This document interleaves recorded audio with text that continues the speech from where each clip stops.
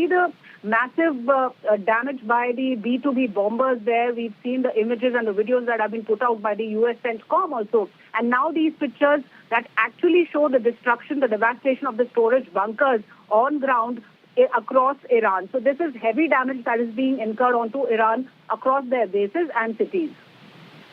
Keep tracking that story. I will come back to you for more, Shivani. For the moment, many thanks for joining me. Also joining me on this India Today special broadcast is Lieutenant General Vinod Bhatia, former Director General of India's military operations. General Bhatia, when you look at 2 days of operations that have been carried out so far, day 3, what we've seen so far is intense bombing, missile strikes, but Iran continues to hit back. In your appreciation, sir, is the US and Israel, are they moving according to plan? Or if they thought that the country will fold, clearly it hasn't. It continues to fight back and hard. Yes, Gaurav, thank you for calling me on your platform. The fact is that there are political aims and military objectives, right? The political aim is regime change by the US and Israel and safety of the US and Israeli interests. And the military objectives, I think the Israelis and the US have targeted their crucial and critical installations, the missile bases, the nuclear facilities, the leadership, which is the military objective. Now, the fact remains that they've not broken the will of the leadership and the people, and that continues. And we have to understand that Iran is more resilient as it is. This is going to continue for some time. And they also have proxies in the 3 H's, that is Hezbollah, Hamas, and the Houthis. So how that plays out is going to be seen. Iran is hit out. Let me interrupt you for a moment here. Hamas, extremely weakened. Hezbollah, they launched a symbolic strike. Maybe some rockets they fired, but Israel forced them to vacate a lot of area. People are vacating Beirut, they're vacating areas around. So does Hezbollah still remain a potent threat in your appreciation? Point 2, point 3. As far as the Houthis are concerned, perhaps the only ones with longer range weapons, they can disrupt sea lanes of communication, but can they target Israel, or can they target US assets at sea as of now? No, in my reading, I think the Hamas's Hezbollah has been degraded, not destroyed. Right. So there are things which are happening, but that doesn't mean, it'll raise the head again. The head of the octopus may have been cut off in Iran, but the asymmetric warfare will continue. We should be looking at a slightly longer duration. It is not going to be easy. The regime change doesn't come easy in Iraq. Iraq has been a disaster. Afghanistan has been a disaster. So has others been a disaster.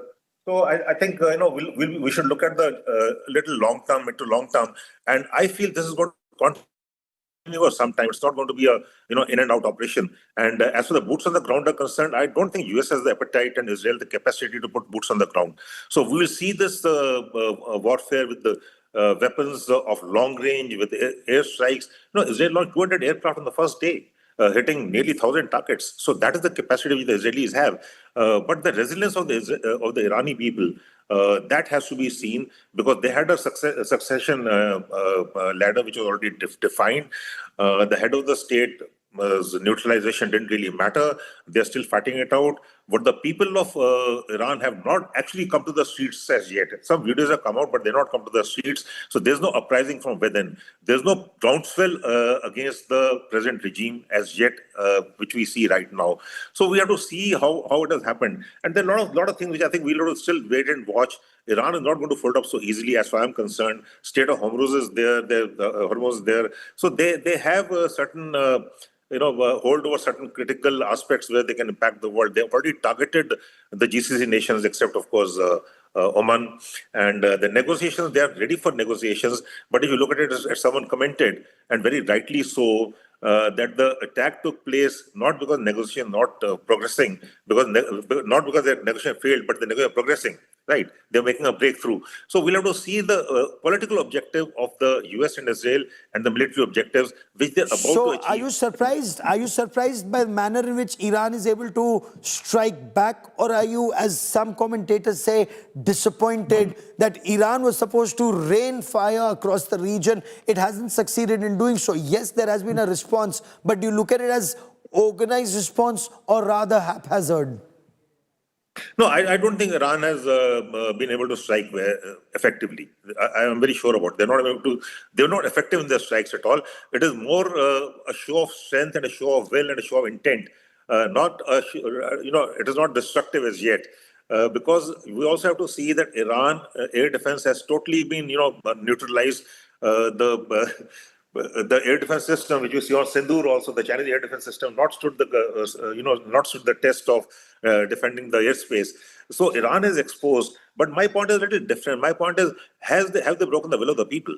I don't think so, not yet. So it's going to take time because Iran is going to suffer and the Iranian people are going to suffer. And the fact remains that the nuclear facilities could have been neutralized. The missile launchers have been, the missile factories have been neutralized. So a lot of destruction has taken place. But the uprising, the regime change may take time, and we should be looking at the near to midterm as this goes on. And India as a nation should prepare to look at things from their own interests, especially where oil is concerned, especially where the West Asian countries are concerned. So we'll have to look at a very balancing act, and we are doing well right now, and we should continue to do well.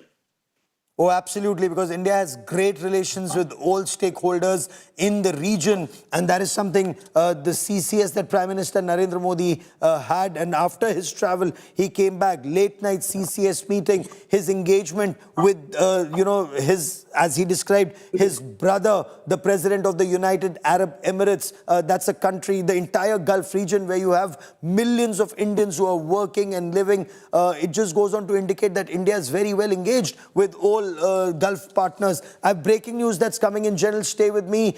Iraqi forces have targeted pro-Iran protesters in Iraq. Iraqi forces, and these are riot police, they fired tear gas shells to disperse pro-Iran protesters in Iraq. It's a big escalation, and right next to the US Embassy in Baghdad. So there's a very, very big standoff, but this is a standoff which is outside the green zone in Baghdad. You're looking at these images, late night images where, remember, Iraq, while it may have once had a 9-year-long war with Iran, predominantly it is 51% Shias, 49% Sunnis, but Saddam Hussein was a Sunni ruling Iraq, but subsequently now Shia forces are equally powerful at the helm of affairs, and they are also containing the situation as best as they can, but then their cooperation with Iran is something that initially there was conflict. Now there are conversations that are taking place. Right now, protesters who are protesting the martyrdom, as they say, of Ayatollah Ali Khamenei, those protesters were tear-gassed. But remember, they're comparing it to the situation in Karbala. They're saying this is in the holy month of Ramzan, where instead of Sehri, where instead of fasting, eating pre-dawn and then fasting through the day, they are in combat, and they're in combat with outside forces. That's the kind of terminology that is currently being used in Iraq, in Iran, and in Shia-dominated areas in several other places. And I have more breaking news that's coming in, and this time it's coming in from Pakistan. So right now in Karachi, the images that we'd shown you from Karachi, where a mob had barged into the US consulate. We want to get you those images that India Today has been able to get. Mob that opened fire at the US consulate. They tried to set the US consulate on fire. Forces inside, they retaliated, they responded, and initial reports seem to indicate 10 people were killed. Some reports said the death toll was higher, but Pakistani government was hiding the real death toll. But watch these images.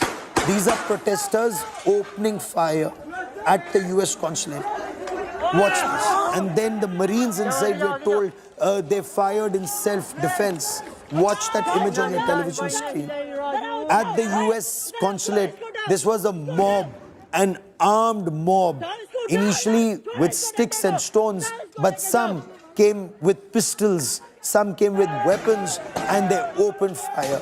They opened fire in the direction of the CCTV cameras. They opened fire in the direction of where US security forces, of course, were behind bulletproof glass. But that's when the US forces opened fire in self-defense. And some reports seem to indicate at least 12 protesters were killed. But this wasn't the only protest. There were also protests that took place in Skardu, in Pakistan-occupied Jammu and Kashmir's northern areas, what Pakistan calls its northern areas. And in Skardu, the UN office was targeted. There were a number of casualties and fatalities even there. But watch these images as I bring in General Bhatia into this conversation once again. It just defies logic. Embassies and consulates are very well protected. Without state complicity, can a mob reach there in your view, sir? No, I don't think so it can, but I think Pakistan is known for duplicity. We have at the statement the Pakistani Prime Minister supporting the, Iranian people and condemning the attacks on Iran. And on the same hand, if you look at the happening of the last few days, Afghanistan, I think Pakistan airspace would have been, clandestinely being used against Iran. Or they would have planned to use it in case of emergencies, as it happened in the 20-day war in June. Pakistan, that is how you find Pakistan and the US, the Pakistan heads of state being treated in the US very well. Because they had something to take from Pakistan. I think Pakistan airspace could have been used in some of the operations against Iran.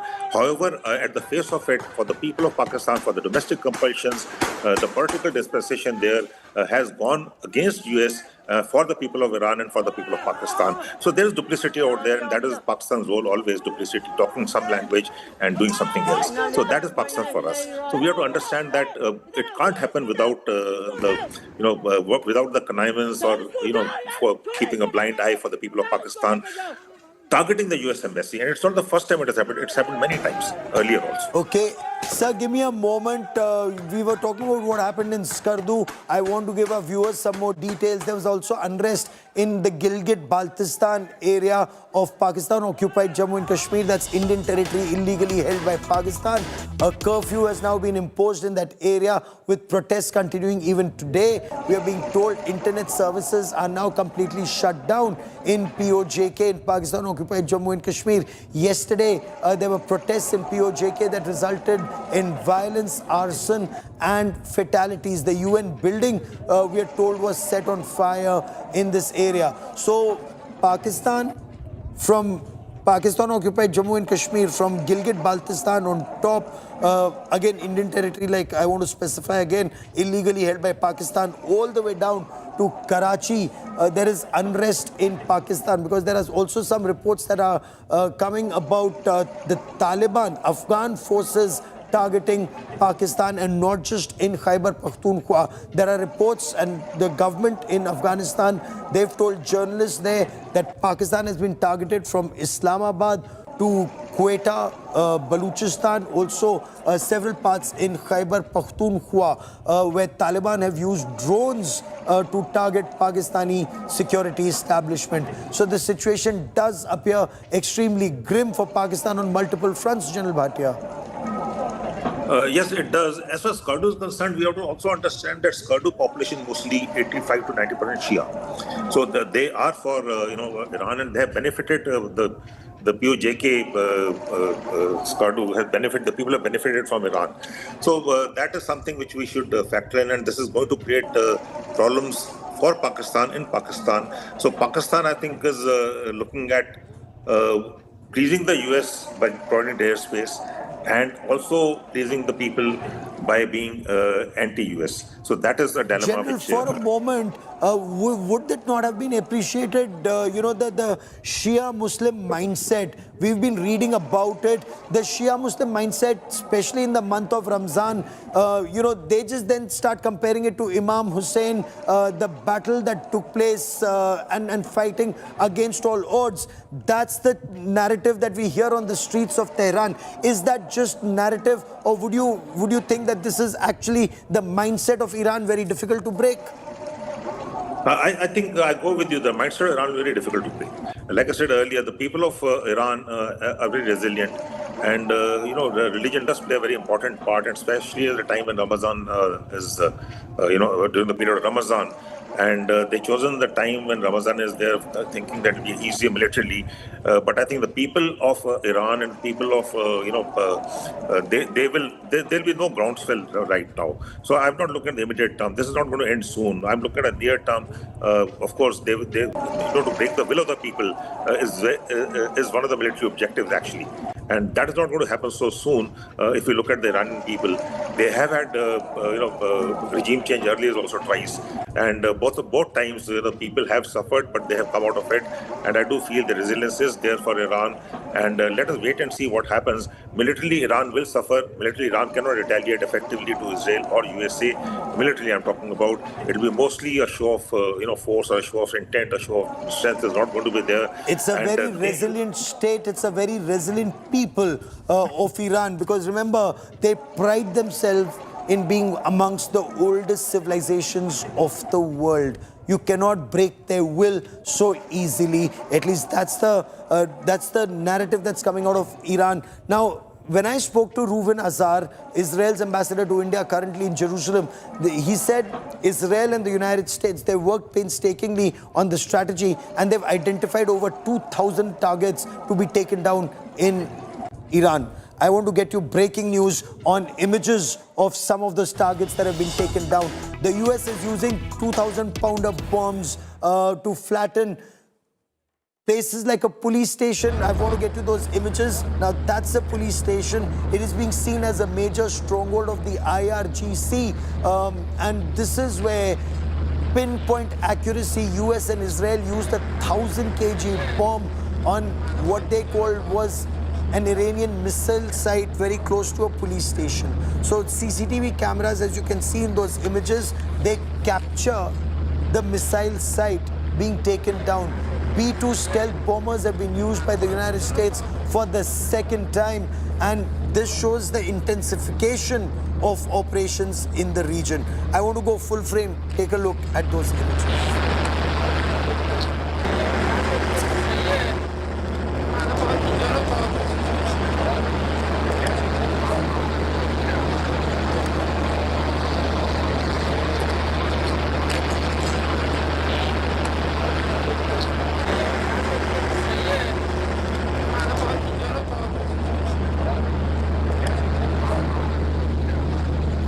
So 2,000 sites that will be taken down is something that Israel has made very clear.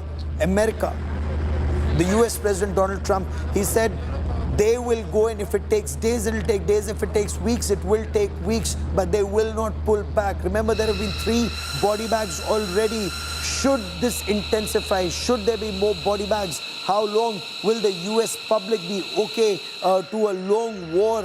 Remember, it's a very, very expensive war with the PGMs that are being used. But remember, this is just the first phase. This is just intensification process. When you look at multiple phases of war, and we'll talk about this in greater detail, after the intense war, then there is stabilization process, and then there are negotiations. They could all go on simultaneously. We'll talk about that in greater detail. A quick break, back with lots more. Keep watching India Today.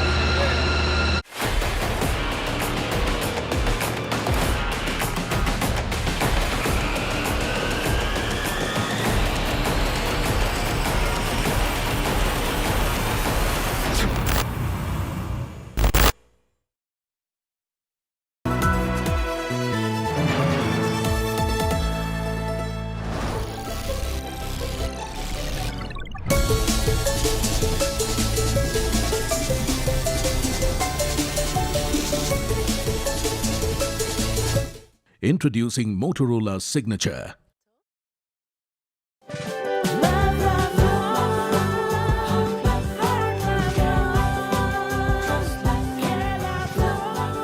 True love is lifelong, isn't it?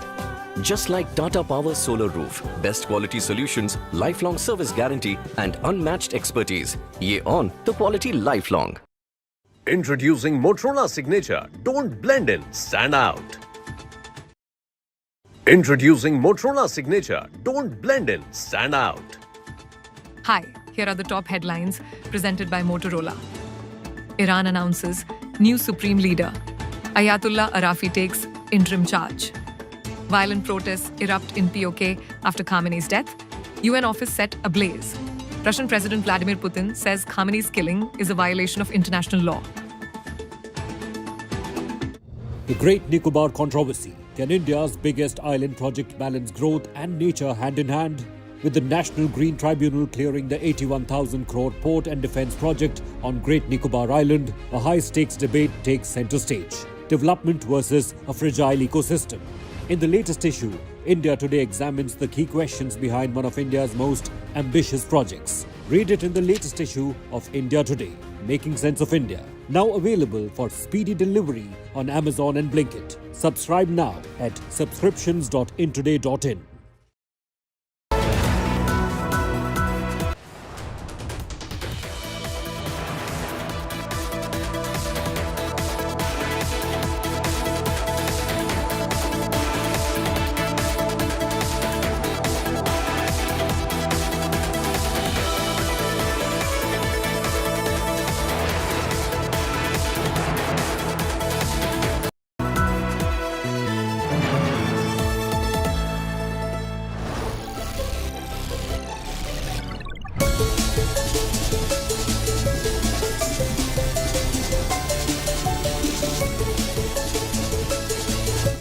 Introducing Motorola Signature.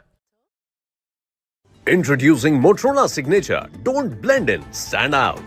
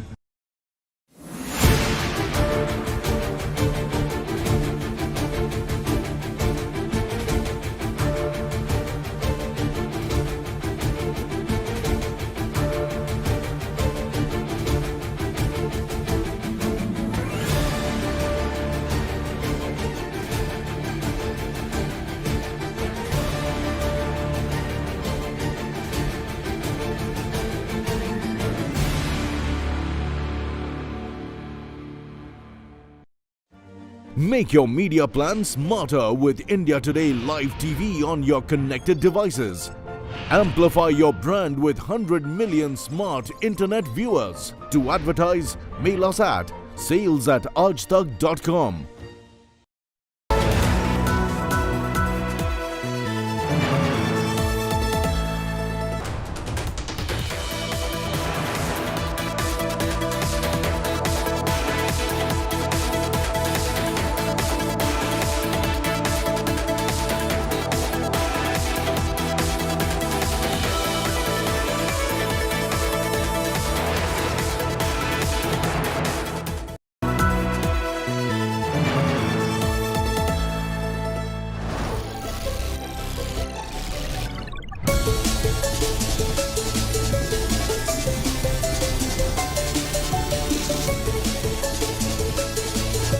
Introducing Motorola Signature. Introducing Motorola Signature. Don't blend in, stand out.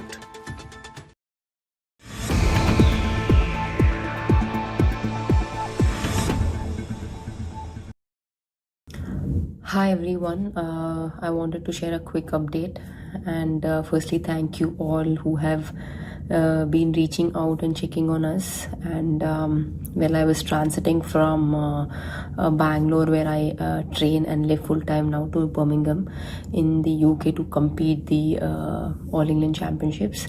And once our flight landed in Dubai, events beyond our control began to unfold, and shortly after, the airspace also was shut down. And the last few hours have been extremely tense. We could hear the sounds of interceptions overhead, and a few hours later there was explosion very close to where we were holed up at Dubai airport. My coach was barely about 100 meters away where it happened, and had to quickly move out of the area. experiencing something like this in such close quarters is truly, it truly shakes the very, foundation you're built on. And you never expect these things to happen to you or anyone close to you. But sometimes situations are beyond your control, but they do. So, I feel incredibly blessed to have such a strong and united team around me, and everyone had stayed calm, supported one another, and shown real strength during a very frightening situation. And currently we are safe now and have been moved to a more secure place.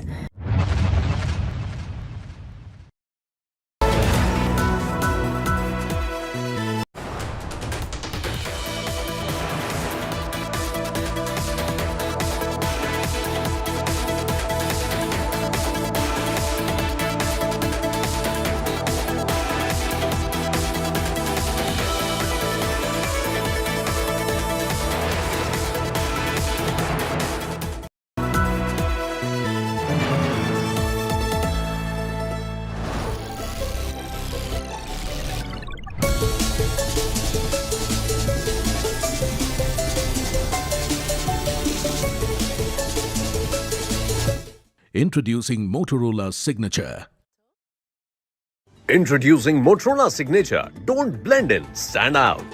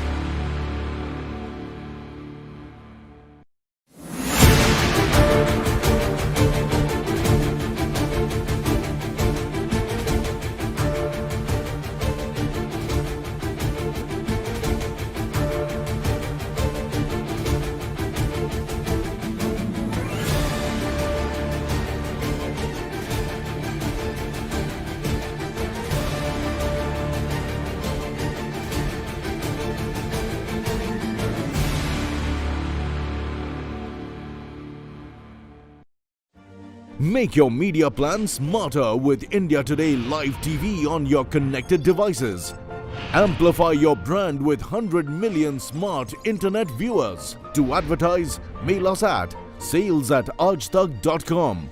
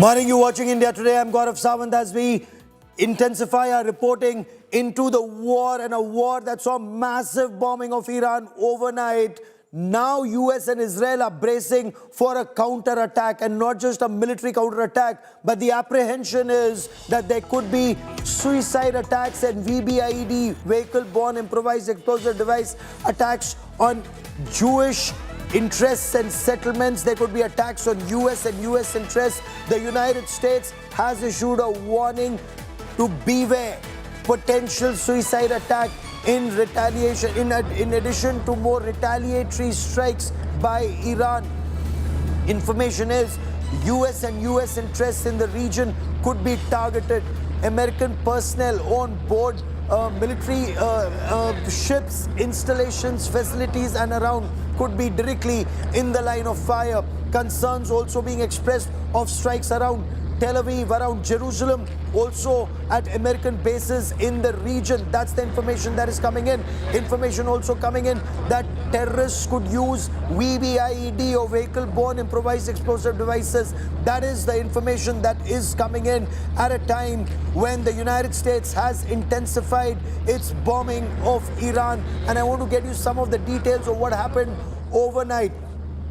Iran systematically fired thousands and thousands of rockets, missiles and drones in the direction of American bases in the GCC countries. They were intercepted, and one of the major weapons of war was the Patriot interceptor that was used, and this is a surface-to-air missile defense system that came into action at the United Arab Emirates, used very effectively. In fact, the UAE government in a statement said 96% of all incoming missiles, rockets were intercepted and drones, but the 4% that caused the damage is also very, very risky. Apart from the use of Patriot systems, it's hard anti-ballistic missile system. It's the most powerful anti-missile system in the world. It's terminal high-altitude area defense missile defense shield that was used now on the aircraft carriers, and US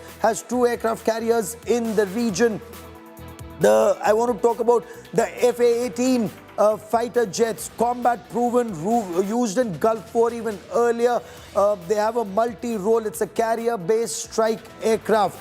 Apart from that, the F-35 stealth fighters, the 5th generation stealth fighter jets, they are being used very extensively. And the fact that Iran virtually doesn't have an air defense system. Remember, in the 12-day war, the air defense system was taken down.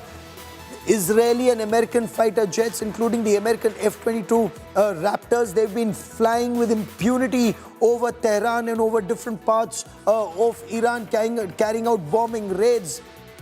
We're also being told of advanced stealth air dominance fighter, the F-22 Raptors, being used in this battle. Of course, the EA-18 Growlers, these are the US Navy carrier-based electronic warfare fighter jets. Now, the Growlers become very important because when that entire strike package goes into operation, what's extremely significant is SIAD, or suppression of enemy air defenses, even through electronic suppression of radar signatures and radar systems of the adversary. Then the fighters go in and carry out their bombing raids and take out the enemy air defenses. And of course, what has been a warhorse used very extensively, including by India during Doklam standoff and Galwan standoff, and also Operation Sindoor, the P-8s, US Navy's long-range maritime reconnaissance aircraft, reconnaissance surveillance. They have perhaps the best radars in the system, in the country, or in the world, where they can dominate skies, sea, land, and guide any fighter jets to take out the adversary's assets. Nuclear-powered aircraft carrier, America has 2, USS Gerald Ford and Abraham Lincoln, with a displacement of about 98,000 tons. About 100 aircraft they can carry on board. Apart from fighter jets, they also carry electronic intelligence aircraft, they carry surveillance aircraft, anti-submarine warfare aircraft, anti-ship warfare aircraft, And what was also used in the 12-day war were the B-2 stealth bombers. These are US strategic bombers, long-range maritime multi-role strategic bombers. American president called them that big aircraft that can go long distance, repeated mid-air refueling, strike and then fly back. Now these bombers are also being deployed very extensively, and the kamikaze drones. Disruptive warfare. This is the future of warfare. Kamikaze drones being used by the United States of America and by Israel. I mean, they have the Harops, the Harpies. India uses the same drones in Operation Sindoor to devastating effect during Operation Sindoor, but they're also being used very extensively now in these operations by Israel and the United States of America. Now, American President Donald Trump has given some details of Epic Fury by the United States. The goal is to carry out bombing inside Iran till the time you have the people of Iran who will rise against the government. That's the game plan. They're targeting about 2,000 plus vital assets and vital points inside Iran to ensure the current regime collapses. Their army, armed forces, the IRGC, the Navy, the missile force, the rocket force, the production facilities, they completely collapse. That's the aim. They've targeted command and control centers, IRGC joint headquarters. IRGC, this is Iran's Islamic Revolutionary Guard Corps. Their aerospace headquarters has been targeted. And these are some details that America is giving out at this point of time. The 2,000 plus targets that have been identified, what all has been taken down already, and communication nodes, they're still in the process of taking some of them down. The integrated air defense system, the ballistic missile launch sites, storage silos and production facilities. Iranian Navy ships, the very crucial port of Bandar Abbas. Now, Iran has a coastal navy, doesn't have a very large navy, doesn't have a blue water navy, but their aim is, since they're very strategically located at the Strait of Hormuz, even their corvettes, even their missile boats, even their ships of fast attack crafts, they can either intercept or they can block the Strait of Hormuz. That is their intention. One of their corvettes was sunk very off the coast of Chabahar, that's in the Arabian Sea. We are now being told at least 9 ships have been sunk. Till some time back, the information was of 5. Iranian Navy submarines, they are being hunted and taken down. Anti-ship missile sites are being taken down. Military communication capabilities are being taken down. So this is how America and Israel are pursuing this war. I have 2 of the finest voices on defense at India Today joining me on this broadcast. Shivani Sharma joins me on this show. Sandeep Punithan with me in the studio. Shivani, bring us details that you've been able to gather. You've been speaking to your sources both in the American-Israeli system and in Iran. What's the latest that you've been able to gather? See, the latest what we are gathering is that there is a major escalation remark that has come in from Iran. Iran says that it's just not ready to bow down, Gaurav, and that will mark another phase of these attacks from both the sides. While we see that the US and the Israel continue striking Tehran and many other places inside Iran, they've been giving out videos of the devastation, the satellite pictures that show how the Iranian ships and how the Iranian headquarters, the IRGC headquarters have been targeted and destroyed. Multiple claims are coming in. And at the same time, we are also getting the remarks from the Iranians that they will not be bowing down. Because, you know, I've been speaking to some experts, Gaurav. They've been telling us that Iran was also anticipating this kind of a situation. So it was ready for this. And it has been preparing for decades for this kind of a war. So it also has its around 3,000 missile systems. It has big underground bunkers with facilities out there of the missile systems, and it has now the support of the Houthis, the Yemen.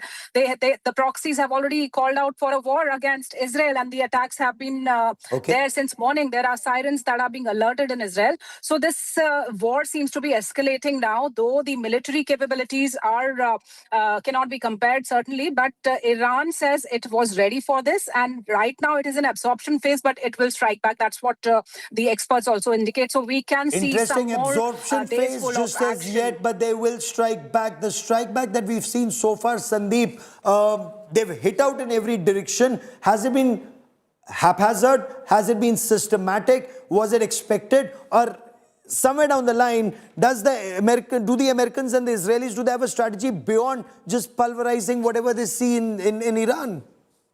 I think we're headed in very dangerous territory right now. What we've seen in the last 3 days is unprecedented in the history of warfare. We have never seen one country attack the leadership of another country, decapitate them, take out the president of the supreme leader of a country, assassinate 30, 40 key leadership. This is normally done to terrorist groups. You're seeing it done on a mass scale with a country. Now, the second aspect of that is Iran's 800 projectiles that they have launched against 12 nations around the region in West Asia, starting from Cyprus to the extreme west to Oman in the extreme east. They've hit 12 countries. This has never happened in the history of warfare, where one country has simultaneously targeted 12 other neighboring countries using drones, cruise missiles, and ballistic missiles. So this is clearly something the US did expect retaliation. They did not expect it on such a scale. And to give you an idea of the scale, Gaurav, in the Gulf War of 1991, between January and February, Saddam Hussein fired something like 88 Scud missiles against Saudi Arabia and Israel. He wanted to expand the conflict by getting these two countries involved. In this 48 hours, Iran has fired more than 800 projectiles. I mean, this is unprecedented. It's overwhelmed interceptors in many places. We've seen those missiles and drones go through in UAE, penetrate air defense shields in Israel. It's gone across the whole region. It's now, I think, we are looking at a very dangerous phase of the war where the outcome of this conflict, Gaurav, is going to be decided by magazine depth. That is, which country will run out of ammunition first? Will it be the Iranians who will run out of their missiles and cruise missiles and drones? Will it be the Americans who will run out of interceptor missiles? So we're very clearly headed into a long-drawn war, Sandeep, and this would put global economy in tailspin because there are breaking news coming in, and this is extremely, extremely alarming, the information that's coming in. Iran's security chief Ali Larijani has said Iran will not negotiate with the United States of America. Iran's security chief Ali Larijani has taken to social media platform to say US President Donald Trump plunged the region into chaos with his delusional fantasies and now fears more American troop casualties with his delusional action. He's turned his self-made America First slogan into Israel First and sacrificed American soldiers for Israel's power-hungry ambitions. Very strong words that come in from Ali Larijani, who's actually been elevated in the security apparatus after the decapitation strikes or assassination, as Iran puts it, of their top leaders, including Ayatollah Ali Khamenei. And Ali Larijani says with this new fabrication, it is once again imposing the cost of assassinating its own character on American soldiers and their families. Today, the Iranian nation is defending itself. The armed forces of Iran did not initiate this aggression. Now, this is what Ali Larijani is saying, but just a short while back, you had Iran's foreign minister, Sayyid Abbas Araghchi, who said they're open for dialogue even now. So is Iran already speaking in multiple voices? Listen in to Sayyid Abbas Araghchi, the foreign minister of Iran. Iran has been always open to diplomacy. And I think we have a very good record of that. Contrary to Americans, that their record is very bad and very negative. You know, this is the second time that we negotiated with Americans and they decided to attack us right in the middle of negotiation. So the first, rocket or missile or whatever that they fired hits the negotiation table. It happened exactly the same last June. We had another experience. We negotiated with them together with other members of P5+1, and we concluded the deal in 2015. And it was the US who withdrew with no justification, with no reason. And Iran remained committed to that deal as long as it was, in place.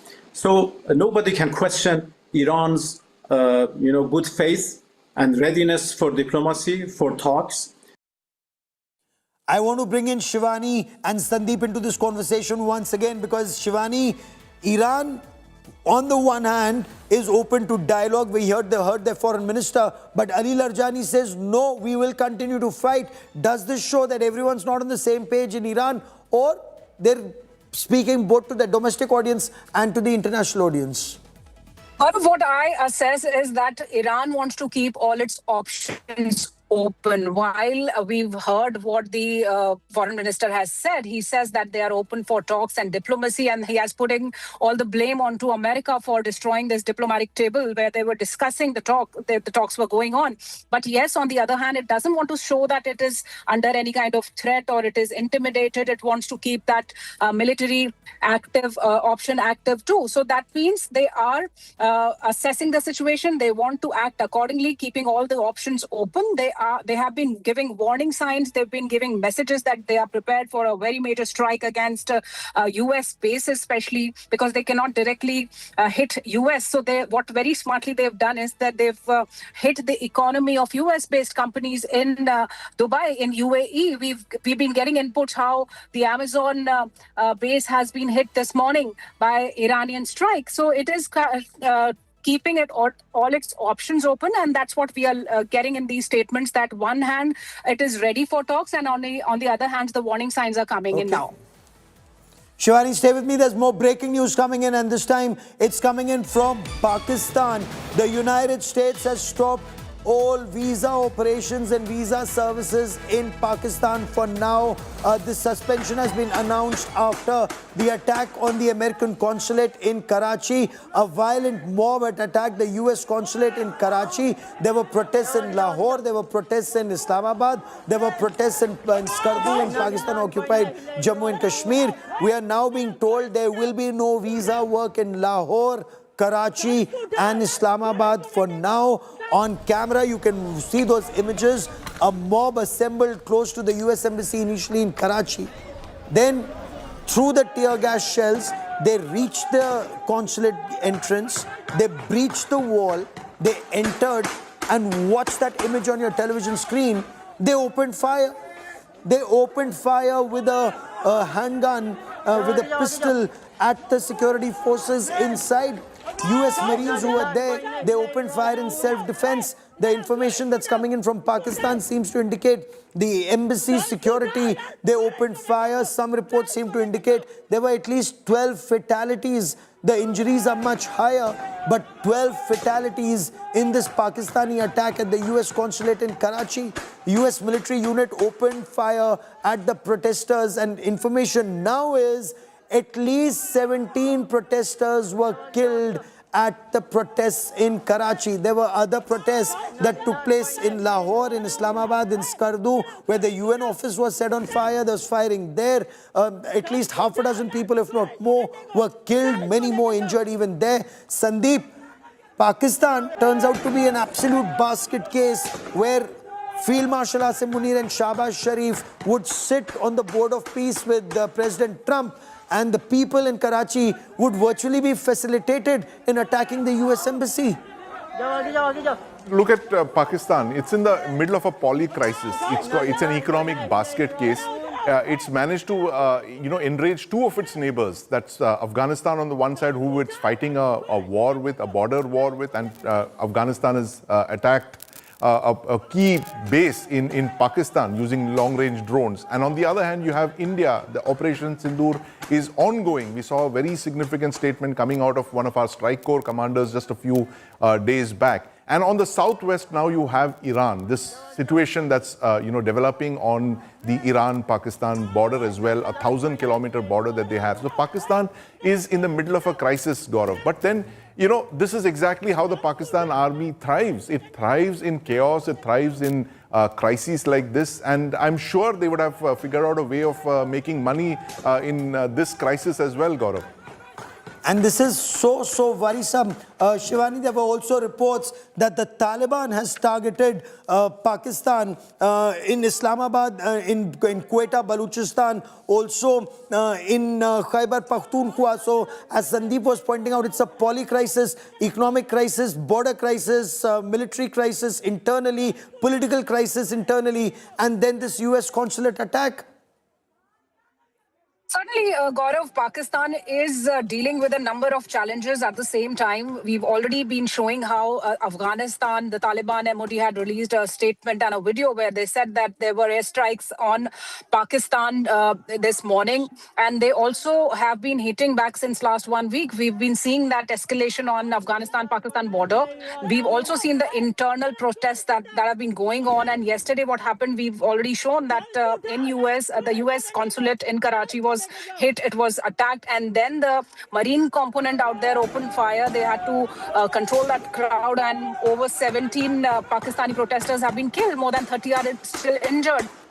So India has also been conducting a number of exercises. We just covered the biggest ever exercise, Vayu Shakti. India's Operation Sindoor has been on since last year's May.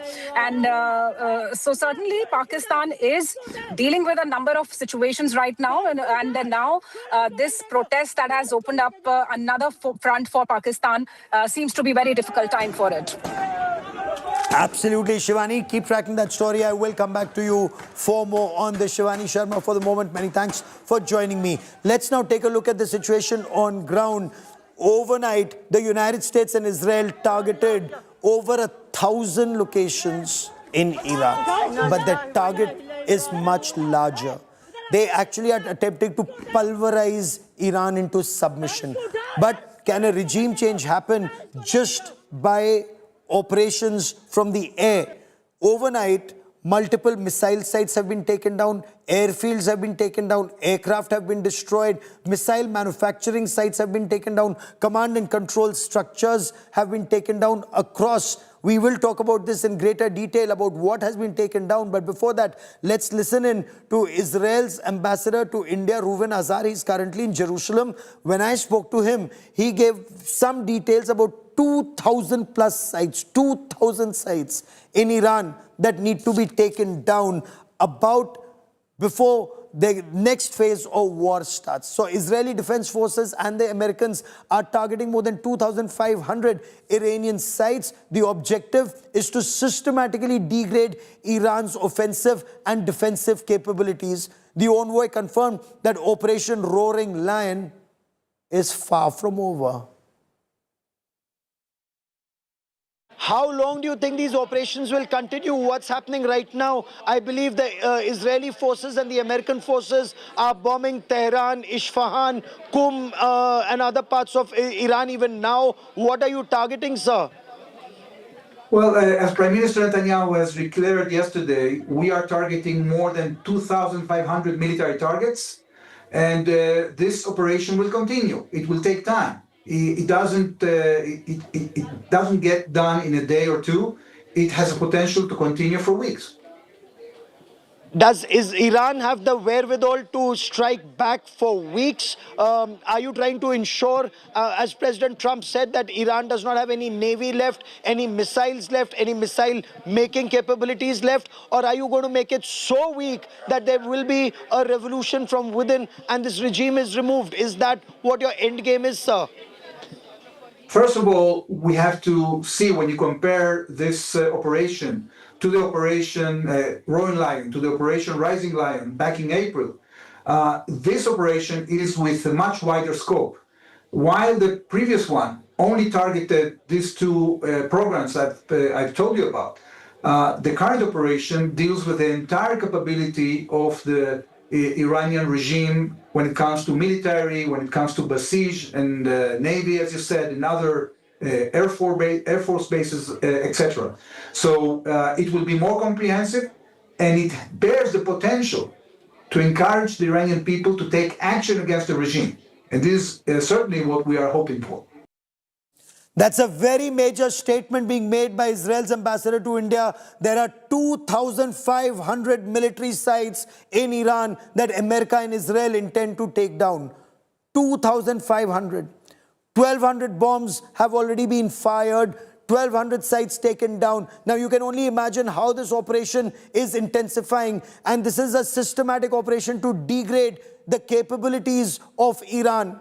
Their military targets are systematically being taken down. So it's a military operation, Sandeep, that's currently being undertaken, very systematically degrade the military capabilities of Iran, systematically, bit by bit, from firing to manufacturing. Absolutely. Gaurav, this is a very, very big revelation from the Israeli ambassador that he told you the 2,500 targets. And I'm just looking at possibly what those targets could be. These would be obviously the targeting out of the targeting folder of the US and the Israeli Air Forces. And they're looking at basically paralyzing Iran's ability to launch ballistic missiles, cruise missiles, and drones. This would be command and control posts, it would be radar sites, it would be ammunition dumps, it would be drone storage sites. We've heard that story about the B-2 bombers that flew in with, guided, laser-guided bombs, the GBU-31s. They were possibly hitting all of these command posts, these weapon storage sites. This is their estimation that if they target simultaneously 2,500 targets inside Iran, it will paralyze Iran's ability to launch these drones and missiles at the region. Now, this is, like I said, it's one of the most unprecedented chapters in the history of warfare, where one nation has managed to target 12 other countries, firing over 1,000 projectiles. Now, this is the US and Israel racing against time to try and prevent these further launches from taking place. And what I can see from the visuals that are being shown right now, Gaurav, is that Iran seems to be expending its low-cost projectiles. It's sending out the cheap drones, the Shahed 136s. It's kept the big ones in storage, the Sejil and the big IRBMs that they have, the ballistic missiles, the hypersonic missiles. Those have been kept for any future contingency. They've started by using all of these things. That's a very big point you're making, Sandeep. Yes. That's a very big point you're making. So those who think that Iran will fold or Iran would have folded in 24 to 48 hours, so far what Iran has done is used just the very basic low-cost drones, because when you use these low-cost drones, it takes a couple of $100 or $1,000 to make some of these low-cost drones, a couple of $1,000, but then it takes missiles or surface-to-air missiles that cost millions of dollars to neutralize them. And it's only subsequently, Sandeep, that Iran will bring out its long-range ballistic missiles, or the IRBMs, intermediate-range ballistic missiles. And that is where the real threat will come, not just for US Navy ships in the region, US assets in the region, but also Tel Aviv and Jerusalem and other places in Israel. Absolutely, Gaurav. And like I said, this is basically a game of attrition now. What the Iranians are playing on is on magazine depth. They clearly have far more ballistic missiles, cruise missiles, and drones than the US and Israel have interceptor missiles. Now, as you mentioned, there is a cost asymmetry over there. A Shahed 136 drone, which the Iranians are, producing like sausages, that costs between $40,000 and $50,000. An Iron Dome interceptor, Gaurav, costs over $100,000. One of those Tamir interceptors costs over $100,000. A Patriot interceptor missile costs you add one more zero to that, costs over $1 million. The THAAD interceptor costs $10 million. That's how the ratio of these missiles are. There is a cost asymmetry over here. Iran is playing that game. It's forcing the allies to expend its interceptors, its Patriots, its THAADs, so that they then strike with the big ones, the IRBMs. This is the kind of strategy that you're seeing unfold right now. They're forcing Israel, the Gulf countries to expend their interceptors, targeting these cheap drones, and before they come in with the really big worrying weapons, which are the IRBMs that they have, the Khorram Shaher, the Sejil, the hypersonic missiles, which they have kept in reserve. And Gaurav, they've also, spoken about targeting a US carrier strike group, the Abraham Lincoln. This is possibly the first time in history that a Nimitz-class carrier has been targeted by another country. So there, Iran is going all out, Gaurav. They're not taking this lying down. The death of Ayatollah Khamenei, if the United States thought that Iran would fold up after the assassination of Ayatollah Khamenei, The Iranian leadership seems to be in full control of their arsenal, their missiles, their drones, their cruise missiles. They're striking with everything that they have, Gaurav. And very systematically, following a plan. I want to bring in India Today's Foreign Affairs editor Geeta Mohan into this conversation. And Geeta has just come back from Iran, interviewing Abbas Araghchi, the foreign minister, perhaps his last interview, before the balloon went up. And Geeta, Iran, if America thought it will fold the moment Ayatollah Ali Khamenei is assassinated or decapitated, as the Americans put it, they were so wrong. Day 3, they continue to fight back, and perhaps intensification of operations will be seen from both sides now. Well, that's right. It's only a matter of time. We were discussing this earlier yesterday, Gaurav, on how many days should we give this war. At the most, a week, and otherwise about 72 hours to about 3 days, 4 days, depending on what Iran is going to do. What I'm looking at is the to and fro that we are seeing on conversation. Yesterday, Donald Trump came out and said the Iranians want to talk. Then the Iranians denied any such overtures by them, and that they do not want any conversation. Then we had an entire night of bombardment and people fleeing the city of Beirut in Lebanon, strikes across Iran. And then now we have another set of reports coming in where Iran is saying we are okay with an Oman-mediated talks yet again. We are yet to see what really happens on the DC front. But the fact that there are signs and signals both sides are sending on talks is because of what you're seeing, the expansion of war into West Asia, what they call the Middle East, the economic hit that every country is going to feel. It's a massive pinch. The fact that there are airlines that have stopped functioning in that sector, huge economic cost and loss. Also, and they're feeling the pinch already. I mean, aviation sector is collapsing. Oil sector is facing the pressure. And also, Gaurav, vulnerability. Sandeep and I were talking yesterday about the vulnerability in all this. West Asia remains vulnerable. There are not just Indian citizens who Indian government is looking at monitoring the situation. They're looking at maybe evacuation first from Iran. But West Asia, everybody is supposed to be where they are because there's no means or method of evacuation right now. There are too many people. Yeah, you're absolutely right. Yeah, there are too many people. But what we were discussing yesterday was the fact that Americans are also stranded and stuck in that very same region. For Trump, winning this war would have meant greater numbers, keeping in mind the fact that there's inflation in America and the midterm elections. But losing American lives could cost him the midterm elections itself. 3 lives lost, 5 injured in the American soldiers, American lives. I want to, for a moment now, just go to this satellite imagery that has come in to show the extent of damage caused to Iran, and in this intensification of operations in the past 24 hours, both the United States and Israel, they are battering Iran. As the Israeli ambassador said, 2,500 military sites. Information that we've been able to gather just yesterday, more than 1,200 projectiles, bombs were fired just in the initial phases of the conflict. And just look at the destruction on your television screen. Storage bunkers, sites, missile silos, missile launch site, aircraft shelters, hardened blast pens have been destroyed. And watch that image very closely. Initially, this is of course in Tabriz. It's in the north. It's in the north missile base in the northern part of Iran. The blast pen, the missile site, initially intact, and after the missile strike, completely pulverized. Sandeep. Absolutely, Gaurav.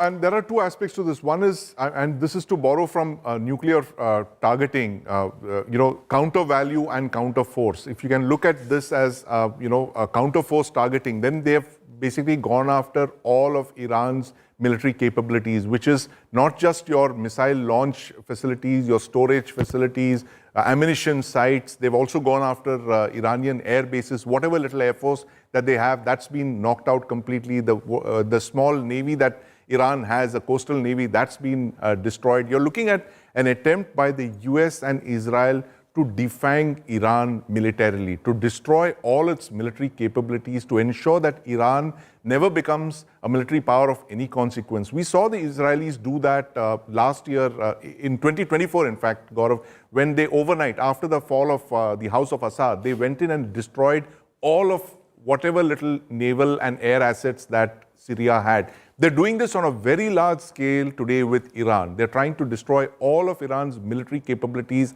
And that's the reason that number that Ambassador Azhar gave you, 2,500 targets is what they're going after. This is possibly straight out of the joint targeting folder of the US and Israel, that they assess that 2,500 targets is what it will take to collapse the Islamic Revolutionary Guards Council's military capabilities. It's not so much against the Iranian armed forces as much as it is the IRGC's capabilities to launch missiles, drones, and the cruise missiles. So these, the IRGC's aerospace force, Gaurav, is the deadliest force inside Iran. The IRGC controls stay with me all for of a these moment, missiles. Geeta. Before I bring you in, I want to bring into this conversation Lieutenant General Raj Shukla, former Army Commander. He's one of India's key voices on strategy. General Shukla, the way you see America and Israel pursue this war and the manner in which Iran is in this conflict, expanding it, striking multiple US bases in the Gulf region, what would be your analysis as of now? Do you see more intensification or a move towards dialogue? So see, Gaurav, how I look at it is like this, that, while regime change has certainly not happened, regime alteration may have happened. But the point here is that the successor to the supreme leader, Ayatollah Khamenei, I'm told, was the cleric who led the Friday prayers at Qom, the ideological hub of Iran. So even the ideological moorings, in my view, will only strengthen. Despite 40 top leaders being taken out, including the former President Abu Belziknejad, I know that Ali Larjani, the Secretary of the Supreme National Security Council, is still alive and in control. And he's really the key man, the guy who lies between the Supreme Council and the IRGC. So the network to continue combat operations, in my view, continues to be in place. The other thing I would note is that the Israeli-American military combo has not gained intimate control of the skies. They are still carrying out their targeting from Iraqi and Saudi airspaces. And unless they get intimate control of the skies, the missile arsenal which the Iranians have will not go. So essentially, in my view, it is a race between the Israeli-American combo seeking intimate control of the skies before they run out of interceptors.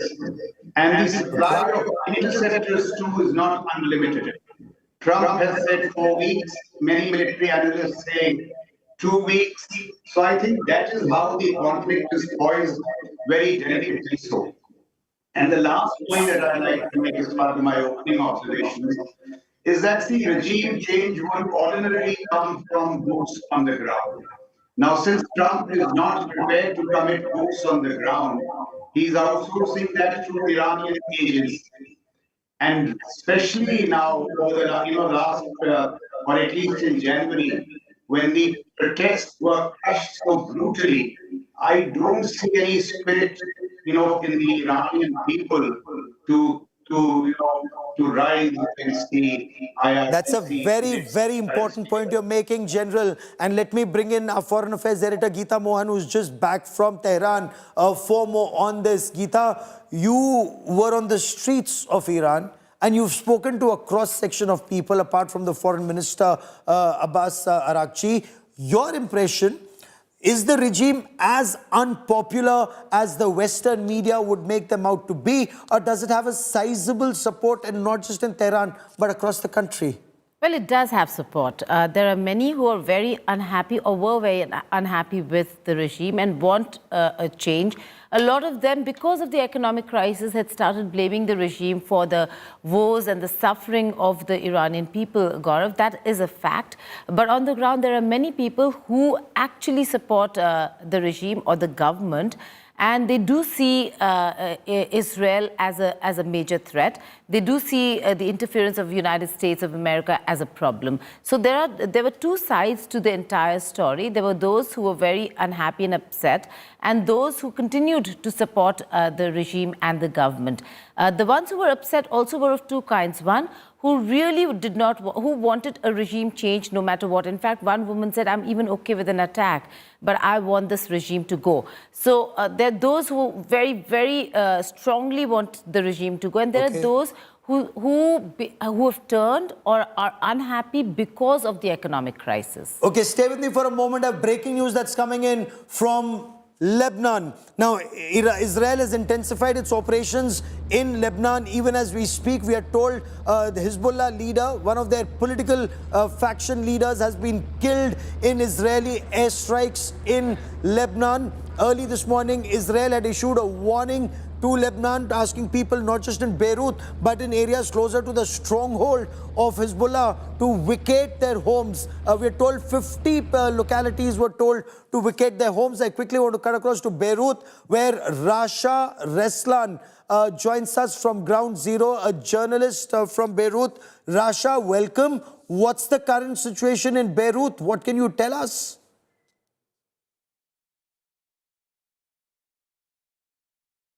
Okay, give me a moment. We seem to be having some issue with our link to Rasha. We'll get back to her. Remember, Israel has just intensified its operations in Lebanon. They've killed some Hezbollah leaders after a rocket attack on the northern part of the country. General, let me bring you in once again into this conversation. There are many who still support the regime in Iran. In your view, sir, those who support the regime, would they be under pressure? Or there was some commentary I was listening, it's that Shia Muslim mindset. This is the holy month of Ramzan. They're looking at it as the do or die battle. And, like Imam Hussein, Karbala. And they're saying we will make this another Karbala. Yeah, what I read from reports, writing in the newspapers, so on and so forth, is that while there is a lot which supports the Ayatollah, there are others who will be celebrating his downfall. But the key point really is this, that even those that are celebrating the Ayatollah's downfall, can that spirit be, shall we say, fired into a larger agency to capture power? And that I don't see happening with merely, this distant air power. At some point, if Iran, Israel, and America get intimate control of the skies, can they insert Mossad, some kind of American commandos? Because unless that happens, I don't think, because this regime has been pretty brutal in repression, suppression, that homegrown agency kicking off. Trump saying that we'll do our bit, we'll take out your top leadership, but the rest is to be done by you.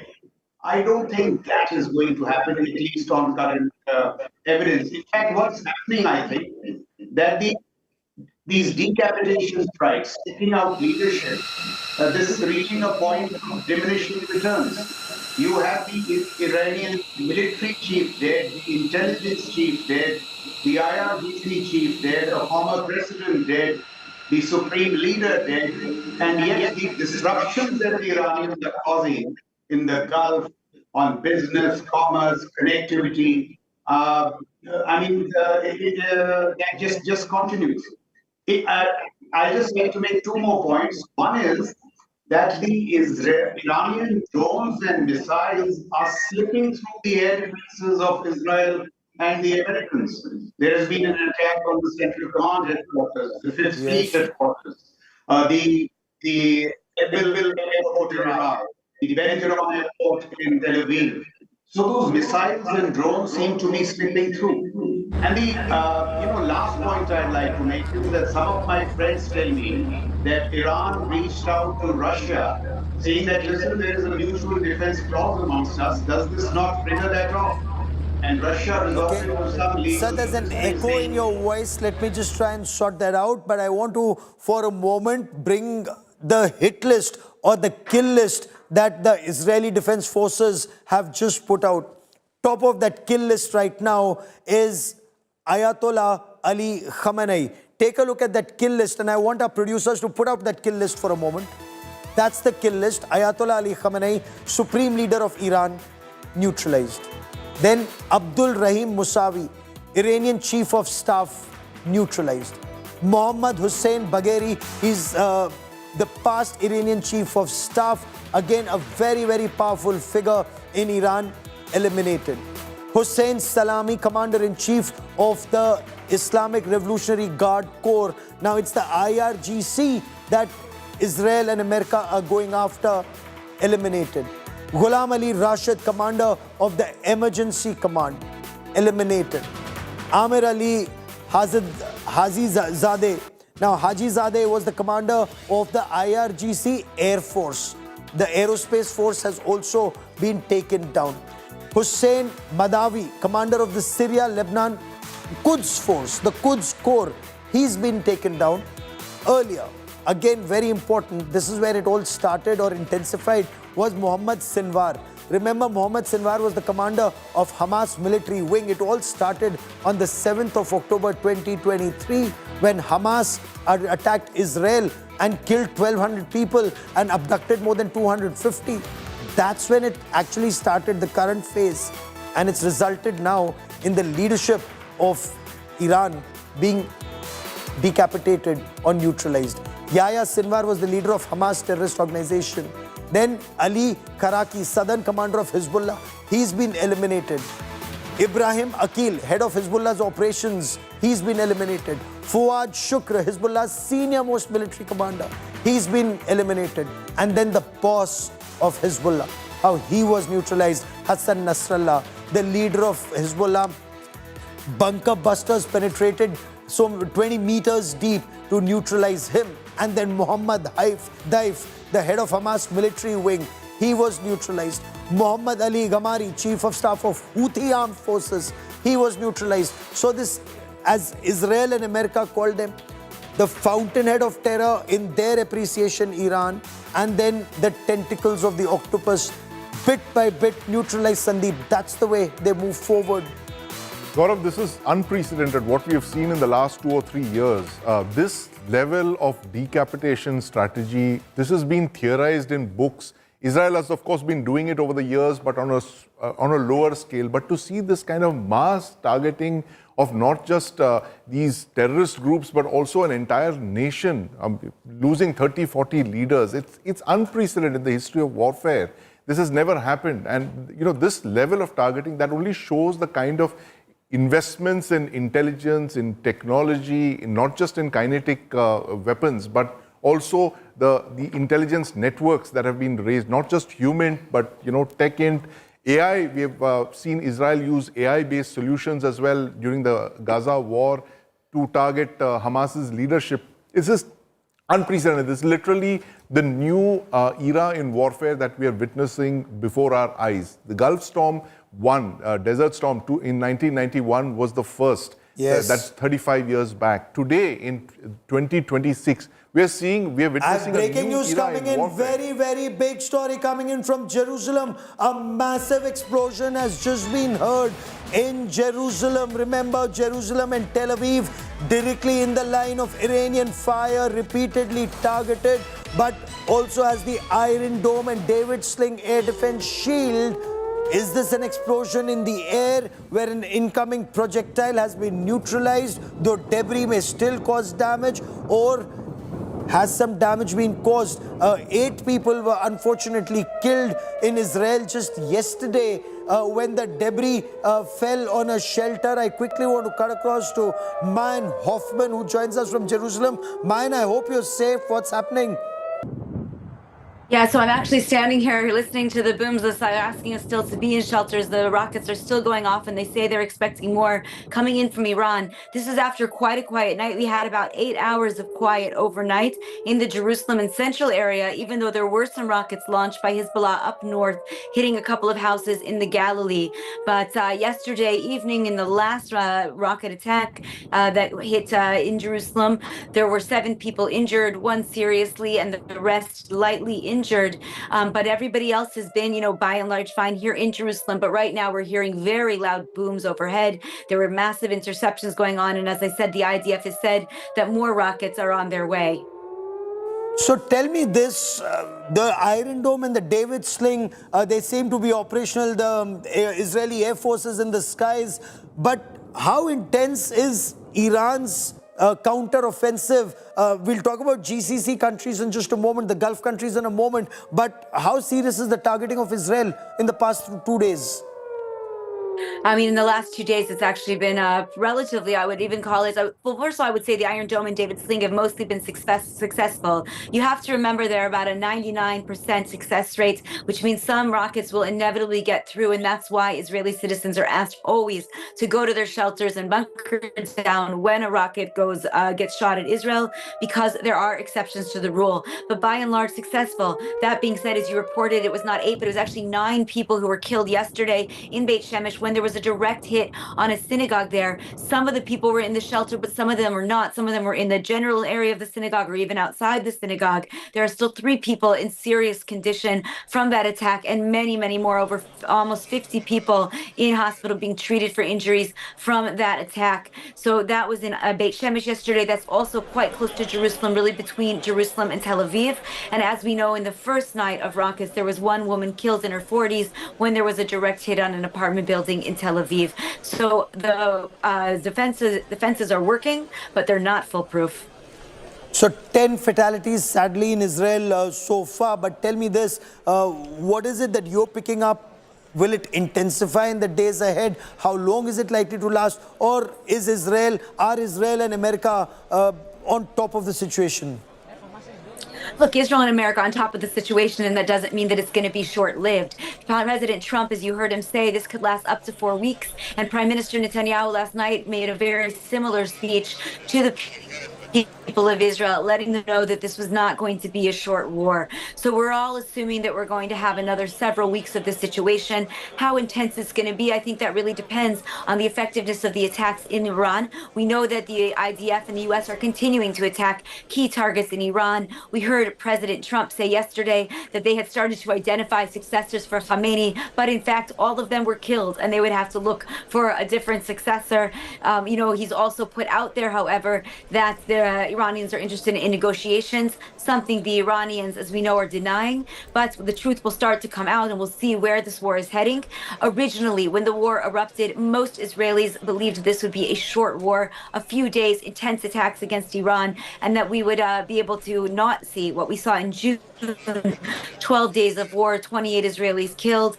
But based on what we saw yesterday afternoon in Beit Shemesh, and even the debris that fell yesterday in Jerusalem and the sounds of the booms this morning, it's looking like this could be a lot longer than we expected. There's more breaking news coming in. There's more breaking news coming in. Mayan, stay with me. This is coming in from Kuwait. Al Arabia is reporting smoke seen rising from the U.S. Embassy in Kuwait. Remember, systematically, Iran has targeted Qatar, UAE, Saudi Arabia, Bahrain, Iraq, Kuwait, Jordan.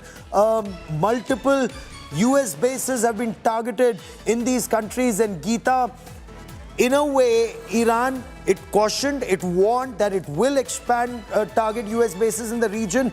GCC foreign ministers have held a conference. Geeta, what emerges from the GCC foreign ministers meet? Well, the fact that all of them now have come together, they have warned and threatened Iran of action. There isn't any announcement per se on a game plan, so to say, when it comes to a response, retaliatory attacks on Iran. But they have warned and threatened Iran that should this continue, they'll be forced to take action. The fact that Iran has gone ahead and hit French and German facilities in the region is a reason why we're looking at now France and Germany also getting involved. So the expansion is not just from Iran's end when it comes to attacks, it is also on the expansion on who all are now going to join this war. We already know US and Israel are there, the French and German could, and then the Arab world coming together, GCC countries coming together in terms of a coordinated response. But what that response is going to be, will they look at a military option? We've already seen in Cyprus, Sandeep, UK assets, British assets being targeted by Iran. And Keir Starmer, there was a word from the United Kingdom that they also played a role in operations. But look at the vast expanse now of Iran targeting countries. You have Cyprus at one end and you have UAE at the other. But Iran clearly is not endearing itself to anyone across the region. That's the blowback from this strategy, Gaurav. You know, initially Israel and US, they went into this operation hoping that they could localize it, they could do a decapitation strategy, they could destroy the Iranian regime, prevent it from launching missiles. Iran has done the opposite. It's expanded the theater of conflict. It's taken it across West Asia. It's started economic warfare. It is targeting the GCC countries over there. Now, the blowback from that strategy is that while it expands the conflict, it brings in pressure on the United States and Israel to cease and desist these operations. It could turn the GCC countries against Israel. And that is something that against Iran. That is something that Iran possibly has, factored into their strategy. But it's a very dangerous strategy that they're pursuing. If they continue this relentless targeting of the GCC countries, Gaurav, they will turn against Iran, and they would exactly play into Israel. Oh, absolutely. This is a cause for serious alarm. Sandeep, Geeta, stay with me. Smoke coming out from the US Embassy in Kuwait. The fact that in Cyprus, Iran attempted to target UK assets, UK soldiers and ships are deployed in Cyprus. We are getting you those images. So those are images that are just coming in, alarming images that are coming in. Now, look at the expanse. You have UAE that was targeted by Iran, 96% interception of all incoming rockets, drones and missiles. But from UAE to Doha, to Qatar that was targeted, to Saudi Arabia. And this is where Saudi Arabia actually warned Iran, summoned the ambassador and warned that you cannot attack a brotherly Islamic country. What you're doing is wrong. And then it expands all the way. And now Kuwait again in the line of fire. Erbil has been targeted. Iraq has been targeted by Iran. We'll track the story very closely. A quick break. Back with lots more. Stay with us on our continuing coverage.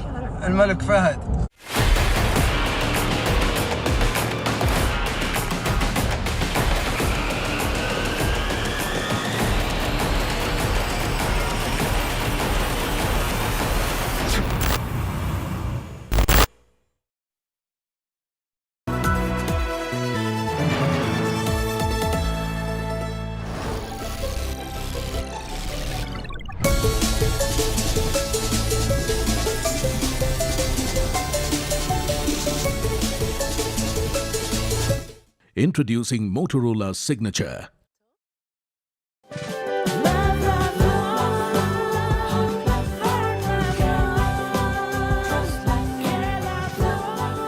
True love is lifelong, isn't it? Just like Tata Power Solar Roof, best quality solutions, lifelong service guarantee and unmatched expertise. Ye on the quality lifelong. Introducing Motorola Signature. Don't blend in, stand out. Introducing Motorola Signature. Don't blend in, stand out. Hi, here are the top headlines presented by Motorola. Iran announces new supreme leader. Ayatollah Arafi takes interim charge. Violent protests erupt in POK after Khamenei's death.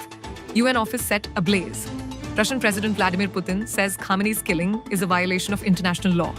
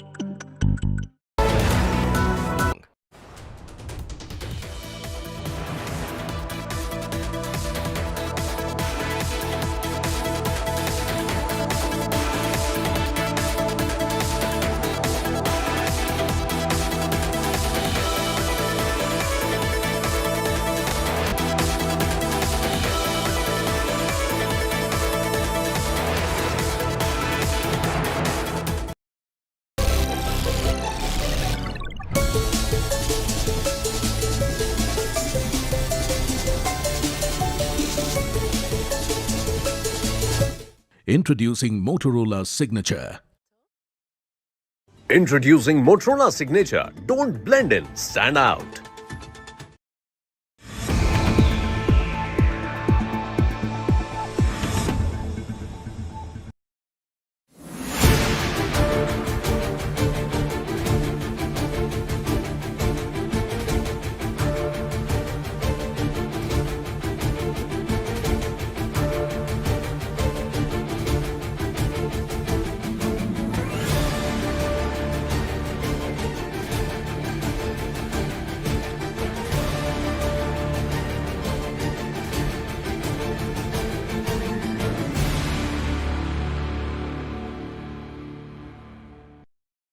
Hi, I'm Sana.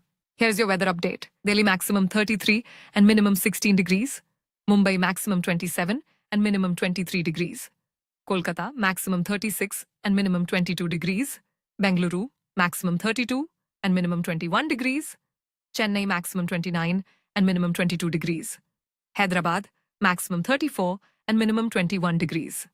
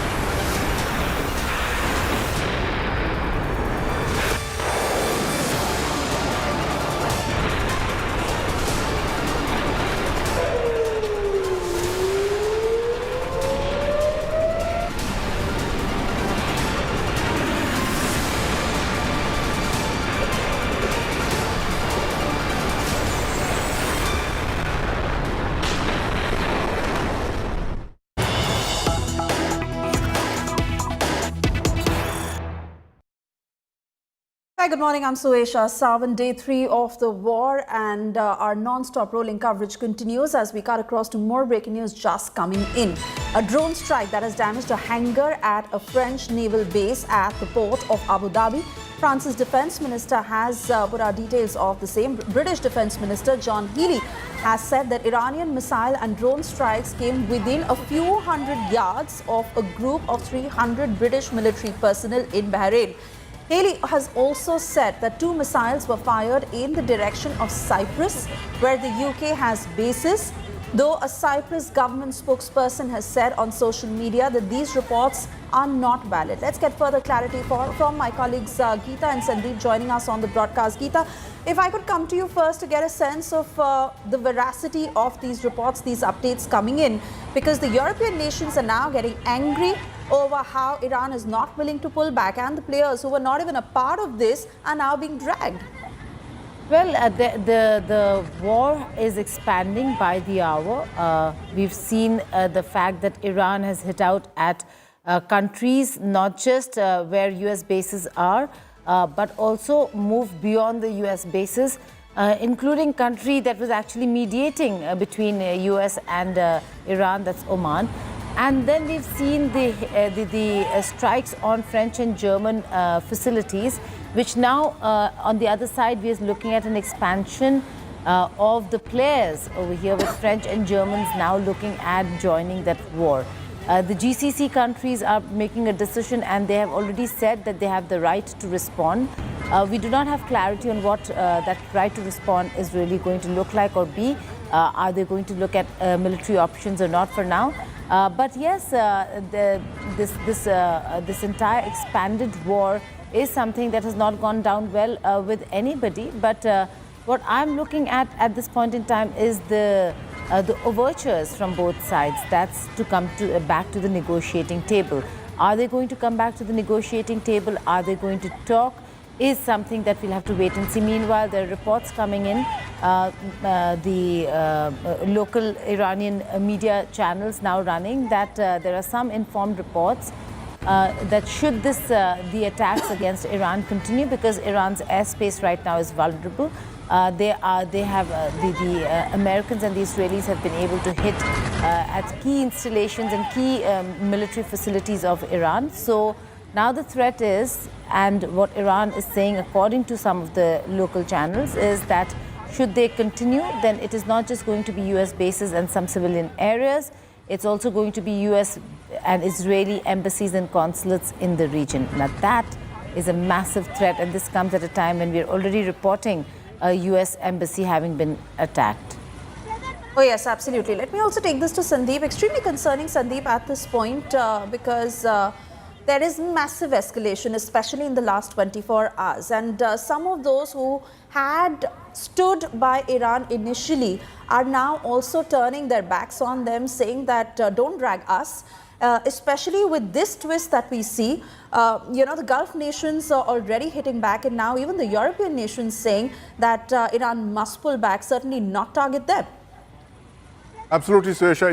And you must see what the original strategy was of Israel and the United States. It was to focus all their energies onto Iran, decapitate their regime, destroy their ability to launch missiles. That clearly hasn't happened in the last 48 hours. Iran has launched an unprecedented wave of cruise missiles, drones, and ballistic missiles across the region. 12 countries is what it's targeted, with over 1,000 projectiles. Now, this has never happened in the history of warfare, where one country has targeted so many countries simultaneously. And Iran is banking on this expansion of the conflict, the expansion of thing, by dragging in as many countries into this to get an kind of build up pressure. Sandeep, I'm really United sorry States. I'm having to interrupt you here. More breaking news coming in, and I'll quickly come back to you on that. We are learning of how a US fighter jet has crashed in Kuwait. Let's quickly flash those details and also play out those pictures that are just coming in.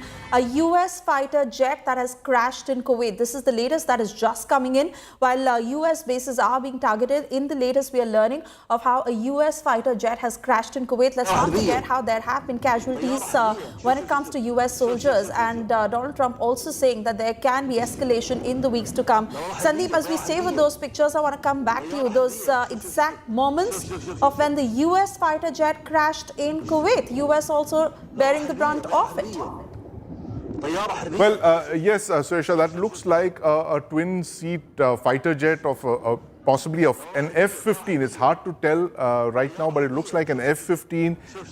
The pilots seem to have ejected, and the plane has lost, control, and it's just crashing. It's just falling out of the sky like a rock. And, it is hard to tell what brought that aircraft down. Was it a malfunction? Was it intercepted by, a surface-to-air missile? Was it sabotage? It's not very clear. But, you can just imagine that the number of aircraft that are in the theater at the moment, there's something like 300 or 400 fighter aircraft of all types. There are F-16s, there are F-15s, there are F-18s, F-22 Raptors as well. These are some of the deadliest stealth aircraft that the United States possesses. And of course, there is a whole lot of aircraft from Israel's side. They have their F-16s, their F-15s, and F-35s in the fray. So there's literally a whole menagerie of aircraft out there. It is one of the most unprecedented level of air attacks that we have seen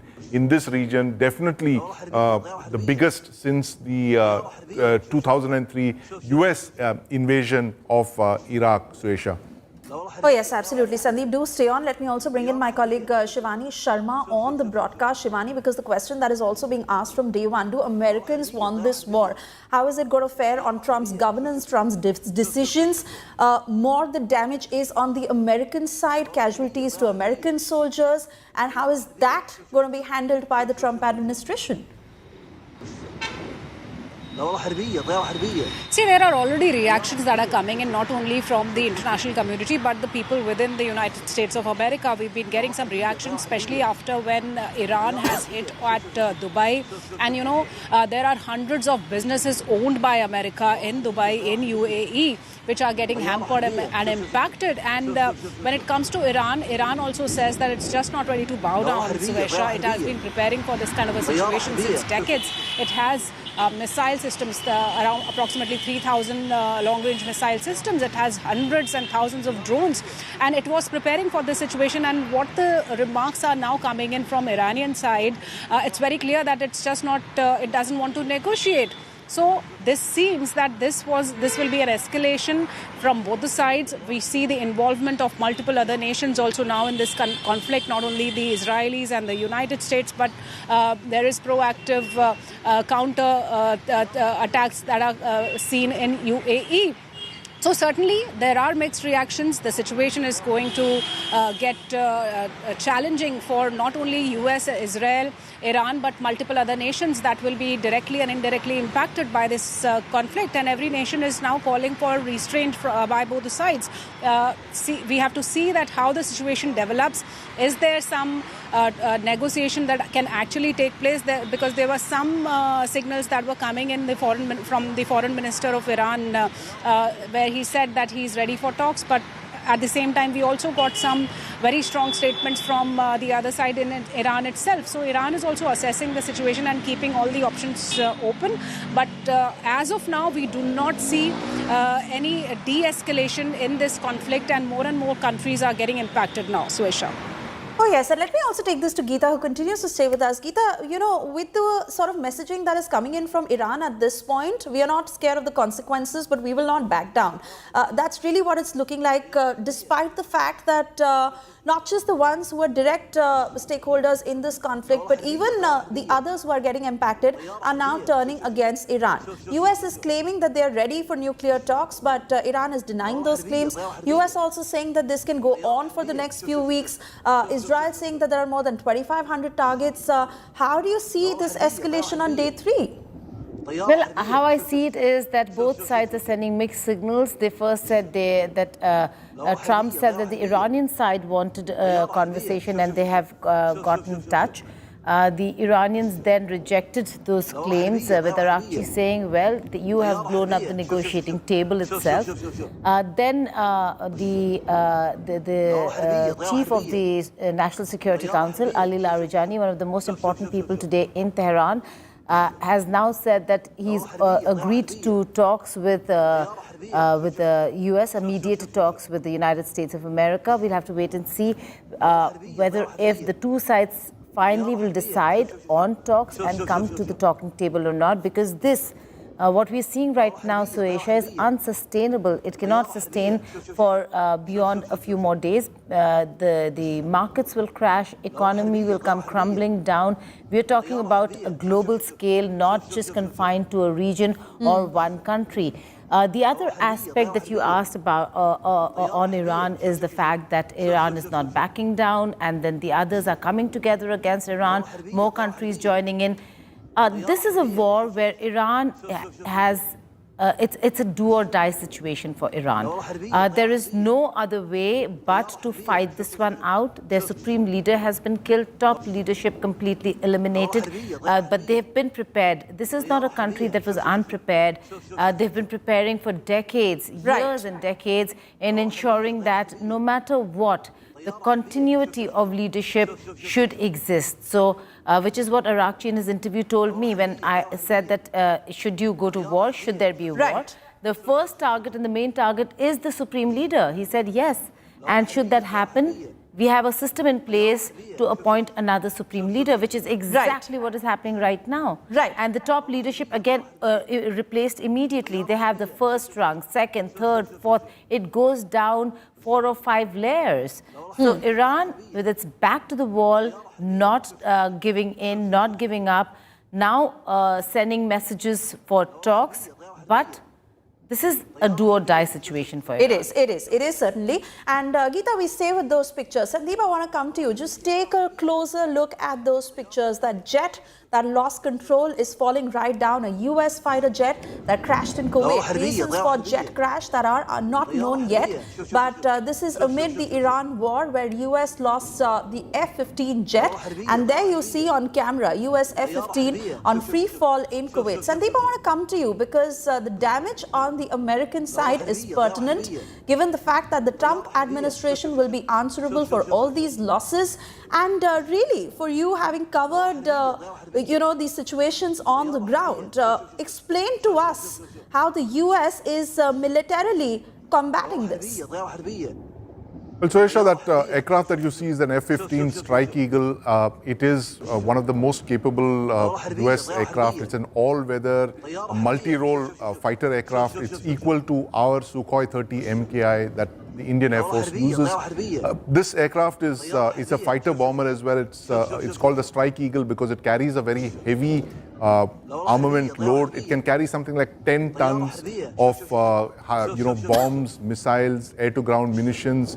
And to give you an idea how heavy that is, 10 tons is equal to 2 MiG-21 aircraft. So that F-15 over there can carry the weight of 2 MiG-21 aircraft. And we're not very clear what forced that aircraft to go down. It's possible that it could be an incident of friendly fire, as is being speculated. But clearly, the pilots seem to have punched out early. It's just the aircraft that's being, free falling to the ground. It's the first casualty of the US in terms of equipment that they've actually lost there, not counting the radars, on the ground, the kind of damage that the Iranian missiles and drones have managed to inflict. But as you said clearly, this is we are now in uncharted territory. If the US thought that it could get into this war and bring about some kind of predictability in terms of outcomes, what we are seeing in the last 48 hours is anything but. Right, this is expanding into territory. It is pulling more countries in. Nobody expected Iran to carry out that attack on Cyprus. So it is, it is on dangerous territory. It's pulling. Sandeep, those pictures just coming in. I'm being told that these are details of how the pilot is safe while the F-15 jet has crashed, and we of course saw that free fall. But the pilot is safe. Now they are trying to get further details of what could have led to the fall of the jet. But the pilot certainly is safe, Sandeep. Yes, clearly, Suesha, that the pilot appears to be safe. He is punched out. He's been, asked to lie flat. That's the standard operating procedure in terms of an ejection.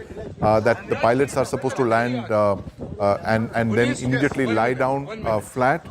That's because the kind of G-forces that the body goes through, the spine is under a lot of pressure, and it's to basically relax the body, to stabilize the body before they can move around this. So they're advised not to walk around, not to move around, and that's exactly what you're seeing on your screens right now. The pilot who seems to have ejected. It's not very clear if it's if it was a single seat F-15 or a twin seat. It's very likely it would have been a twin seat F-15. The F-15, as I mentioned, is a fighter bomber. It's a twin seat aircraft, all-weather multi-role aircraft. It's a very capable aircraft that the US has deployed in very large numbers for the kind of strike missions that both the US and Israel have chalked up in Iran. The number that we got, that Ambassador Reuven Izar of Israel has mentioned to Gaurav Sawant, is 2,500 targets inside Iran. That's the number that we have.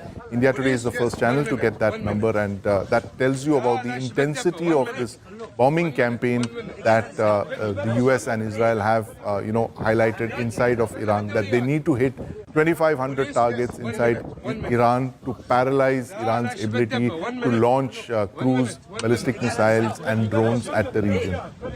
All right, Sandeep, let me also bring in Shivani on this because Shivani, like Sandeep is saying, that this really a first for the US in this war in terms of a jet that has been lost, but the pilot remains safe. Now, he has fallen in Kuwait, and we're hearing from those around what happens next, given the fact that the US is monitoring every development. They're saying that the escalation could go on for weeks. If these losses continue, would that also mark a change in their strategy? What next for the pilot? See, Suesha, what we are learning about the pilot, that he's safe. He's been given the oxygen mask right after he was evacuated from that area. He's been rushed to the hospital, and he is being under medical observation, and he remains safe. What we are also learning is that this US F-15 was hit by a Patriot air defense missile system. That also might be a mistaken identity case, because there are a number of fighter jets that are flying in this area. And certainly when you talk about the challenges for the US is monitoring each and every aspect as the escalation goes on. And it had certainly not expected the kind of retaliation Iran has given it across different countries on its bases and the establishments that are important to it economically. So it has already acknowledged 3 soldiers killed in action yesterday, with many more who are injured and undergoing treatment. This figure might get up as we are getting more inputs through the day, and these operations have been continuing from Hezbollah side too. The Hezbollahs are also attacking Israel. We've also seen how Iran has been giving remarks that it is not going to negotiate with the United States. So certainly when this kind of a situation happens, it is an unprecedented war where United States might change its strategy. It can take up to a different plan. Was it prepared for this kind of a retaliation from Iran? Because Iran says, Suesha, that it was prepared. It was anticipating this impending war on it, and it was preparing for it. It has 5 layers of command that it has already decided after the Supreme Leader was killed. And now there are inputs that are coming in that it has already started attacking Israel once again, many other parts, including other nations which are seeing this impact. So certainly in a warlike situation like this, looking at the losses, looking at how the danger comes, US is making an assessment, and it can change its strategy. It can plan for a different kind of a strategy. So in wars, the countries are prepared to act according to what is happening on ground, the developments that are taking place every minute. Oh yes, absolutely. And Sandeep, I want to come back to you, especially how you are watching these pictures and what really does it appear, what could have happened in the final moments leading up to that crash. Hostile fire, mechanical failure, any other cause, and with this incident occurring, where do you think the jet has fallen, at an air base or some other space? What do you make of it, Sandeep? It's hard to tell, Suesha, where the jet crashed, but you know, as Shivani was mentioning, that there's possibility of it having been downed by you know, a missile, and if that was the case, whether it's a ground-launched missile or an air-launched missile, what would have happened is that the pilot would have received a missile approach warning siren, and that, you know, kind of you know, sounds off in his helmet that he has. It's a warning which gives him a few seconds to punch out, and that is exactly what seems to have happened in this case. The minute that missile lock was detected by his aircraft, he would have punched out almost immediately, and the aircraft would have been brought down. The missile, possibly, if this was indeed a case of friendly fire as is being speculated, possibly a ground-launched missile that hit the aircraft, that missile would have locked on very quickly onto this aircraft, and the aircraft seems to be pretty intact. It would have detonated in the proximity of the aircraft, carrying out a proximate detonation, as they call it, to you know, destroy the aircraft's ability to fire, and that's exactly why the aircraft is dropping out of the sky like a stone. It's literally in free fall. It could have been crippled, damaged, and the pilot, of course, is punched out. So it's clear that the pilot is safe, and this appears to be an incident. Given the sheer number of fighter aircraft in the air over the last few 72 hours, it's only expected that such incidents of this nature would have actually been, war-gamed by the US, by the Israeli forces, the air forces of both countries. It is interesting, Suesha, very quickly, I must add that there are multiple air elements at play over here. You have the US Air Force, which is operating on the ground from various air bases. You have the US Navy that's also operating its flying aircraft from carriers. And the Israeli Air Force, of course, operating off Israel. So there's multiple aircraft up in the air.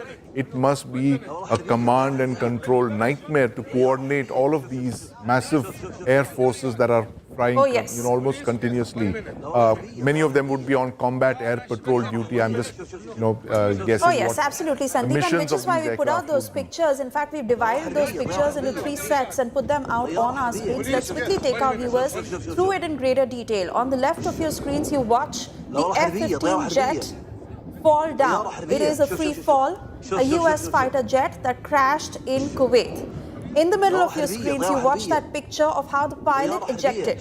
The pilot is safe, the pilot ejected on time, and there he came down through the parachute. And on the extreme right of your screens, you watch those sets of pictures coming in of how the pilot is safe, Kuwaiti responders coming to his rescue. He has been taken in that vehicle. Like Sandeep was telling us, it is a very difficult moment for the pilot at this point, given the physical strain that comes in on the body, especially the spine. And Kuwaiti responders right there coming to his rescue, immediate medical aid that is being provided to him. So that is exactly what happened in Kuwait. US fighter F-15 jet that came free falling. All of this was caught on camera. In fact, details of what caused the crash are still being worked out. There is no official statement to that effect. But the pilot who safely ejected, watch the pictures in the middle of your screens. The pilot who ejected on time, he came out in that parachute and he is safe. The picture on the extreme right indicating that the pilot is safe and Kuwaiti responders who came to his rescue. I also want to take this to my colleague Shivani to understand that, of course, there will be an official statement from the US in terms of the loss of jet, the pilot being safe, but what really led to that jet coming down, whether Iranian forces were involved in downing of that jet. No official response yet, but details awaited. Shivani. Swesha, what we are learning through the sources is that the Iranian missile attacks are underway on Kuwait and multiple other locations, including the headquarters, US Fifth Fleet, Manama, Bahrain, and in Jordan also. But when it comes to Kuwait and this particular incident that we are seeing, there are possibilities, but what we are getting from the sources is that it was hit by a Patriot air defense system, that missile where it has hit this F-15 fighter of the US, and the pilot is evacuated. He's safe. But certainly we'll have to wait for more official information. There are certain inputs that this was a friendly fire, that was in fact a mistaken identity fire by this particular Patriot missile that has been installed in Kuwait. And on the Kuwait airspace, we are seeing a lot of action right now. The Iranian missiles are also diverting their attack over Kuwait, and there are neutralizations that are happening not only by the air defense systems which have been installed there, but also the Americans who are in the sky, the F-15, the other jets that are flying. And this is the developing situation. We know that the fighter is safe. The US Cent Command had yesterday given out the formal numbers of the 3 soldiers that were killed in action on day 1. And they also said that we declare only once the next of kins are informed to maintain the sanctity of the fallen heroes, and only after 24 hours of this information they bring out the official information. So we await this official information that can take some time about the situational situation on ground regarding the operations that are still going on. It's day 3 of action that we are seeing, but certainly the pilot is safe. The reason, primary reason is that it was hit by the Shivani, in fact, let's move on to more breaking news coming in. Details of how a US base has been hit in Bahrain. Let's quickly flash those details and also put out pictures to this effect. US base that was targeted in Bahrain. Iran launched a new wave of missiles and drones, and in the latest we are learning how US base was hit in Bahrain. More damage to the US, while we just saw that F-15 jet have that free fall. The pilot is safe, but more details coming in of US base that had a hit in Bahrain. Iran launched a new wave of missiles and drones. Sandeep, if I could quickly come to you for an official confirmation on that strike. And again, Iranian missiles hitting US base in Bahrain.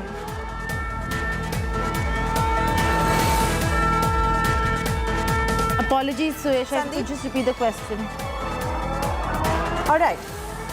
Geeta and Sandeep, if you're able to hear me, these are the latest details coming in of how US base has been hit in Bahrain. The right off our screens of how the US base has been targeted in Bahrain. So another loss really for the US. Geeta, in case you'd like to confirm that.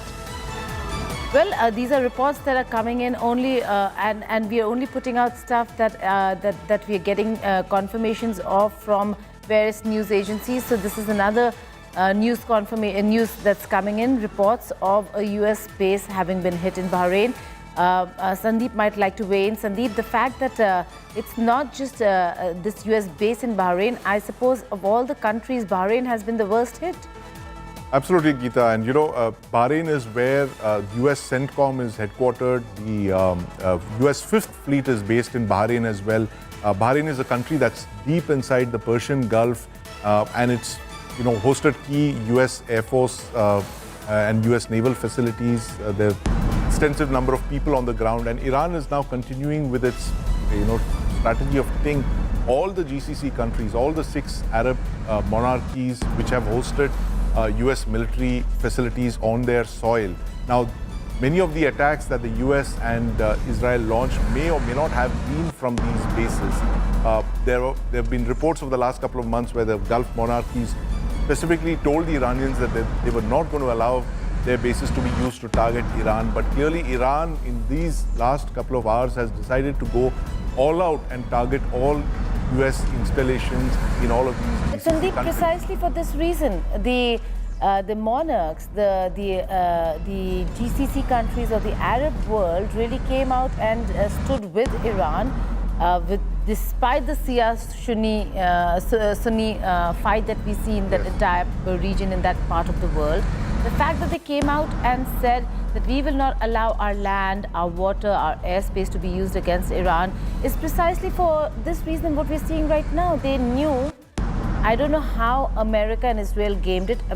Israel might have known, but I don't know how America gamed this one, because if they were not expecting the US bases to be hit, then that would be America being very, very naive, Sandeep.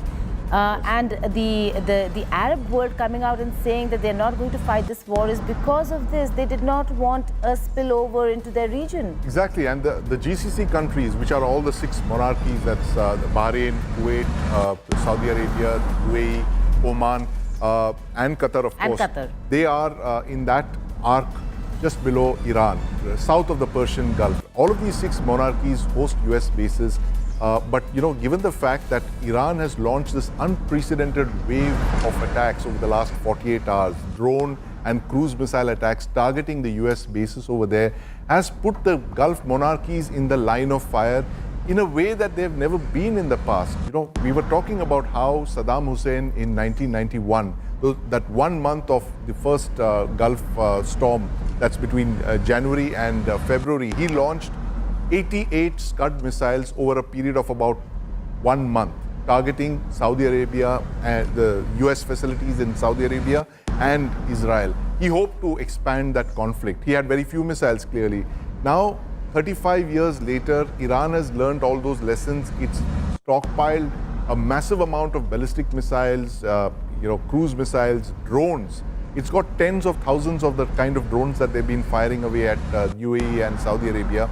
It's now been targeting all these US bases. It's fired over 1,000 projectiles over the last 48 hours. Now that is an incredible number of missiles and drones that they've launched. There are not enough interceptors to intercept this volume of attacks. Even if all of these missile defenses claim interception rates of 90%, but that means 10% of the projectiles will go through. They just have to aim to get that 10%. 10%, Sandeep, would mean if they're civilian areas, would mean expatriates, would mean foreign nationals, because this part of the world, the Middle East, or what we call West Asia, has fewer now in number of their own people and more of foreign nationals working over there. India is absolutely sitting on the edge, trying to see what they should be doing next. They're The CCS meeting discussed not just the situation on the ground between Iran and Israel, but also the fate of Indians who are now stranded in that entire part of the world. Imagine a scenario where there are news channels from Iran who are saying that now US embassies are going to be hit, which means staff, diplomats, and maybe family, right?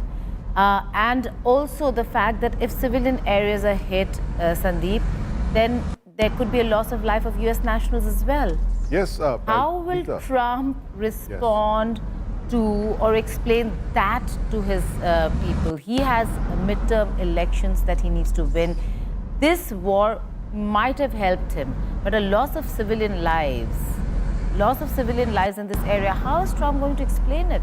Exactly, Geeta. And all that the Iranians have to do is to weather the storm and to just keep doing what they've been doing over the last couple of hours. And clearly, negating Trump's strategy, if Trump thought that he was going to get a quick victory, to get in over there, drop a couple of bombs and see Iran capitulate, that clearly hasn't played out to plan, and that's something that Trump will have to explain to the American people. This expansion of conflict, especially one that's so close in our neighborhood, that threatens, the safety of not just the Gulf countries, but also the Indians, the expatriates who work there in large numbers in West Asia. That is something that should have been, factored in before Trump launched this, war. And it is baffling why they would do this when you were close to a diplomatic arrangement. You had the Omani foreign minister who was facilitating talks just a few days back, mentioning how successful they were and how close Iran was to, committing not to nuclear, to develop nuclear weapons. So that's the reason that this operation, Sandeep, in fact, there is a lot that we would like to ask you on that front, especially with the way the Gulf monarchies are handling, this particular aspect, knowing that these targets are vulnerable. But before that, I'm being told that Manya Singh is joining us on the broadcast. She's Miss India 2020 runner-up and one of those Indians who got stranded in Abu Dhabi. Manya Singh will join us shortly, as she is also at the receiving end. Manya, I see you on your screens right now. Thank you so much for talking to India Today. First up, your experience, what happened with you? See, this was the first time I've ever been into this kind of situation, especially living in India. We feel that we are so lucky to be in India. But when I came here on 25th of February, I didn't know that something is going to happen like this. There was no advance. There is embassy or somebody informed that this is the certain date. That date you don't have to travel if it is not necessary. So we didn't have any content or nothing in our hand, information related to this war that it is going to happen. And I accepted the invitation from Neotric Summit. I was a keynote speaker there, and I came here for event. And unfortunately, it did turn out to be a horrific experience. Yeah. Oh yes, absolutely, Manya. Nobody could really preempt what was going to happen, especially for Indians, many of them who got stranded, some at the airport, some in the cities, some who are not being able to travel back, some who are not being able to resume with their schedules, but thankfully they're back home, they're safe. But Manya, do tell us in detail what happened with you. You were about to board a flight back. Did you get stranded at the airport, or you're currently in Abu Dhabi? That's where you're stuck. You're not being able to come back. Are you in touch with the embassy? Are you in touch with other Indians? Who's really coming to help right now? So when I had my flight on 28th of February around 2:50, I was about to depart, and 1:50 they said that the boarding will start. But unfortunately, from 1 o'clock, all the flights got suspended, and we were told that we will provide you the best we can. So I have booked my flight from Abu Dhabi, Etihad Airlines, and it was operated by Akasa. So I literally walked up to Akasa. I was like, guys, is there some update related to the accommodation or anything? Because that's a basic right for every passenger. They said, ma'am, we cannot provide you anything. If you want, we can provide you the visa, because I had single entry visa. And they had no clue. They left from there, and I was stranded at the airport for 9 hours. And from 11 o'clock, more than 9 hours actually, I reached at the airport at 10:30. I came back from the airport around 11:30 in the midnight. It was that bad. Then Akasa didn't give me any option. I didn't know anyone around here. My parents were really worried, and unfortunately, my international calls were not working. I was stuck. So I walked up to Etihad. I said, "Listen, you guys have the contract between you and Akasa. If they are not providing any help, you guys have to provide me help. Where will I stay?"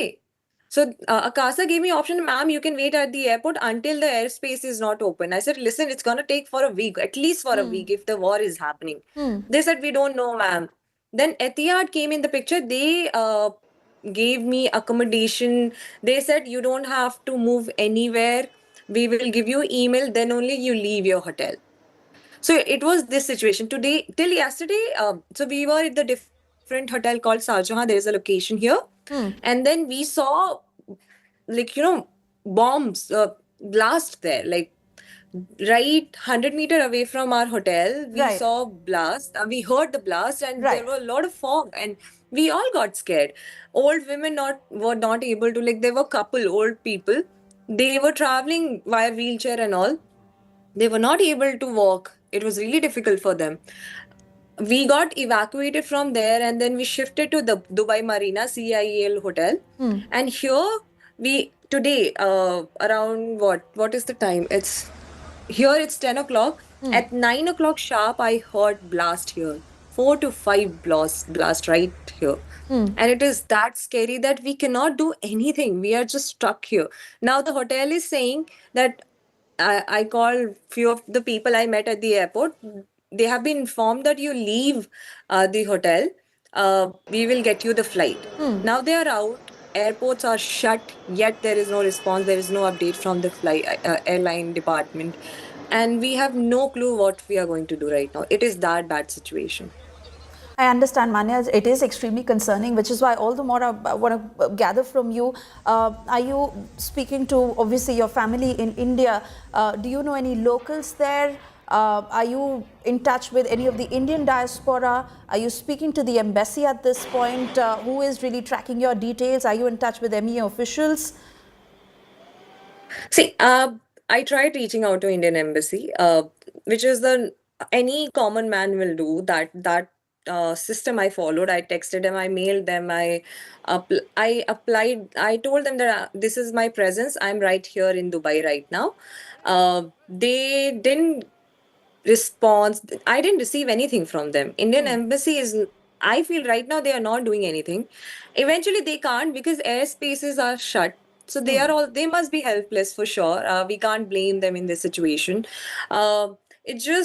It's very tricky situation. I spoke to my parents. They don't know anyone here. So if I will bother them a lot, they will panic, and I don't want to create any panic around my family. And especially I am not panicking because I know this is very difficult time. I'm on 65th floor. There is no other way to run.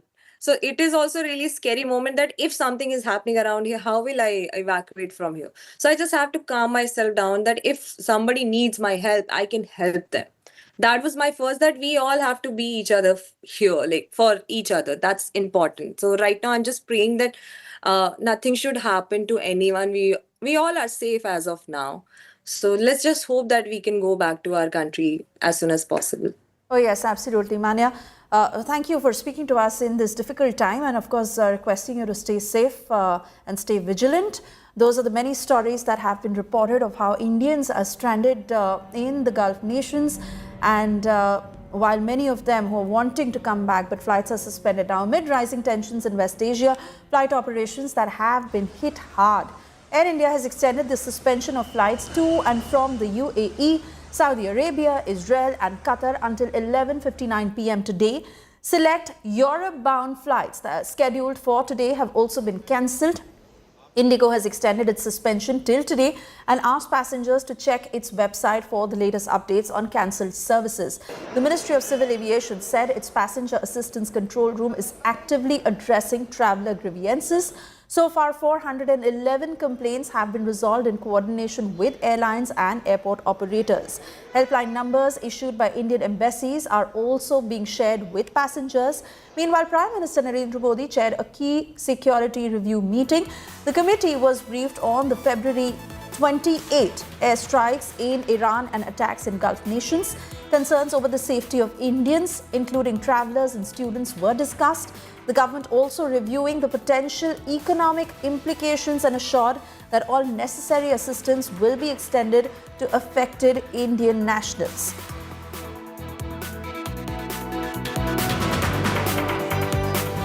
The information that we bring to you, Air India has suspended its operations for UAE, Qatar, Israel, Iran and several of other destinations today, and this suspension of operations, flight operations could further increase because of the airspace restrictions and the war escalations that's happening. And the impact can be seen on Delhi's IGI airport as well. This family was supposed to fly to Cyprus. They are sitting here waiting for the past 4 to 5 hours, and there is no information from their airline operator, that is the Egypt Air. That's what they are claiming, and the board also show that their flight is further delayed. Mocha says that they have addressed 411 such complaints and grievances so far. Those have been addressed, but on the other side you also getting pictures from Delhi's IGI airport where the families travelling to UK, Canada, Cyprus are saying that they are waiting out here for past 4-5 hours, and the flight has been delayed by 8 hours. There is no water or food packets which has been provided by their respective airline operators so far. With video journalist Rukendra Pandey, Zaman Bhardwaj reporting for India Today from Delhi. It wasn't any sort of earlier information. We get to know just on the instant point when we are here. We've been travel 12 hours around from my home to here. Okay. I was thinking it's... Where are you coming from? It's from Punjab, nearby Sultanpur Lodi. Okay. Yeah. It takes around 12 hours to come here. Which airline operator is this? It's Egypt Airlines. Egypt Airlines. Yeah. So you received information only when you reached airport? Yeah, exactly. And have you received any kind of food packet assistance from the aircraft? No, any sort of anything. Nothing. Nothing. No. Thankfully, Air India and Saudi Airlines, they've maintained their thing, and unki on schedule hai sari, on time ja rahi hain, and none of them have been cancelled so far. At least jo Saudi Arabia ja rahe hain to Jeddah, they haven't been cancelled. But as per काफी सारी other flights, they have been cancelled, and customers are मतलब काफी ज़्यादा agitated and frustrated. Obviously confusion बहुत ज़्यादा हुई है, and miscommunication spread हो रहा है about the thing. So many people are getting affected because of this. Flights cancel हो रही थी तो हमें डर भी था कहीं ना कहीं, क्योंकि Gulf is on fire today. So दिल में डर भी था क्योंकि parents जा रहे थे एक ऐसी जगह पे जो इस वक्त war zone में आ रही है. बट यही है कि और परेशानी भी काफ़ी हमने हुई है क्योंकि एयरलाइन से कांटेक्ट करना और उनके कांटेक्ट में बार-बार उनके बहुत मतलब दिक्कत आई है. परेशानी ये आ रही है कि लोग डरे हुए हैं. कुछ लोग जो गए हैं वहाँ जद्दा जाना चाह रहे थे तो उनके परिजन यहाँ पे हैं, वो भी घबराए हुए हैं. और ये रमज़ान का महीना है, हमारे यहाँ से लोग जो है इबादत के लिए मक्का और मदीने जाते हैं. तो मिडिल ईस्ट में जो अभी तनाव चल रहा है उसकी वजह से उधर जाने वाली तकरीबन फ्लाइटें कैंसिल हो रही है. एक सऊदी एयरलाइंस जो है अपने शेड्यूल पे चल रही है. And let's take you through details of the air travel disruptions that are being reported at this point. Air India, UAE, Saudi, Israel, Qatar flights that have been suspended till the 2nd of March, 11:59 p.m. That is till tonight. Select European flights that have also been cancelled. Indigo has put out details of select international flights via West Asia that have been suspended till the 2nd of March, 11:59 p.m. That is till midnight today. Akasa Air Gulf flights that have been suspended again till the 2nd of March. Emirates flights to and from Dubai that have been suspended till 4:30 p.m. IST. That is till 4:30 p.m. this afternoon till the 2nd of March. So that is the situation of Emirates flights to and from Dubai till 4:30 this afternoon that stands suspended. On that note, we step into a short commercial break. We'll be back on the other side with the very latest. Do stay tuned to India Today.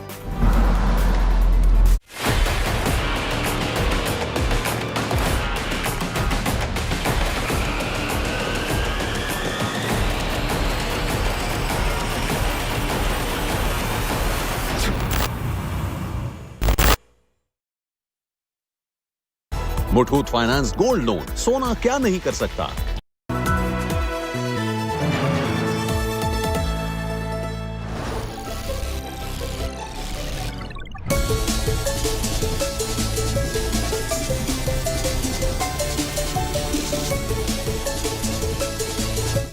Introducing Motorola Signature. Introducing Motorola Signature. Don't blend in, stand out. Introducing Motorola Signature. Don't blend in, stand out. Hi, here are the top headlines presented by Motorola. Iran announces new supreme leader. Ayatollah Arafi takes interim charge. Violent protests erupt in POK after Khamenei's death. UN office set ablaze. Russian President Vladimir Putin says Khamenei's killing is a violation of international law. If you want to scale the media heights, we will teach you the ropes. There is no peak in journalism that our mentors haven't scaled. So look no further. Join our postgraduate diploma programs and gain guaranteed internship and proven placement record with top media houses and companies. For more information, visit indiatodayMediaInstitute.in or call 95600 65465.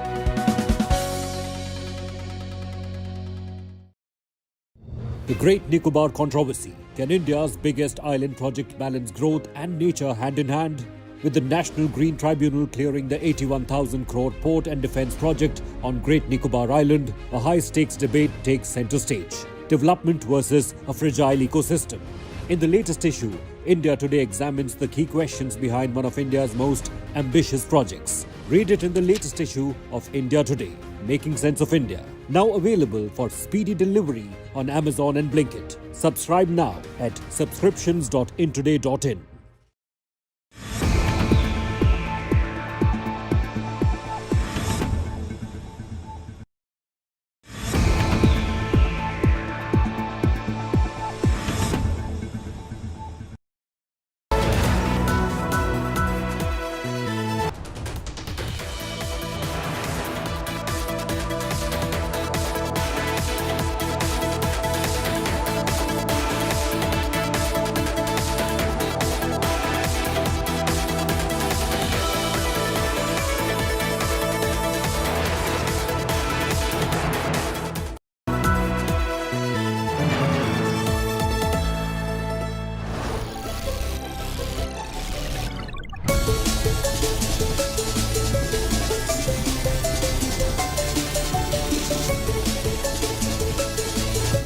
Introducing Motorola Signature.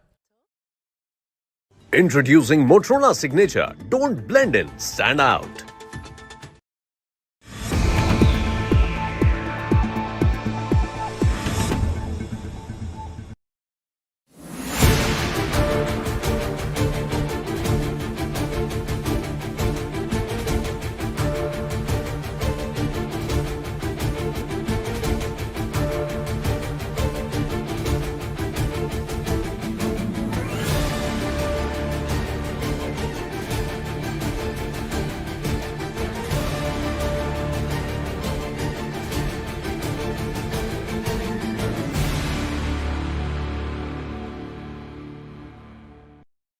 Hi, I'm Sana.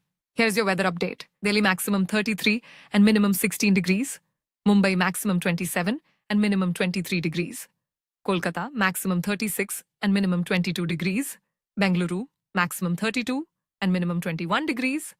Chennai maximum 29 and minimum 22 degrees. Hyderabad maximum 34 and minimum 21 degrees.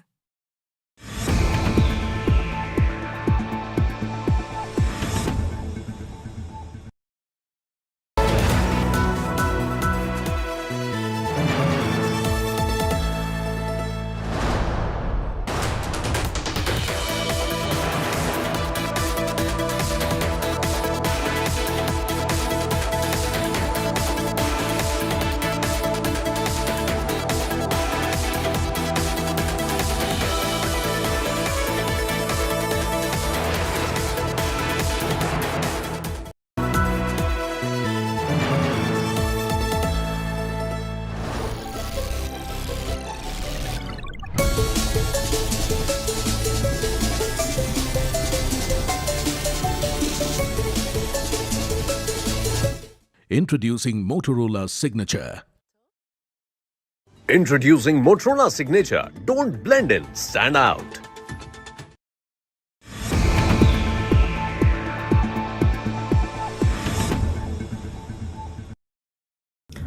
Hi everyone, I wanted to share a quick update and firstly thank you all who have been reaching out and checking on us. And well, I was transiting from Bangalore, where I train and live full time now, to Birmingham in the UK to compete the All England Championships.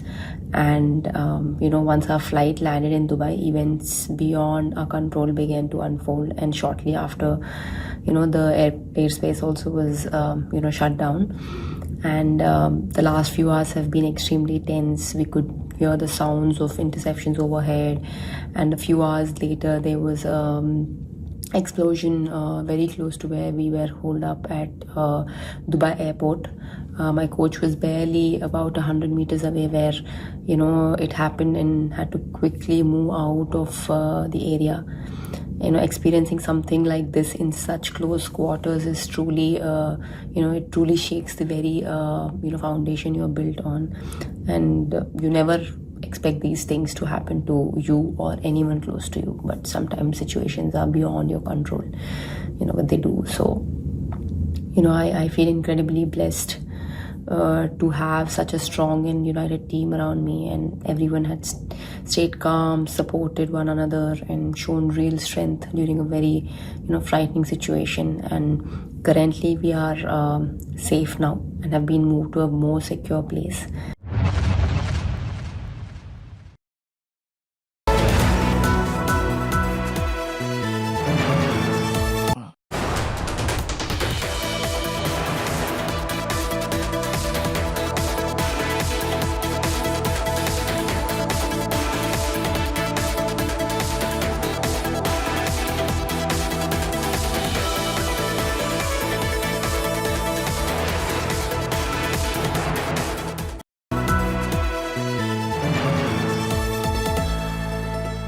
Introducing Motorola Signature. Don't blend in, stand out.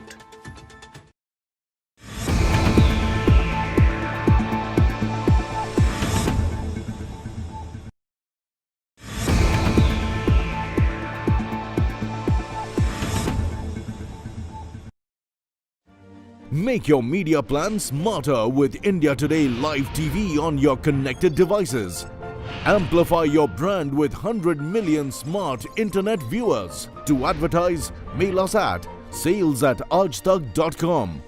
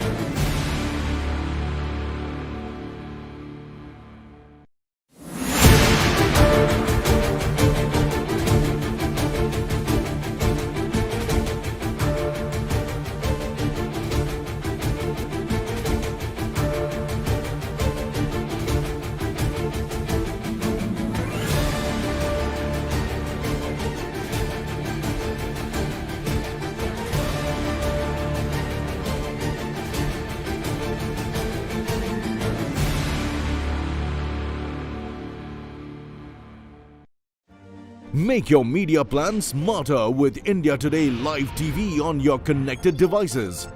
Amplify your brand with 100 million smart internet viewers. To advertise, mail us at sales@aajtak.com.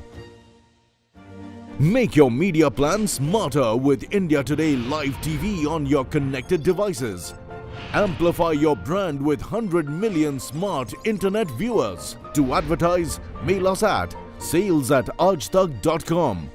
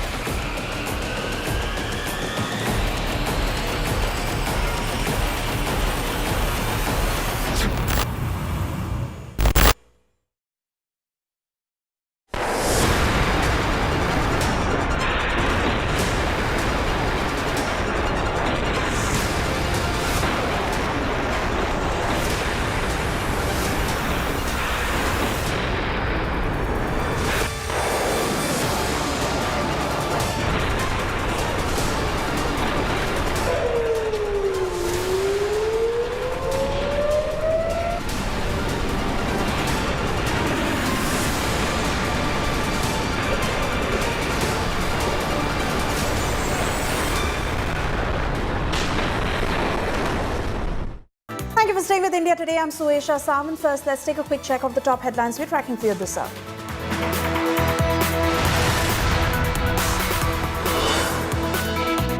Trump hails Operation Epic Fury by US forces. Trump says killed while wretched. Khamenei says Iran's military command is demolished. Vows weeks-long assault on Iran. Trump tells US media will batter Iran for weeks. Combat operations continue at this time in full force, and they will continue until all of our objectives are achieved. We have very strong objectives. They could have done something 2 weeks ago, but they just... Iran expands war theater, attacks multiple bases of Israel allies, including UK and France, strikes Kuwait and France. Israel pounds Hezbollah across Lebanon.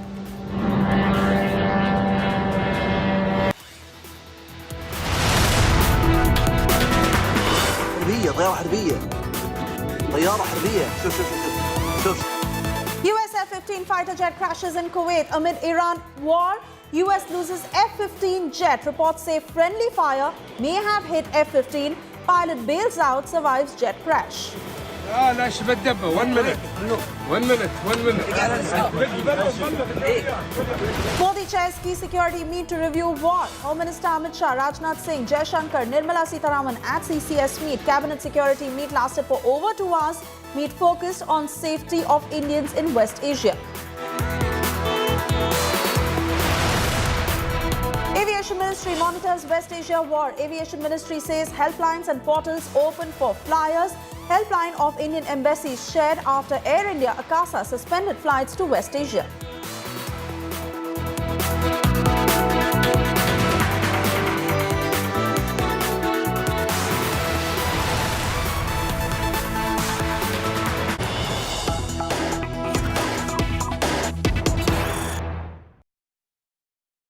And we cut across to the latest just coming in. US putting out a word of caution to the citizens in Kuwait, where US has said do not come anywhere near the embassy. Take shelter, but do not come anywhere near the embassy. US saying that the threat of missile and UAV especially looming large over the embassy. Smoke rising from the US embassy in Kuwait. Kuwait in the meanwhile has said that there is a continuing threat of missile and UAV attacks over Kuwait, but the US putting out a word of caution saying do not come close to the embassy, take cover in your residence on the lowest available floor and stay away from windows. Do not go outside. The US embassy in Kuwait is urging US citizens in Kuwait to take shelter in place, review security plans in the event of an attack, and to stay alert in case of additional future attacks. US embassy personnel are taking shelter in side locations, and the actions they have been asked to take. If you hear of a loud explosion or any sirens are activated, immediately inside a home or a building, go to the lowest level of the structure with the fewest exterior walls. Do not stay close to windows or any sort of openings.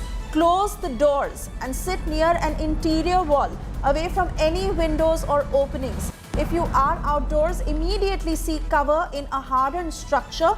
If that is not possible, lie down and cover your head with your hands. Be aware that even if the incoming missile or drone is intercepted, falling debris could also cause harm. That's the word of caution that is coming in from the US, especially to citizens in Kuwait. Let me take this to Noori Kainat, who's a senior journalist. She's joining us from Dubai.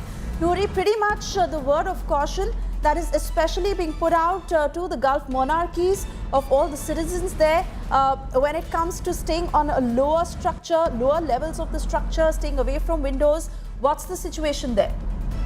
That's very true. Let me tell you that about the safety and security of the people residing in inside UAE has been taken very seriously. The UAE government has issued time to time they have issued advisory and asked people to stay indoor as much as they can and avoid open areas, and whenever they hear emergency alert, because people residing in UAE are getting emergency alert time to time, so it is a kind of awareness. UAE government is trying to aware people that whenever you hear this emergency alert, try to get shelter, try to go indoor and try to, seek a place where you are safe. And as you said, I would like to repeat it that UAE government has asked people not to stand near the windows or the glass and try to be safe inside, indoor, and avoid going out if it is not that necessary. Yes, these are the precautionary measures which have been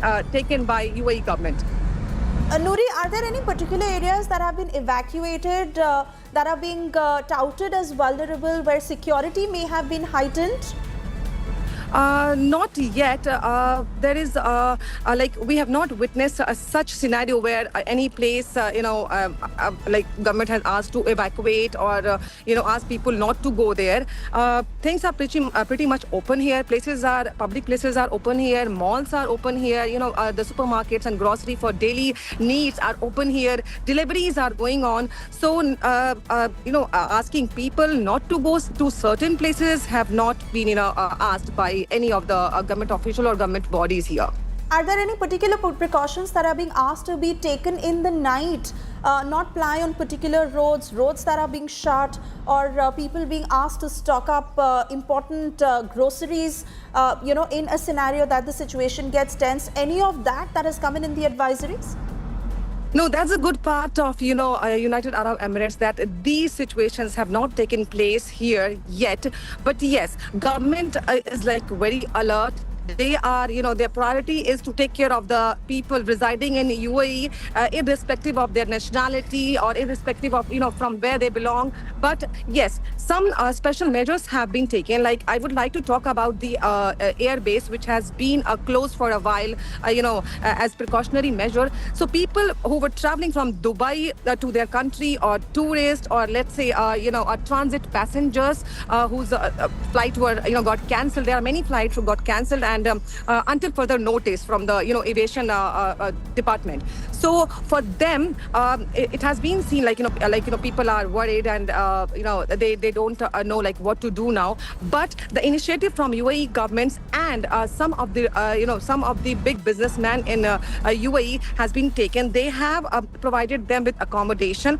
Many of the hotels and Airbnb apartments are welcoming these people for free of cost accommodation, and food and transportation from the airport to the accommodation has been provided by the UAE government. So all the cost is covered by UAE government. And of course, Indians are coming and helping people, like a very famous developer we have in Dubai, Rizwan Sajan, who is the owner and founder of Danube Properties. So he has made multiple properties from Danube to accommodate these people, and they are providing food also. So no panic, no chaos has been seen yet in United Arab Emirates. Yes, people are a little bit tense, that is true, because UAE has never witnessed something like this which is happening right now. We can hear the sound, and we are advised when we hear the sound, just go indoor, avoid open area. These are the precautionary measures taken by UAE government here.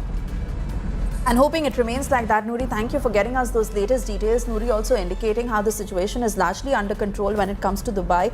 No possible restriction that has been marked, or even the authorities asking people to stay away. But yes, they do remain cautious. They do remain alert, because the situation very vulnerable at this point. Let's cut across to more breaking news coming in.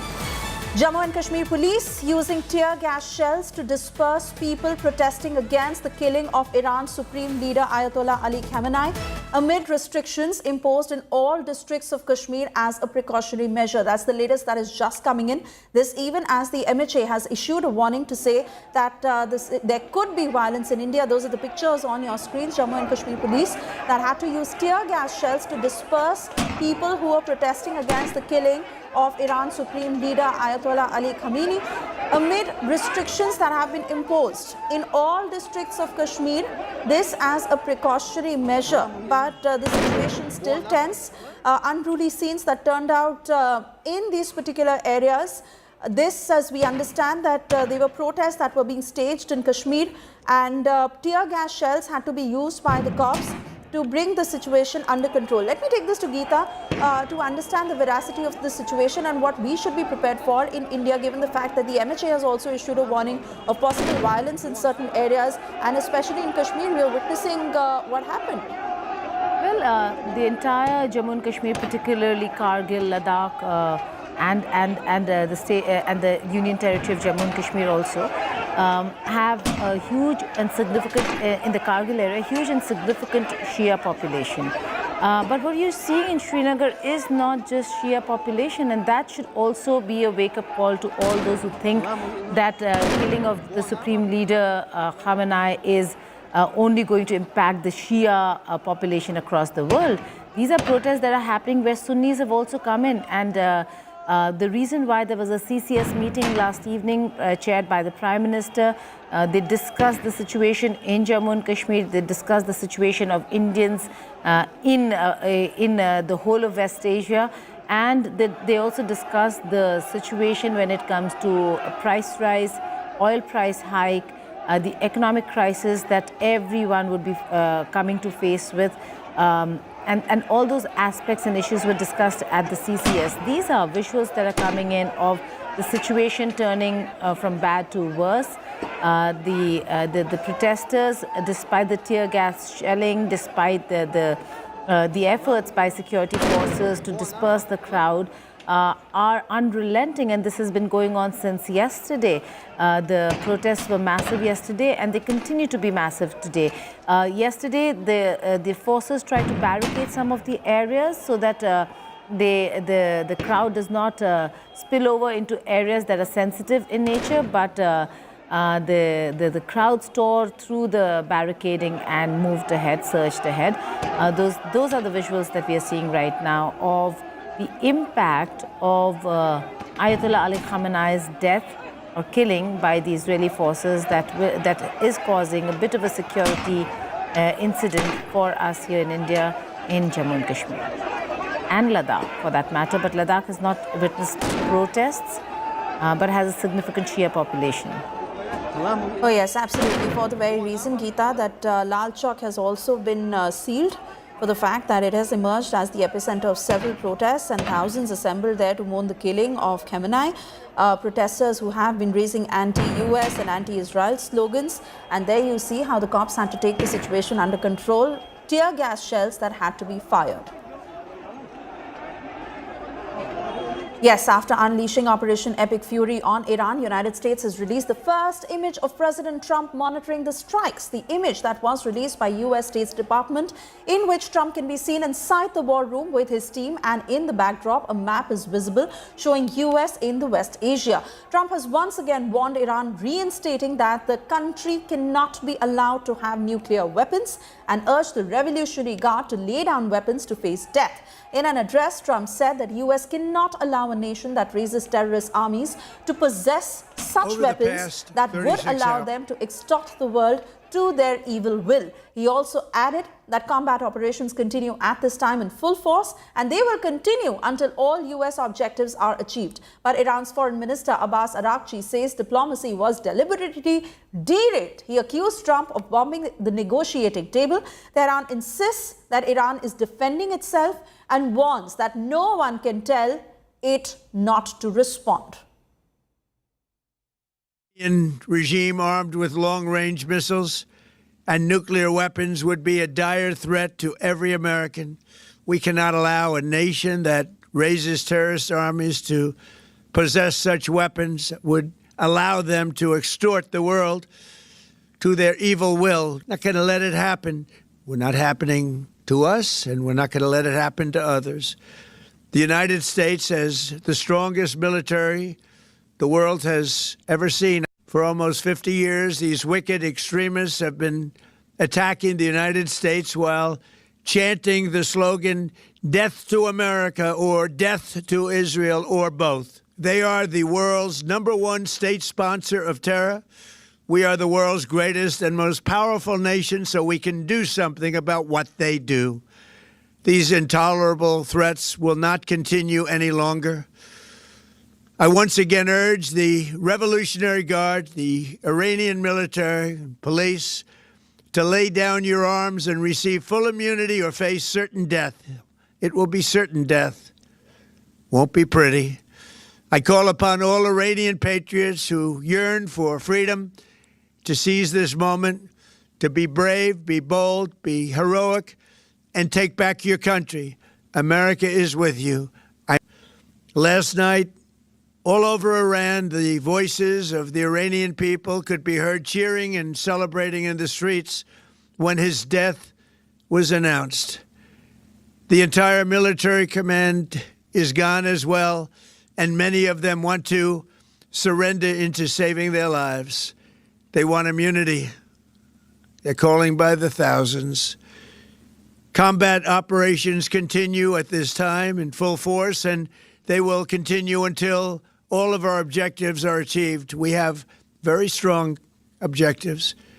They could have done something 2 weeks ago, but they just couldn't get there. America will avenge their deaths and deliver the most punishing blow to the terrorists who have waged war against basically civilization.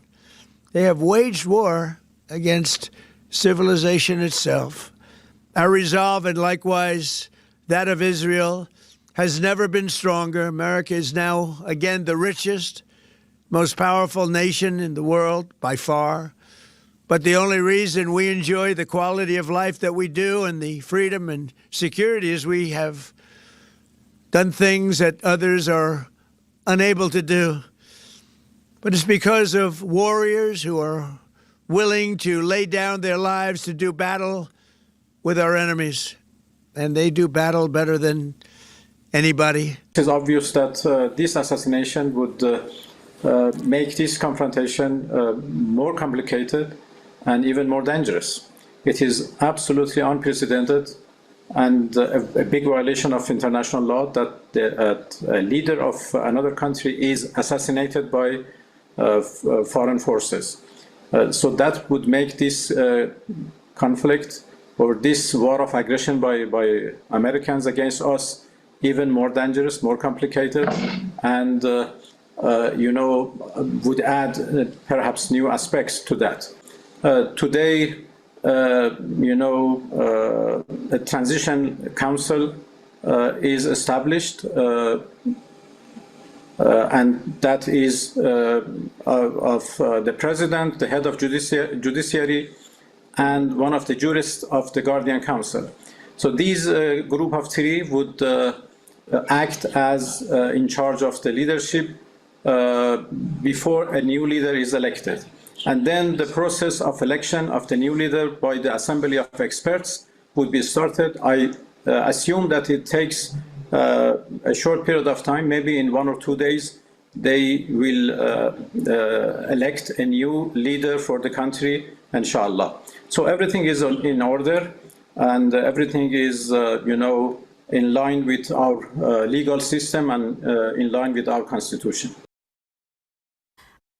My colleague Sandeep Punyathan, who continues to stay with us on the broadcast. And there are two aspects to this really. First, of course, that while Trump's messaging is strong and undeterred, but the fact that the US is also facing losses at its end when it comes to their soldiers. We saw that F-15 jet dropped in Kuwait, and the US bases that are taking a hit, also putting in a word of caution to their people who are in the Gulf nations to stay safe.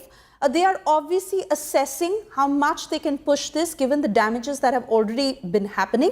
And the other aspect, US has claimed that this can go on for weeks, and they are also saying that Iran is ready for nuclear talks, but Iran having denied these claims. Well, absolutely, Suesha. You have to look at the US-Israeli strategy here in Iran. There was a two-pronged strategy at play. One is, of course, decapitation strikes to take out the leadership. The second prong of that strategy was to destroy Iran's ability to launch cruise ballistic missiles and drones.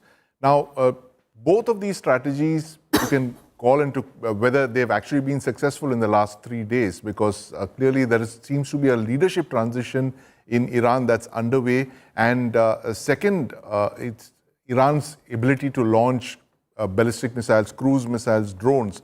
That hasn't been crippled either. So you're looking at Iran where the leadership is in place, which is continuing to launch attacks on the GCC countries. And now with President Trump saying that the war could continue for 3 or 4 weeks, that is something that would worry the GCC countries enormously, because it's very unlikely that they will be able to take this kind of battering of the kind that we are seeing on screens right now. Bahrain has been hit twice, Oman has been hit, the UAE, Saudi Arabia, all of these countries which have not seen attacks possibly in decades, and certainly not on this scale. They do not have the kind of missile defenses in place to protect themselves from Iranian strikes. Certainly, as we were discussing earlier, Israel is one of the most heavily defended countries on the planet. It has multiple layers of defensive systems like the Iron Beam, the Iron Shields, Patriots, arrows, theater high altitude defense, terminal high altitude defense systems. But many of these Gulf countries, the GCC countries, are extremely vulnerable. Most of them have a few Patriots, and that's about it. Patriot missile batteries. They cannot cover all of those countries, and that is where I think there are going to be some cracks seen in these alliances, where the Arab monarchies will question the US for actually committing them, indirectly pushing them into the line of fire. And this was known all along, but everyone thought that Iran would, as in the past, stop at a few symbolic strikes on US bases. But Iran clearly is, after the death of Ayatollah Khamenei, they have decided to go all out and to continue targeting these bases in the region. And of course, the commercial interests that they've hit, the Straits of Hormuz, the airports. And clearly, Iran wants to be in a strong position when it resumes talks with the United States. It does not want to talk from a position of weakness, as these relentless attacks from Iran indicate. Iran wants to talk from a position of strength to the United States. There have been, reports that one section of the Iranian leadership is open to talks, the other one is not. So clearly, Iran is, playing an interesting game here. It does not want to cow down before the United States. It's clearly, we are in uncharted territories here. We thought this is a war that would end in 3 or 4 days, but clearly that's not the case here, Suesha. Oh yes, absolutely. Sandeep, do stay on as we now take a look at this next ground report that has been filed by Mayan Hoffman, who is reporting for India Today from the Shah Zedek Hospital. Take a look at this report. Mayan Hoffman here in Jerusalem, live for India Today. I am in the middle of the city right now in a grocery store, which is one of the few places that is open right now for people to be able to go out. Most of the city is bunkering down or hunkering down in their homes, waiting for those sirens to go off and to make sure that they can get to a shelter quickly and safely. Now, I have with me here one of the shoppers. What is your name? Carol Goldberg. Carol, tell me about what the atmosphere has been like in Jerusalem. It's really very tough. Every time a siren goes off, you're running to a shelter. You don't know if anybody's going to be hurt or killed, like what happened today in Bet Shemesh. And so you're always tense. You don't want to be too far away from running into a shelter. Of course, and the attack that you're talking about was the multi-rocket attack that happened earlier today. 4 buildings in Beit Shemesh were completely destroyed. One direct hit on a community shelter, killing at least 9 people. We're waiting for the final toll, and several dozen were injured. So tell me, do you have family in Jerusalem? I actually have 2 in Ramat Beit Shemesh. Wow. So we immediately wrote to the group to say, everybody okay? It turns out it was a different area of Beit Shemesh, but you still worry. I don't have any direct family in Jerusalem, but lots of friends. So tell me, when you go to sleep at night, we know that the rockets are going to wake you up. How do you go to sleep? What do you wear when you go to bed? Do you keep a flashlight or anything by your side? What's the story? Well, we're very lucky that we have the mamad in our apartment. So the truth of the matter is, we go from one bedroom to the next. And last night we actually slept in the mamad, so we didn't have to worry about what to wear.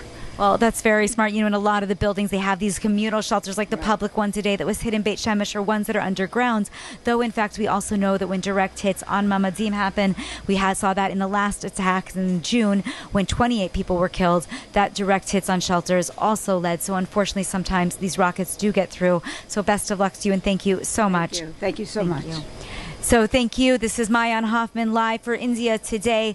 Look, standing here in Jerusalem in one of the grocery stores. Again, one of the few places that are open. Most Jerusalemites are on edge, as Carol described, bunkering down in their homes, hoping that this war will end sooner than later.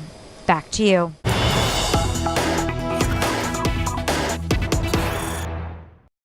And seemingly no signs of that at the moment. We got across to more breaking news coming in. Iran has released footage of its drone arsenal and launches towards US-Israeli targets in the region. Those pictures that have been released by Iran. Iran, that is clear, we will not back down. And they are saying we will go all out. Those are the pictures that have been released by Iran to showcase their combat capability, their drone arsenal that have been launched towards US-Israeli targets in the region. Just a short while ago, we got you pictures of how US base that had been hit by Iranian drones in Kuwait, and an F-15 jet that had fallen. Of course, details of that have not been determined yet of what exactly caused that crash. But this is Iran flaunting its combat capability as they say, we will not back down. We will take on our adversaries.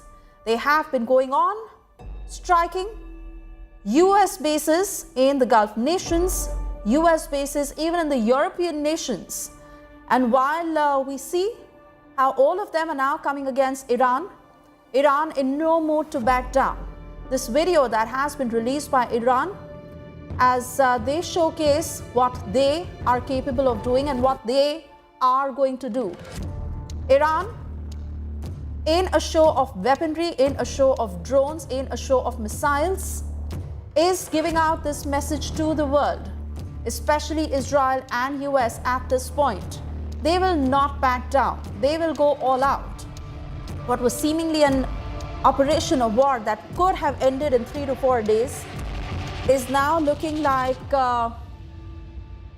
there is no sign of de-escalation at this point. Iran determined to go all out after Israel and in a bid to hit US military installations. They're also striking those hits in the Gulf nations. Mayan Hoffman joining us live as we stay with those pictures. Mayan, that is very strong messaging coming in from Iran, clearly indicating we will not back down. We are ready. We are out there to take you on. Yeah, that is definitely the case. And certainly, where I'm standing right now in Jerusalem is 500 meters from the Temple Mount, where last Saturday, actually the first day of the escalation, there was actually a lot of shrapnel that fell in this area and caused some destruction. Again, really just 500 meters from the Temple Mount here in Jerusalem. Last night, we saw again a direct hit in Jerusalem that injured 7 people, 5 that are still in hospital, including 1 critical. Iran is continuing to step up their attacks. We saw what happened in the Gulf region this morning, and we've already been in the shelters 2 or 3 times since the start of the morning. And that was after a relatively quiet night. I think some Israelis got a little bit hopeful, but we always know when there's quiet, there's going to be more of a storm. And certainly that's what we've seen. In addition, Hezbollah has entered the war. Israel was attacking in Hezbollah, killing over 100 people yesterday, as well as trying to stop some of the core targets. Hezbollah shot in rockets for the first time, saying it was in support of Iran, hitting 2 houses in the Galilee. Nobody was injured in those attacks. The houses were destroyed. Hidden the frame to show us those pictures of what exactly happened there. I believe you're at the location where the missiles fell yesterday. What does it look like? So I'm not at the location where they fell yesterday and where they fell on Saturday. Just next time I'll jump on with you, I'll be at that next location. Both of these places, though, are in Jerusalem. Har Hotzvim, where I'm going to head to next, where there was the direct strike yesterday, is closer to the main highway that leads to Tel Aviv and not so near the old city and all of the holy sites. Where I am now, which is right across from what we call Sultan's Pool, is where the first rockets fell. There's not this was shrapnel. You can't get to the site of the actual damage. They blocked it off. So I'm standing sort of across from the entrance to that. But this is an area where really, if it had been just a few 100 meters difference, it would have hit the holiest sites to Judaism, Christianity, and Islam. Continue talking to us, Mayan, in terms of what these areas are, how they have been sealed, what are the areas that have been evacuated, especially for the civilians, most of them who are also in bunkers to stay safe. What is the sense you get from civilians there? Look, civilians are very tense. I mean, I was down in the bomb shelter myself this morning with a bunch of my neighbors who were starting to feel very fearful. One of them said she woke up at 4 in the morning thinking that she had heard rocket sirens, but of course there weren't any at that time. She woke up her husband in the house. People are rushing down. I have several kids, but my youngest daughter runs down the stairs. You know, over 175 people have been injured actually running to their shelters because of they're so tense and nervous. Many people are being treated for shock. Magen David Adom, our first response, our first responders, they sent out a message this morning about the several hundred people who have gone to the hospital. If you remember, in the last war, it was 12 days, 28 people died, and over 3,000 people were injured. And just yesterday, we saw 9 Israelis killed in a direct hit, including 6 members of the same family in a direct hit in Beit Shemesh, which is a neighborhood or a city between Jerusalem and Tel Aviv in central Israel. We've also seen, as I said, 2 houses destroyed in the Galilee this morning. And on my way here in Jerusalem, there were sirens again in the south, near the Gaza envelope, where we, had all the large war with Hamas in Gaza. But Mayan, with the sort of messaging coming in from Iran, doesn't look like the situation is going to de-escalate anytime soon. And people must be prepared for a temporary halt at this point, not really knowing how uncertain the situation is. What really is being told to the people in terms of stocking up essentials, in terms of, where to stay away from, how to stay safe, and especially to have minimal damage? 100%. So there are several different factors. I mean, first of all, you're 100% correct. We don't think that this is going to end quickly at this stage. Our chief of staff, Zamir, this morning let the Israeli people know that we're in this for the long haul and to hold tight because we're going to keep going. Just last night, Prime Minister Benjamin Netanyahu delivered a similar message, and we've all heard from President Trump that we're looking at a minimum of 4 weeks. So here in Israel, the Home Front Command has instructed people to be near their shelters. They send out a warning 8 to 15 minutes before when a rocket is launched from Iran to let us know that it's coming. And then a siren goes off. And depending on where you are, you have a minute or so to get down to that shelter. And then you start to hear the interceptions overhead. In terms of stocking up, they are keeping the grocery stores open. They are keeping the pharmacies open and areas that are, that provide essential products. But schools are closed. Places of business are closed, and you're not allowed to go to work unless you're considered what they call an essential worker. So the country is by and large shut down. I mean, even here where I'm standing, even though I'm in a kind of an area near, as I said, Sultan's Pool, which doesn't have cars, going above me, there's a main road, and there are almost no cars on the road because people are being asked not to travel. Buses and trains, they're only running about once an hour. It's very difficult if you don't have a car to get from place to place because the country is trying to stay safe. And as we saw yesterday, even when you're in a shelter, a direct hit can be deadly, certainly if you're outside of one. Oh, yes, absolutely, man. Requesting you to stay safe, and we'll come back to you in a short while from now as you continue to give us an overview of what really is it on the ground and how is it changing from one location to the other. I also want to go back to my colleague Sandeep Unithan, who continues to stay with us on the broadcast. Sandeep, extremely tensed at this point, given the fact that Israel is aiming to hit 2,500 Iranian targets. And Iran putting out that message straight up, we are not going to back down. For the very reason these videos are being released as a showcase of what their combat capabilities are like. Massive escalation that we are set to see in the next 24 hours, 48 hours, especially to what it will mean for the Israelis, because Iran will retaliate back. Yes, exactly, Suresh. And as I was saying a little while ago, this war seems to be heading into the direction of magazine depth. By magazine depth, I mean the ability of both sides to stockpile ammunition, how much of ammunition they have left to fight this war. Iran clearly with those videos is putting out a message that they have plenty of more drones and missiles from where they came from. So they are in it for the long haul.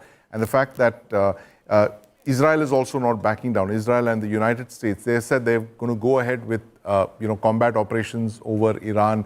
So it's literally a question of which side will run out of missiles and interceptors and drones first. Both of them have prepared for this eventuality. The US and, of course, Israel have stockpiled weapons, as Ambassador Ruben Azar told Gaurav Sawant. 2,500 targets is what Israel wants to hit inside Iran to paralyze Iran. And Iran coming out with that message, that video, where they've shown that they've got tens of thousands of drones and missiles. They have plenty of missiles to continue with this war, to intensify the campaign even, to expand it beyond where they've already been striking. It's unprecedented again, Suyesh. I must tell our viewers this. Never in the history of warfare has one country targeted 12 other neighboring countries almost simultaneously by firing over 1,000 projectiles. You know, drones, cruise missiles, rockets, all of that. That's exactly what Iran has been doing, and that's one of the reasons why we are in such dangerous territory right now. You have the Gulf monarchies, the GCC countries on the one hand, the US and Israel continuing their major operations against Iran, and Iran literally with its back to the wall, not giving in, not going down without a fight, expanding the the axis of conflict by not only invoking its own so-called axis of resistance actors, right from the Houthis to Hezbollah, but also to target the economic interests of all of the GCC countries, targeting tourism, trade, economic arteries of the flow of oil through the Straits of Hormuz, which is now empty. As we've seen, our Austin desk has produced evidence to show that most of the ships have cleared off the Straits of Hormuz, and that is a very worrying situation there. Iran is expanded, has effectively over the last 3 days, it's expanded the zone of conflict. It's taken it much beyond just Iran. So if the US thought that the fighting would be confined only to Iran, Iran has expanded the theater of conflict. It's taken it to as far as Cyprus, hitting the bases there in Cyprus, and to Oman. Every country in the region literally has been struck by Iranian drones and missiles. And this is why I believe we are in very, very dangerous territory right now, Suyesh. Oh, yes, absolutely, Sandeep. Let me also take this to Geeta, to how really are you reading into Iran's strategy at this point, given the fact that they're making too many enemies at this point. This is the holy month of Ramadan. It is one Islamic nation pitting against the other. And despite knowing that the consequences can be grave for Iran, but right now the focus entirely is to tell the world, we are out there, we can fight you, and come what may, we are not going to go back. Well, Suesha, completely agreeing with Sandy over here. The fact that this is one country that's opened fronts in the whole of West Asia.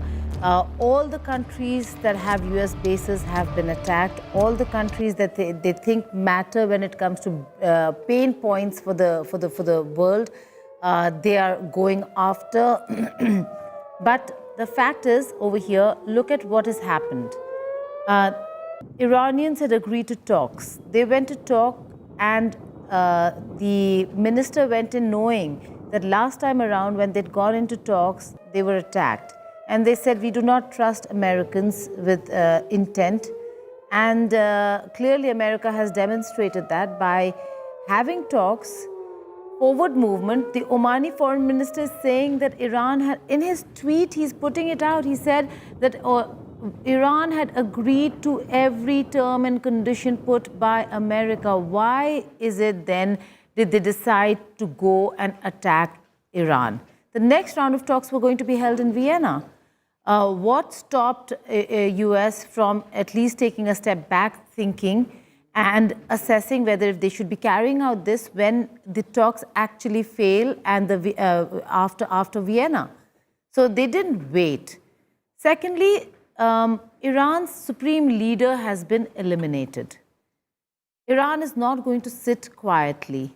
The game plan over here, the war strategy over here, should have been for America to see and decide on what Iran was going to do should they take out Khamenei, or should they take out the top leadership. This is like the 12-day war, but even more severe because Khamenei is dead. Iran is going to avenge. Iran is going to take revenge, and Iran is going to, and if Iran were to go to war, which is what Iran is doing, they were not going to stop with a limited conflict responding to Israel.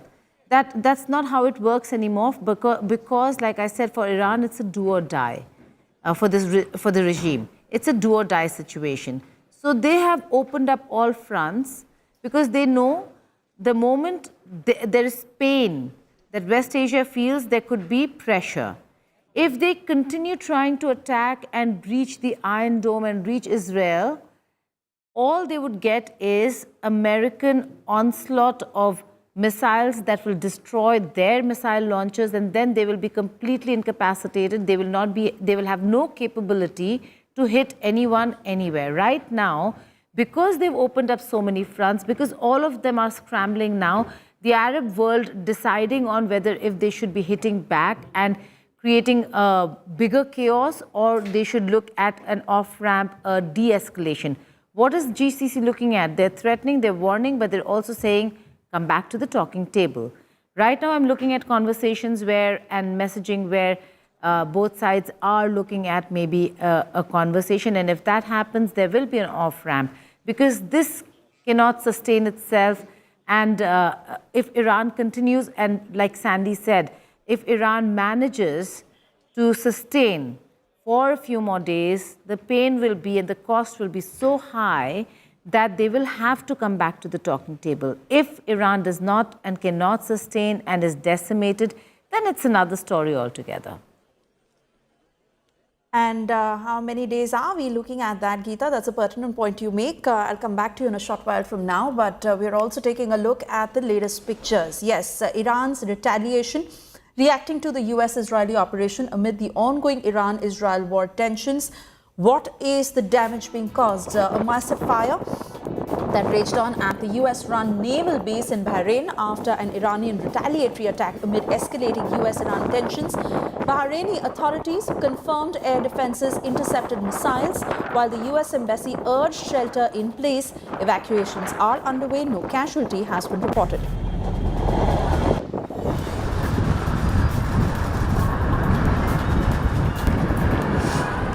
Dramatic night visuals capturing Iranian missiles arching overhead from Hebron in Israel. Iranian missiles launched towards Israel were visible over Hebron skies as Israel unleashed fresh strikes on Tehran, claiming air dominance after assassinating Supreme Leader Khamenei.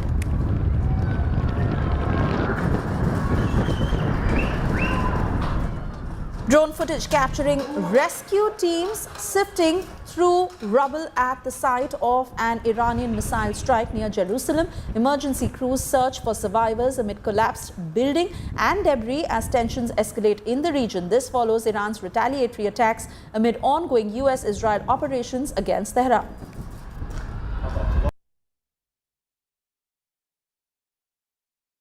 Iran fired ballistic missiles at Tel Aviv and areas across Israel, triggering widespread air raid sirens. Civilians took cover on streets amid intercepts and possible hits. Rescue teams on high alert following strikes near Jerusalem.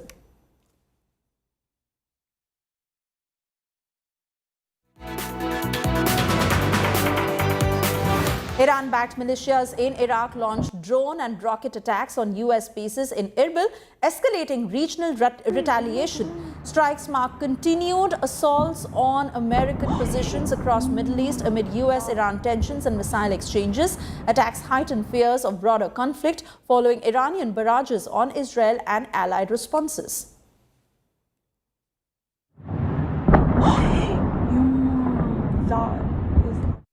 And let's now take a look at how world leaders have reacted to the US-Israeli operation and Iran's retaliation.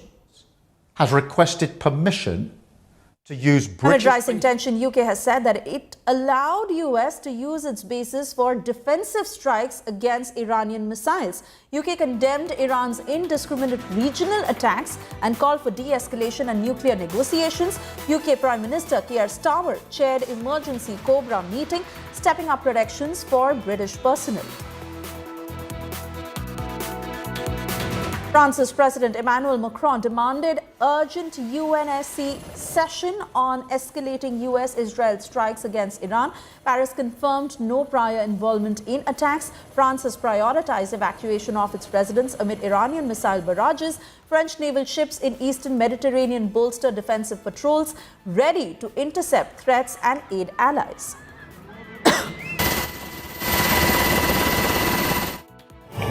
Iran's ally Russia stepped in with equivocal support of the regime. Russian President Vladimir Putin slammed Khamenei's killing, calling it a cynical violation of all norms of human morality and international law. China's Foreign Minister Wang Yi said that the blatant killing of the leader of a sovereign state and the incitement of regime change are unacceptable, adding that attacking a sovereign state without UNSC authorization undermines the foundation for peace. Turkish President Recep Tayyip Erdogan also slammed Khamenei's killing, adding that Turkey will steadfastly continue efforts to ensure that the region regains peace and stability.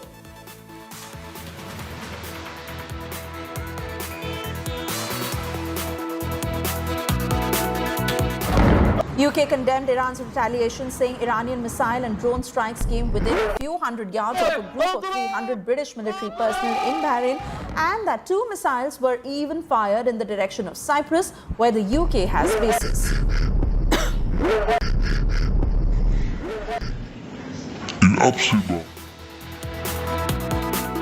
German Chancellor Friedrich Merz recognized the legal ambiguity of the US attack, saying that international law is being respected less and less. But he said that the Iranian regime was a terrorist one, and therefore Germany agrees with the goals of the US action.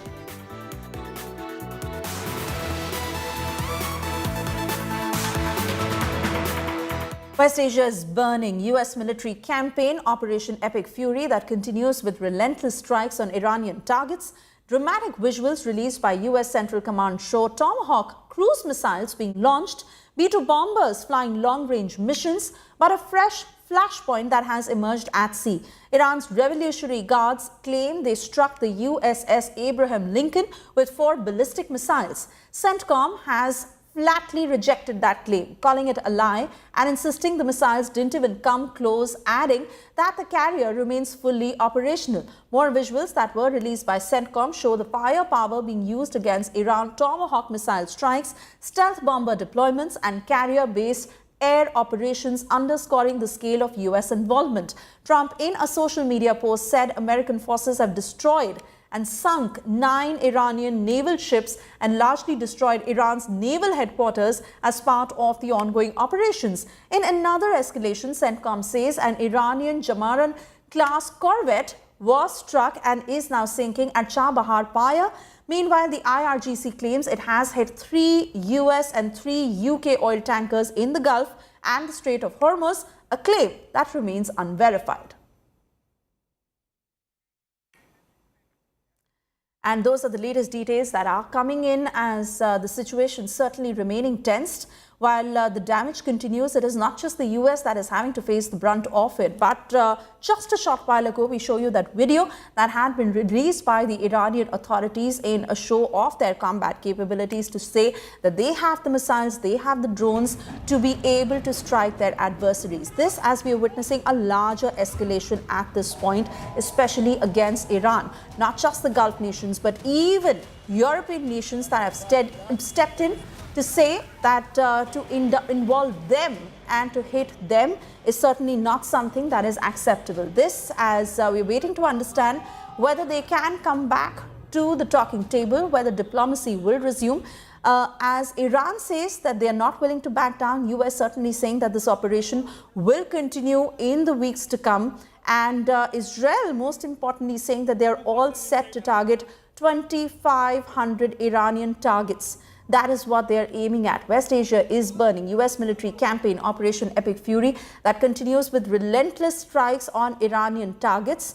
And there are seemingly no signs of de-escalation. We saw what happened at the GCC meet, but whether there will be any sort of retaliation from the Gulf monarchies Or will it be a larger attempt to de-escalate, to say that let's talk this sitting across? Dramatic pictures that have been released by US Central Command to show Tomahawk cruise missiles that were launched, B-2 bombers flying long-range missions, and a fresh flashpoint that has emerged at sea. Meanwhile, Israel's envoy to India, in an exclusive conversation with India Today's Gaurav Sawant, has revealed the scale of the ongoing military campaign against Iran. He has said that the Israeli Defense Forces are targeting more than 2,500 Iranian military sites. According to him, the objective is to systematically degrade Iran's offensive and defensive capabilities. The envoy confirmed that Operation Roaring Lion is far from over. Listen in. How long do you think these operations will continue? What's happening right now? I believe the Israeli forces and the American forces are bombing Tehran, Isfahan, Qum, and other parts of Iran even now. What are you targeting, sir? Well, as Prime Minister Netanyahu has declared yesterday, we are targeting more than 2,500 military targets, and this operation will continue. It will take time. It doesn't get done in a day or two. It has a potential to continue for weeks. Is Iran have the wherewithal to strike back for weeks? Are you trying to ensure, as President Trump said, that Iran does not have any navy left, any missiles left, any missile-making capabilities left? Or are you going to make it so weak that there will be a revolution from within and this regime is removed? Is that what your end game is, sir?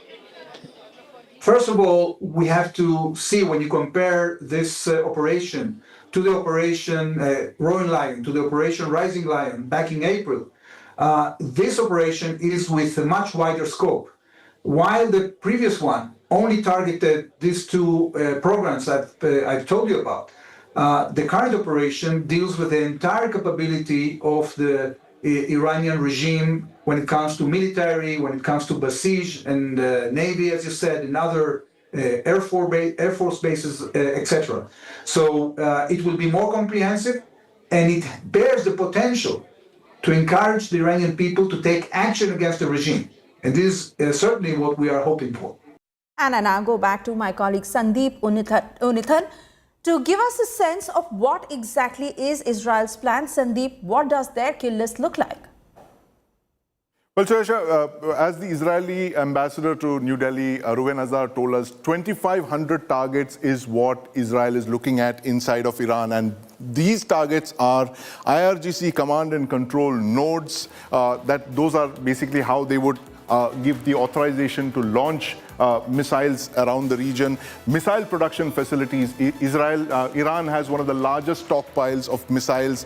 Missile storage sites, these are kept separately. These are heavily protected and defended. And of course, missile launch sites with transporter erector launchers like this, which are hidden. They're believed to have been stored underground. And of course, leadership targets. That's part of their decapitation strategy. Now, these five aspects are part of the 2,500 targets that Israel and the United States have chosen across Iran. And the aim is to hit all of these targets, 2,500 targets, and paralyze Iran's ability to launch missiles, Suesha. Right, Sandeep, really many thanks for getting us those details. This, as we have to slip into a short commercial break. We'll be back on the other side with the very latest. Do stay tuned to India Today.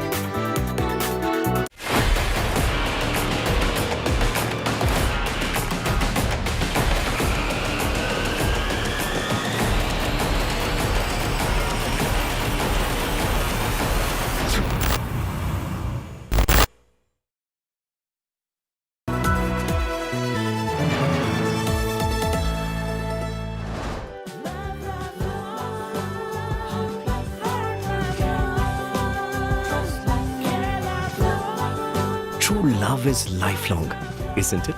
Just like Tata Power Solar Roof, best quality solutions, lifelong service guarantee and unmatched expertise. ये on तो quality lifelong. आपको शायद पता नहीं होगा, अपार ने INS Vikrant के लिए 150 से ज्यादा तरह के केबल्स बनाए हैं। देश के टॉर्पीडोस में भी हैं अपार के केबल्स। वंदे भारत भी अपार के केबल से ही स्पीड पकड़ती है और यही वायर्स और केबल्स हमारे घरों को भी पावर करते हैं। विश्वास इसमें अपार, तभी तो ये है देश का तार। Introducing Motorola Signature. Don't blend in, stand out.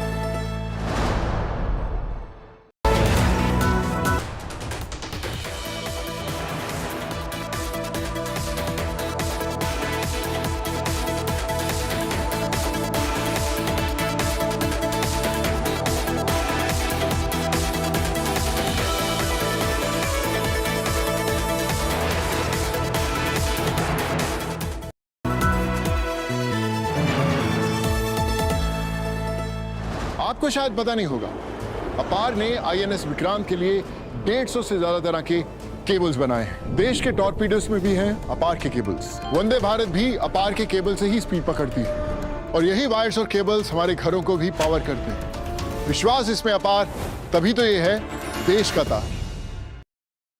Introducing Motorola Signature. Don't blend in, stand out. Introducing Motorola Signature. Don't blend in, stand out. Hi, here are the top headlines. Presented by Motorola. Middle East war intensifies. NATO nations may join the Iran conflict. Hezbollah joins US-Iran war. Fires rockets at Israel. IDF retaliates. Afghanistan strikes Pakistan military sites. Targets Noor Khan Air Base.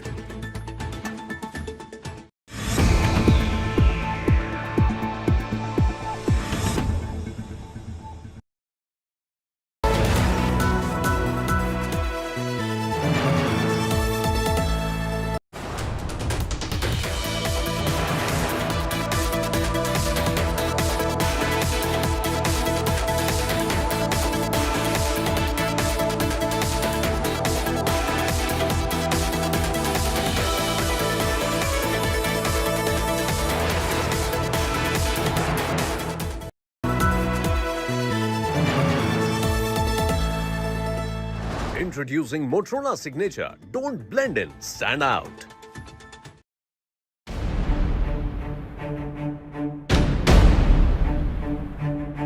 The right of a protester going shirtless cannot be greater than the right of an innovator who wants to showcase artificial intelligence on the world stage. That your right to protest for your political gains cannot be greater. Okay. India's AI story is huge, much greater than a shirtless protest by a bunch of lumpen elements.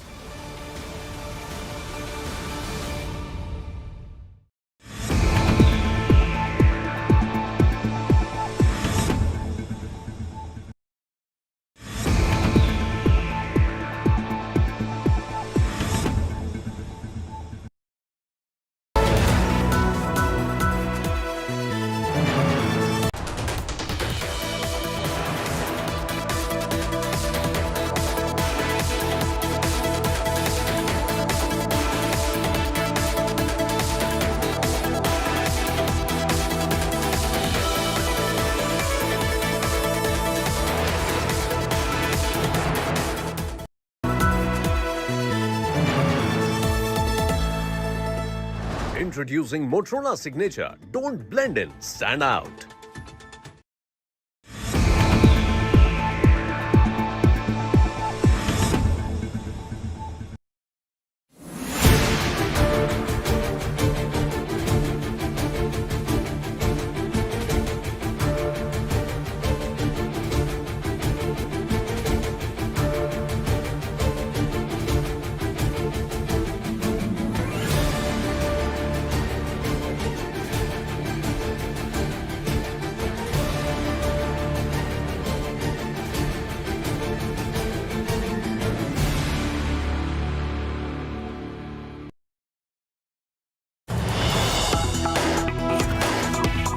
हो रही है। प्रधानमंत्री के रूप में यह उनकी पहली भारत यात्रा है। हम इसे एक महत्वपूर्ण माइलस्टोन के रूप में देखते हैं। पिछले वर्ष कनाडा में आयोजित G7 बैठक में उन्होंने मेरा और मेरे डेलीगेशन का गर्मजोशी से स्वागत किया था। आज उसी आत्मीयता से उनका स्वागत करना मेरे लिए सौभाग्य की बात है। दुनिया में बहुत कम लोग हैं जिनके सीवी में 2 देशों की सेंट्रल बैंकिंग लीडरशिप लिखी हो। हमारी पहली बैठक से ही हमारे संबंधों में एक नई ऊर्जा, परस्पर विश्वास और सकारात्मकता आई है।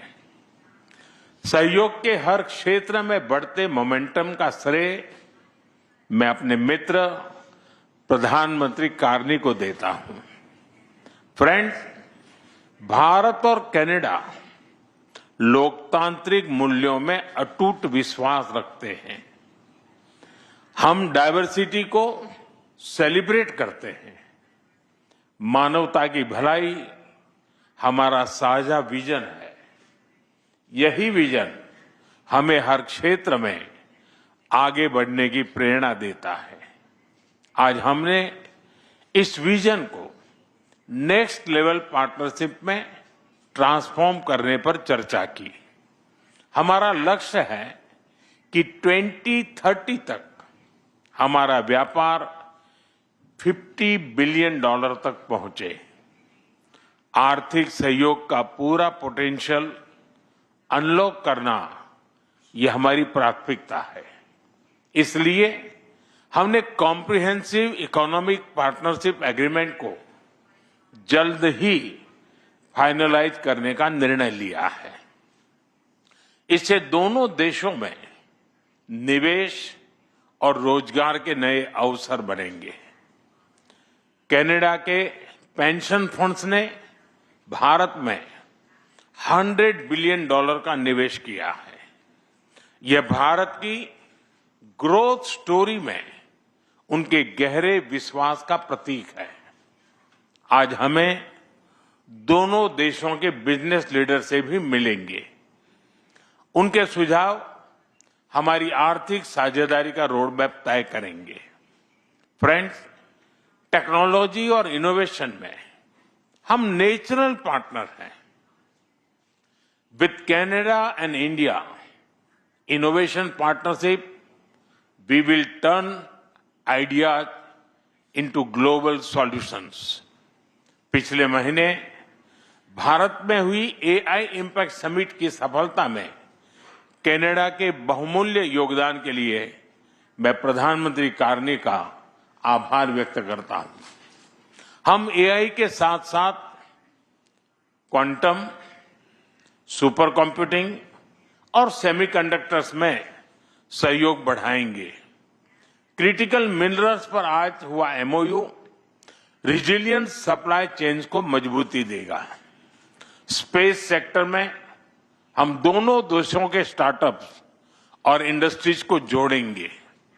फ्रेंड्स, प्रधानमंत्री कार्नी के लिए एनवायरमेंट कोई अलग एजेंडा नहीं, बल्कि इकोनॉमिक स्टेबिलिटी का हिस्सा रहा है।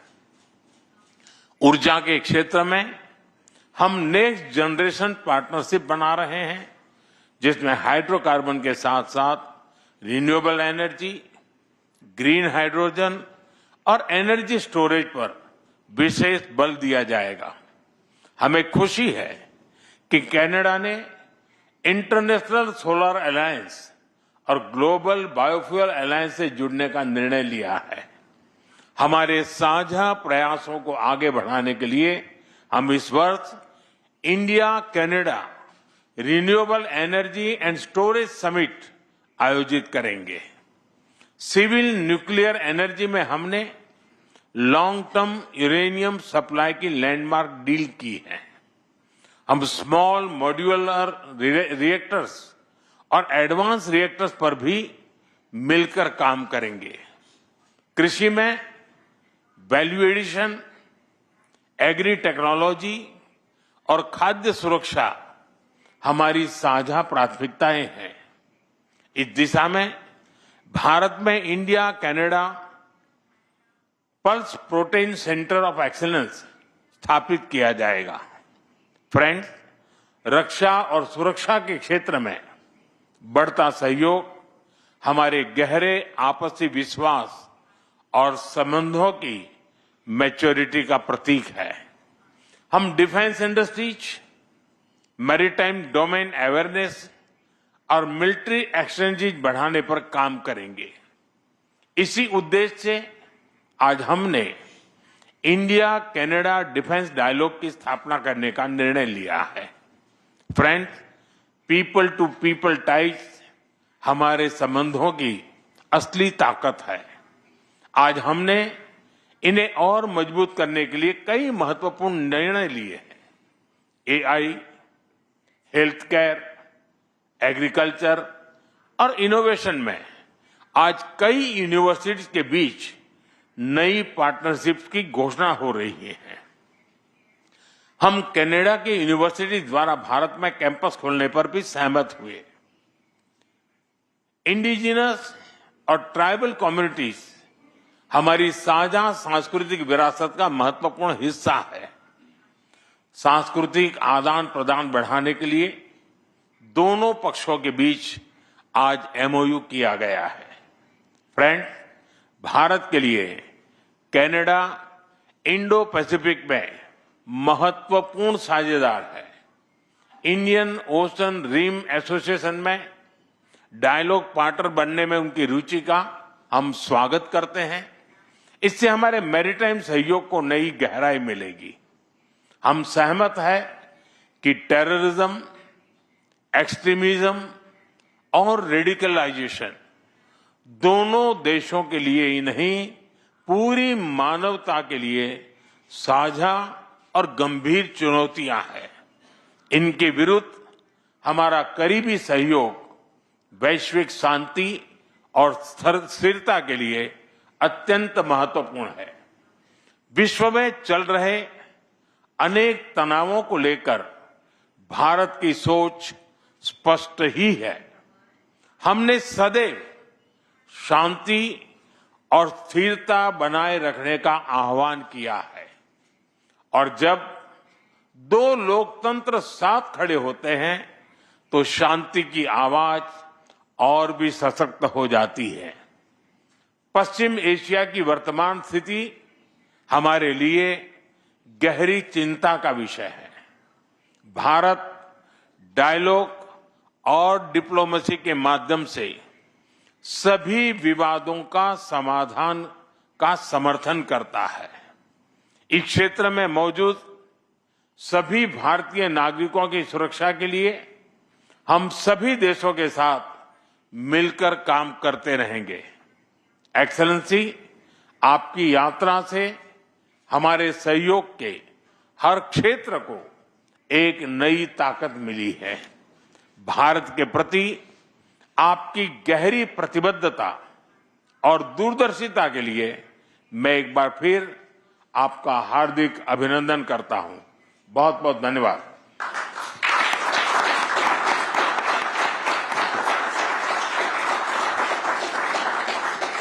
Thank you, sir. May I now request the Right Honourable Mr. Mark Conry, Prime Minister of Canada, to give his remarks to the media. Thank you very much. I will make my remarks in English and in French. And may I begin by thanking you, Prime Minister Modi, for the generous hospitality that you have extended us here in New Delhi.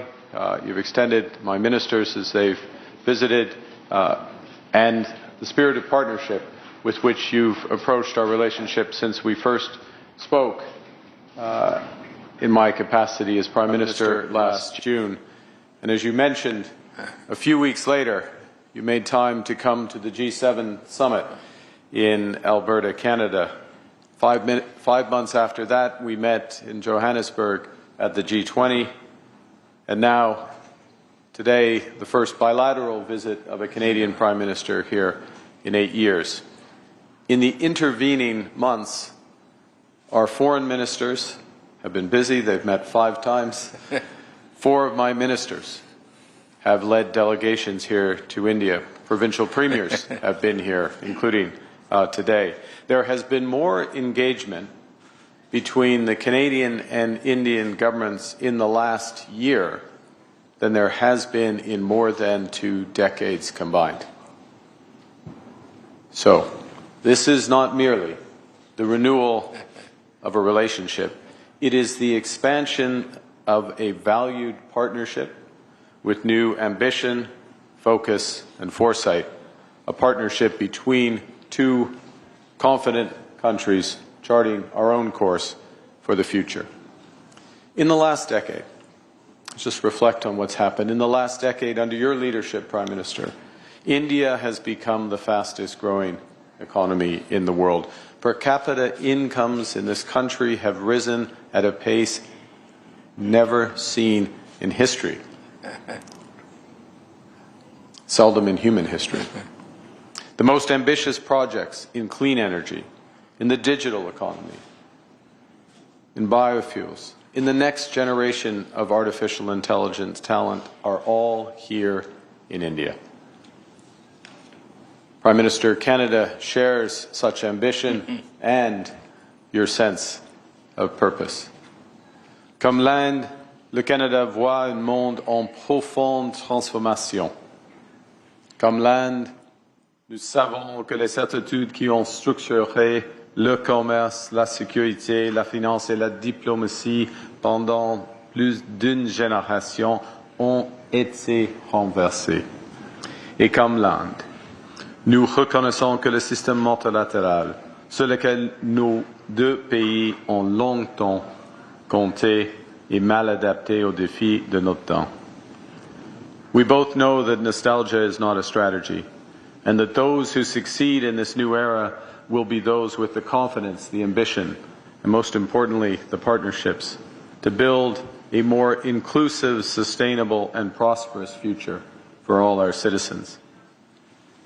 And I believe the prescription for success in this new era is well exemplified by the theme of your G20 presidency in 2023, which I had the honor of attending. That theme, of course, one Earth, one family, one future.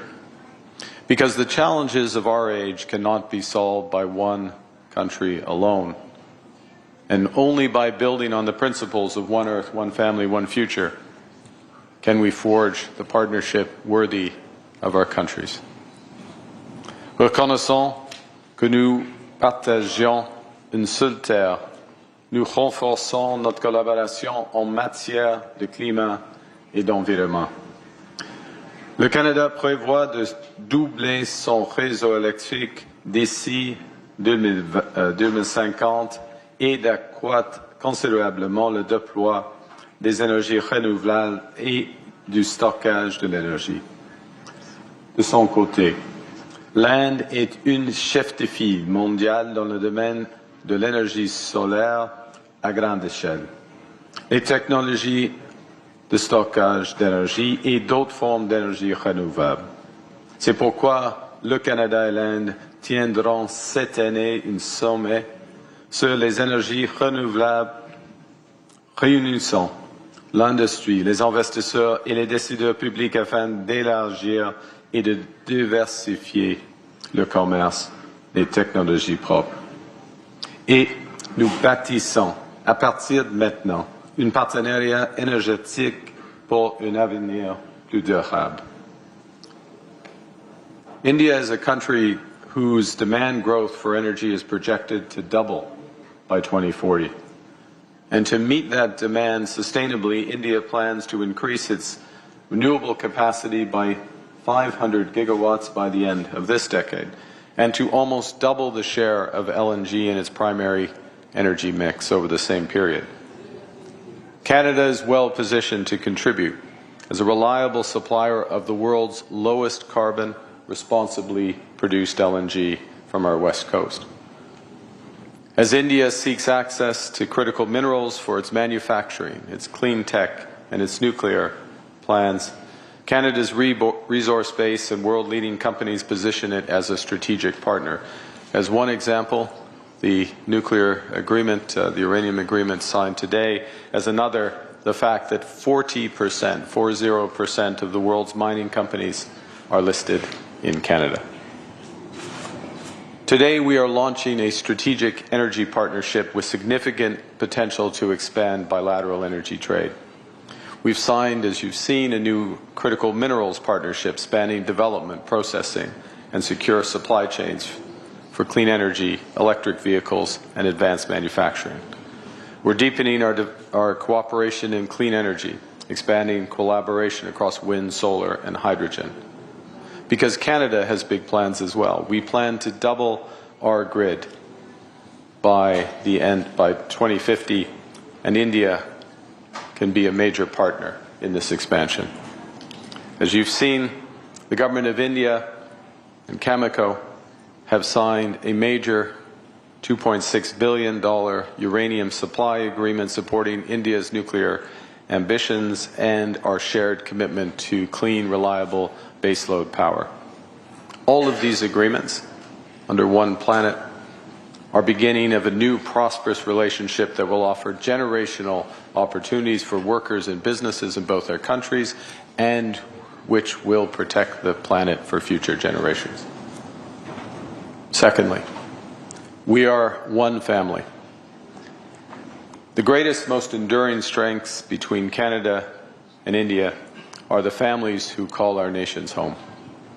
Nearly 2 million Canadians trace their roots to India, including leaders in business, science, culture, and government. Tens of thousands of people travel between our countries every year to visit friends and family. 400,000 talented Indians study in Canada. That is twice the number in the United States. It is 4 times the number in the United Kingdom. These students, these connections, deepen our ties.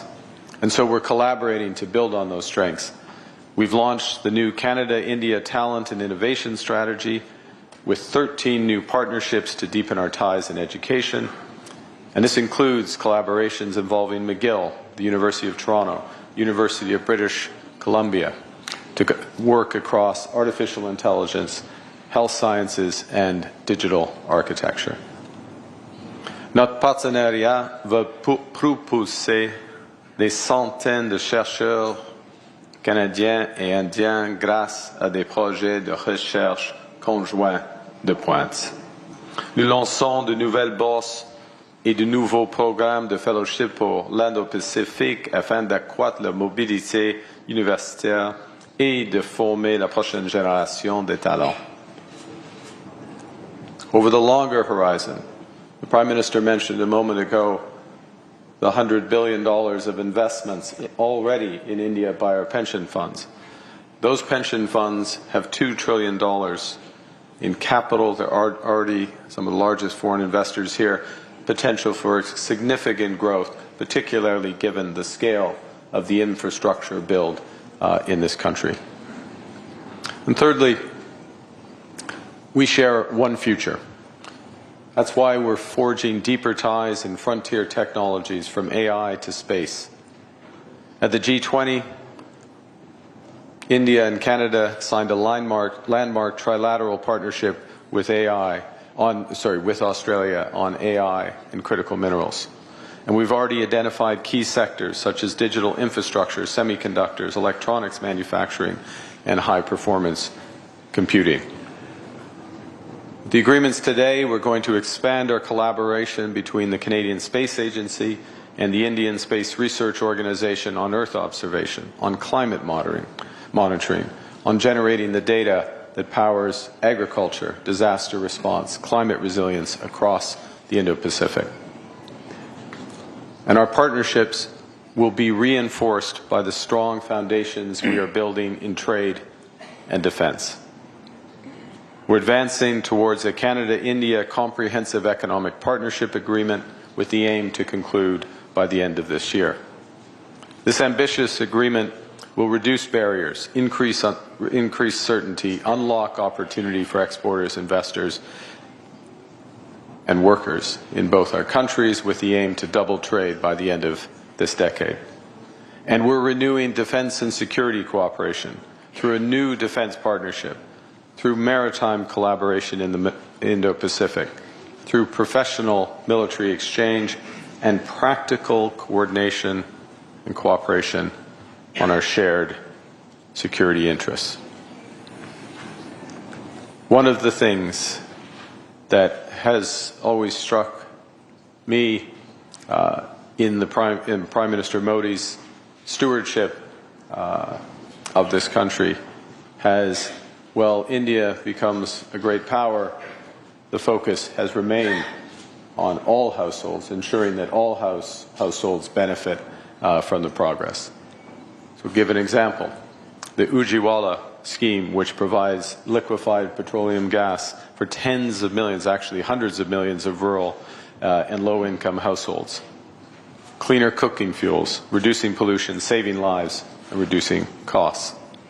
Or another example, and I speak under the control of the former Governor Das, I should say. It's always tough to give up being a governor, isn't it, Governor? But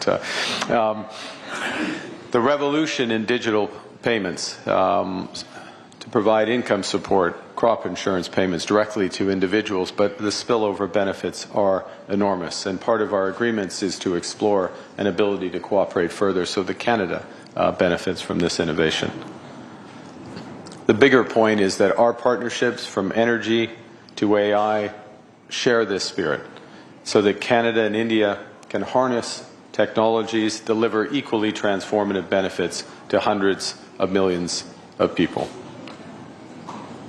Now, to close, we're charting a future of one Earth, one family, one planet, or one future. And I was reminded as I was coming here, as Swami Vivekananda, of course, one of the greatest philosophers. And more than a century ago, I hadn't realized this until I read it, but he, in his travels, spent time in both Vancouver and Winnipeg. And in his travels, in his texts, he personified this maxim: arise, awake, and stop not till the goal is reached. With this partnership, we will advance, we will not stop until the goals of Viksit Bharat 2047 and Canada Strong are reached. It moves us forward, it builds our prosperity, it builds for all, and it builds for a better world. Thank you very much for your listening.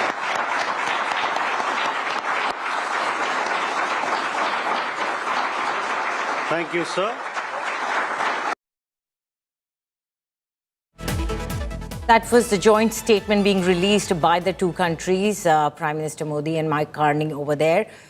While Prime Minister Modi spoke about many joint efforts by the country, the key in this statement was the West Asia mention. He mentioned that the only way forward for resolution of issues and problems is through dialogue and diplomacy.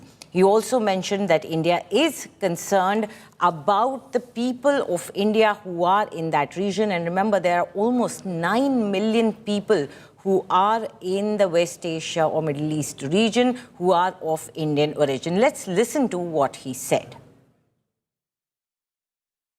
विश्व में चल रहे अनेक तनावों को लेकर भारत की सोच स्पष्ट ही है।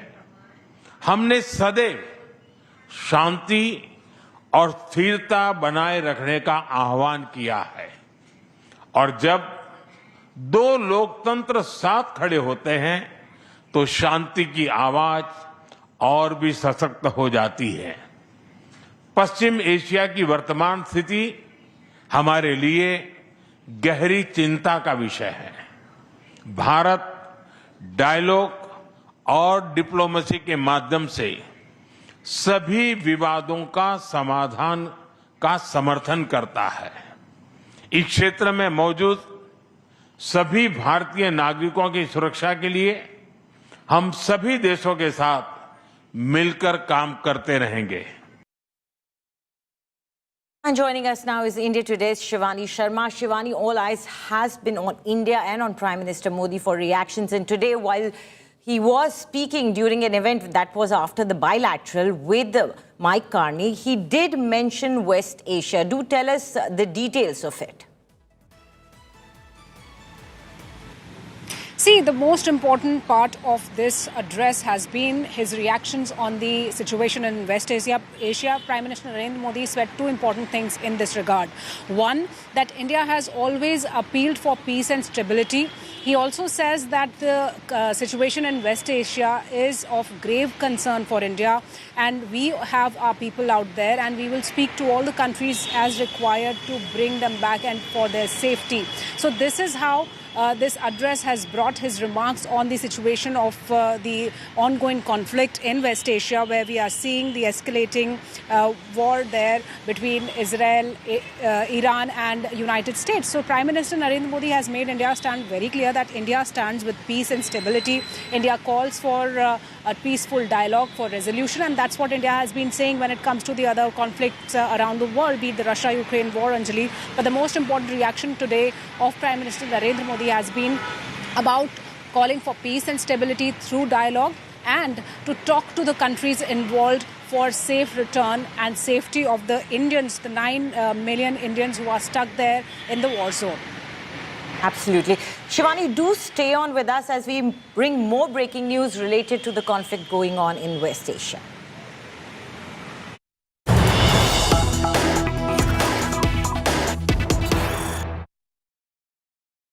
Okay, as the conflict escalates, it seems there have been attacks on embassies as well of US, and in Kuwait especially, US has issued a word of caution to its citizens.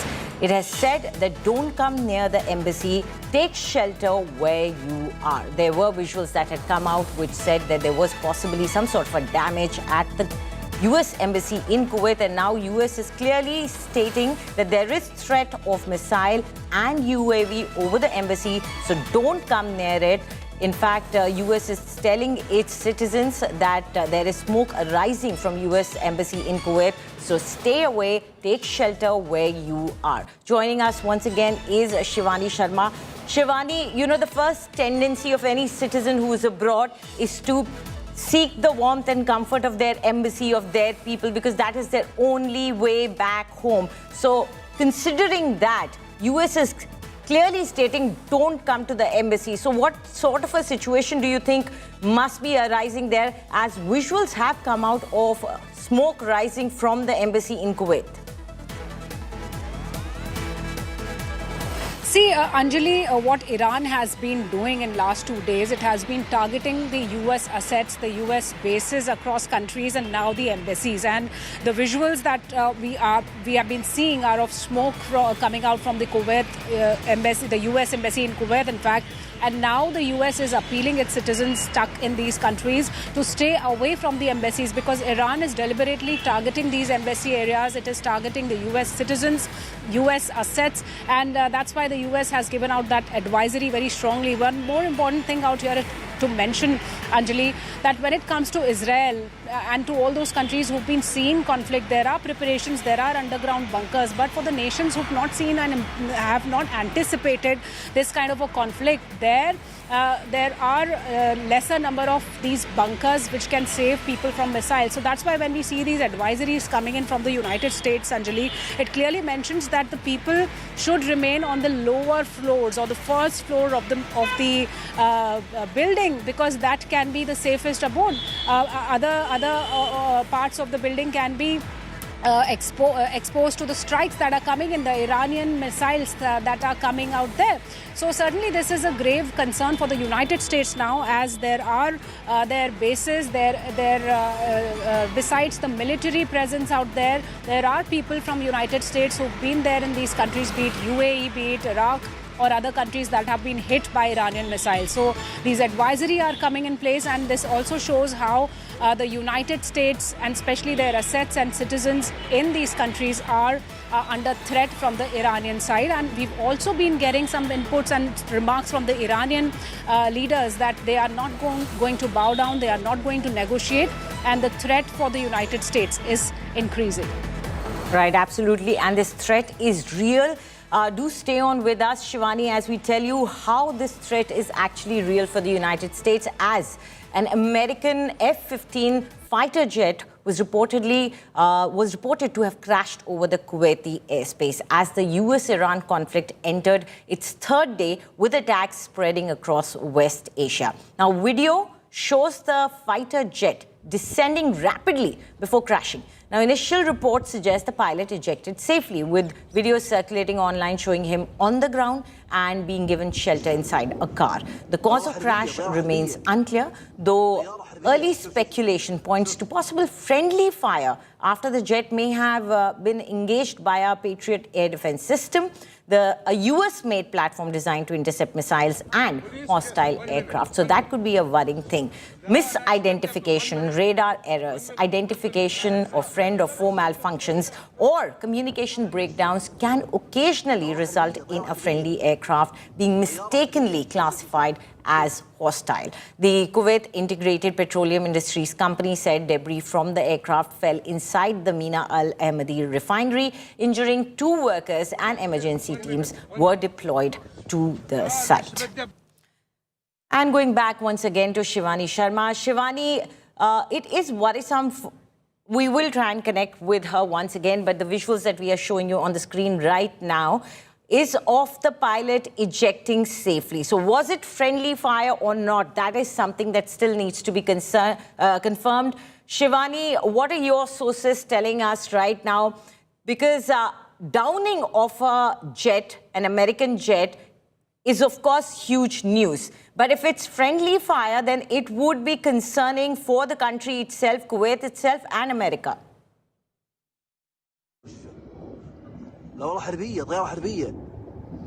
Shivani, can you hear me? Anjali, please repeat your question. I could not get your question. Right. Shivani, I was saying it would be concerning for America and Kuwait also if it is indeed friendly fire. 1 minute.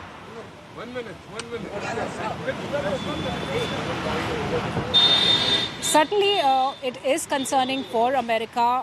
The kind of targeting it is now being done not only on the basis, the people who have been residing in all these countries, be it Qatar, UAE, or the other nations out there, but also on the economic assets of the United States.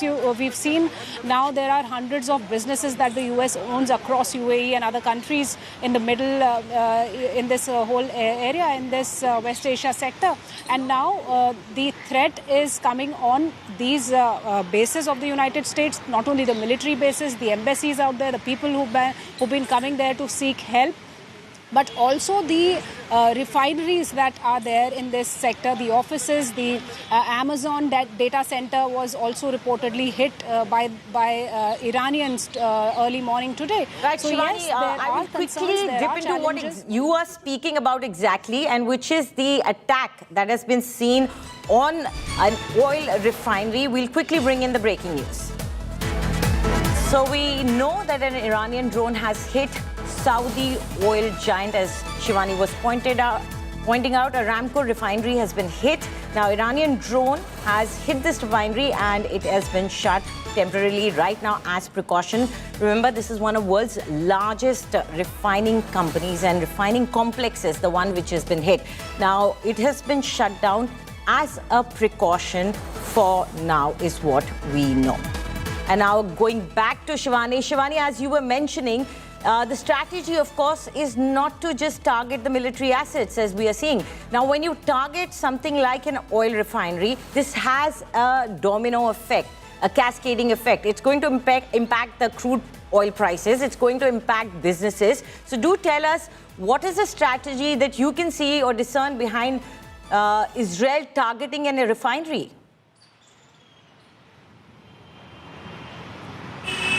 See, Anjali, what we are now seeing is that the attacking of the economic assets also. And when it comes to Iran and Israel war, we know that Iran has already made it very clear that it cannot hit United States inside there. So it will hit its assets and hit where it hurts. So that's what we are seeing, that now the economic assets are being hit. The threat is there for the impact of it. The Strait of Hormuz that was being said to be closed by the Iranians. So it will all have that domino effect which you are also talking about. And the way these refineries are now being hit, they need to be closed, they cannot function, and that will have an impact on the oil supplies across the world. These are big refineries that we see. There was a fire that was reported out there, and as a precaution, the refinery was closed. And there are many such assets that are under threat right now because there are no negotiations that we see as of now between Iran and United States. And in fact, Iran wants all these countries who were just not expecting this kind of attack from Iran to know the cost of war and to have that impact so that they can also intervene. They can also put some pressure on the United States to stop this war that has happened, that is taking place now. And this is the third day. And we also see a lot of escalation out there. Though there are people and experts who say that this will not go for a very long time, but Iran says that it was prepared and it has been preparing since decades. It has military power that it has been hiding. It has a strategy. It has a plan. The decapitation plan that United States looks for is not it's very easy. That's what Iran says. It has multiple layers of hierarchy to look after one after another if they lose their leaders. So this is how now this war is escalating. We see the impacts clearly on the economy. There are thousands of people who are stuck at the airports. Flights are not functional. Airspaces are closed. And there is a direct impact at the sea routes too. So yes, the threat is now not only on the military targets, but the assets and the economic zone also is now coming under the threat of this of this particular war that is going on. Right, absolutely. Even though US may be out of range of Iran's missiles, but definitely Iran is trying to find out a strategy to impact US, and the rest of the world also gets impacted. Shivani, if you look at it, this facility was highly secured. It also has a residential compound within its complex, and it is critical, as we all know, to global energy supplies as well, because per day production also is almost 550,000 barrels a day. So anything you do to an oil refinery impacts not only that particular country or that company, but it impacts the global energy supply and security.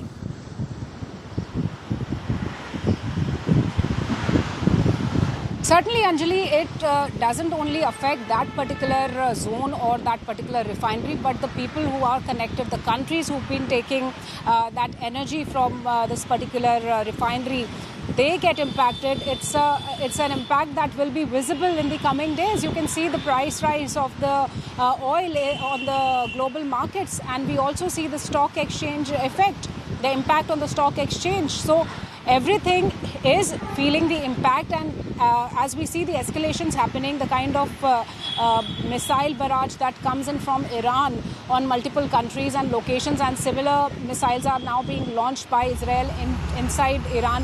None of these countries are ready to negotiate and bow down.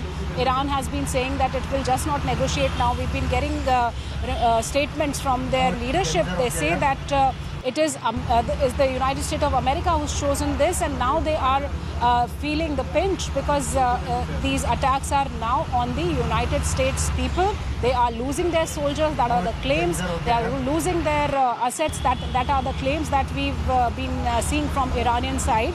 Certainly when a refinery is hit, it is closed, it impacts the global supply chain, it impacts the businesses around the world, it impacts the economy around the world, and all those nations who are not directly involved in this conflict will also be seeing the impact. In fact, it has already started, Anjali.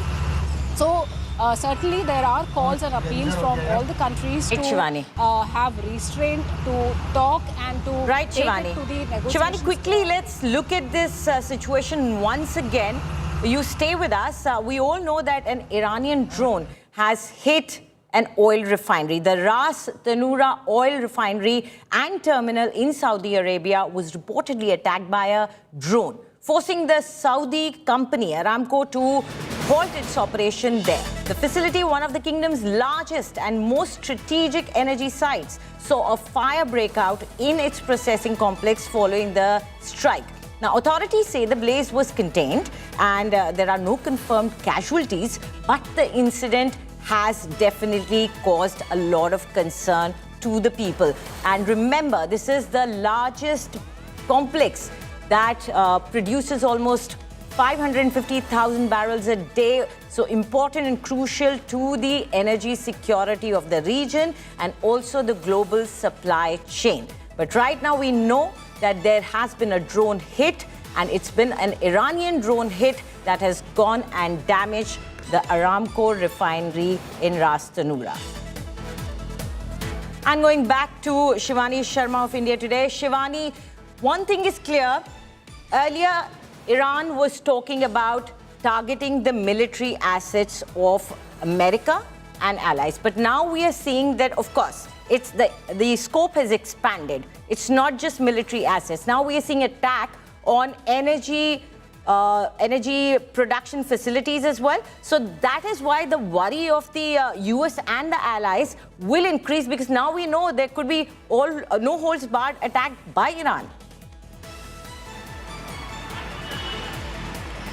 See, this is the strategy which Iran has planned for this kind of a situation. The statements that are now coming in from Iran, they say that they had strategized, they were prepared for this kind of situation, and they have a plan at place. So now there's no moving back. That's the kind of stand that now Iran takes, though there are also some signals from the foreign minister of Iran that they are ready for talks. But yes, there is no stop of these missile barrages. In fact, it has increased and escalation is going on.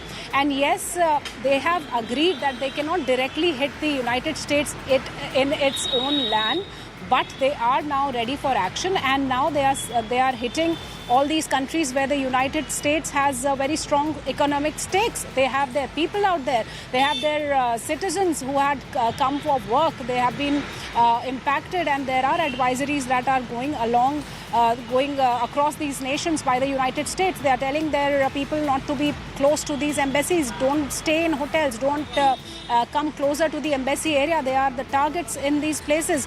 So certainly there are threats now that are coming in from Iran, and Iran it seems that Iran has planned it that way, that it wants all these countries to feel the cost of war. It wants all these countries to get involved and feel what United States has been doing and eliminating the leaders inside their own territory.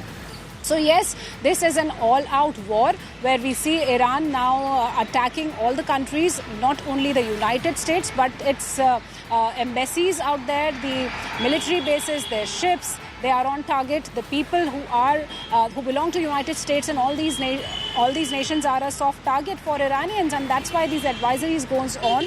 So there is this plan from Iran, it seems, that it will impact US and all the countries that are allies to the US, who are of importance in terms of economy, in terms of businesses to United States, and whichever is in the reach of Iranian ballistic missiles, they are hitting at those places. Very important point I would like to add out here, Anjali, that the Hezbollah, which also happens to be one of the proxies of Iran, it started attacking Israel once again. There are counter strikes that are going on from Israel towards Hezbollah.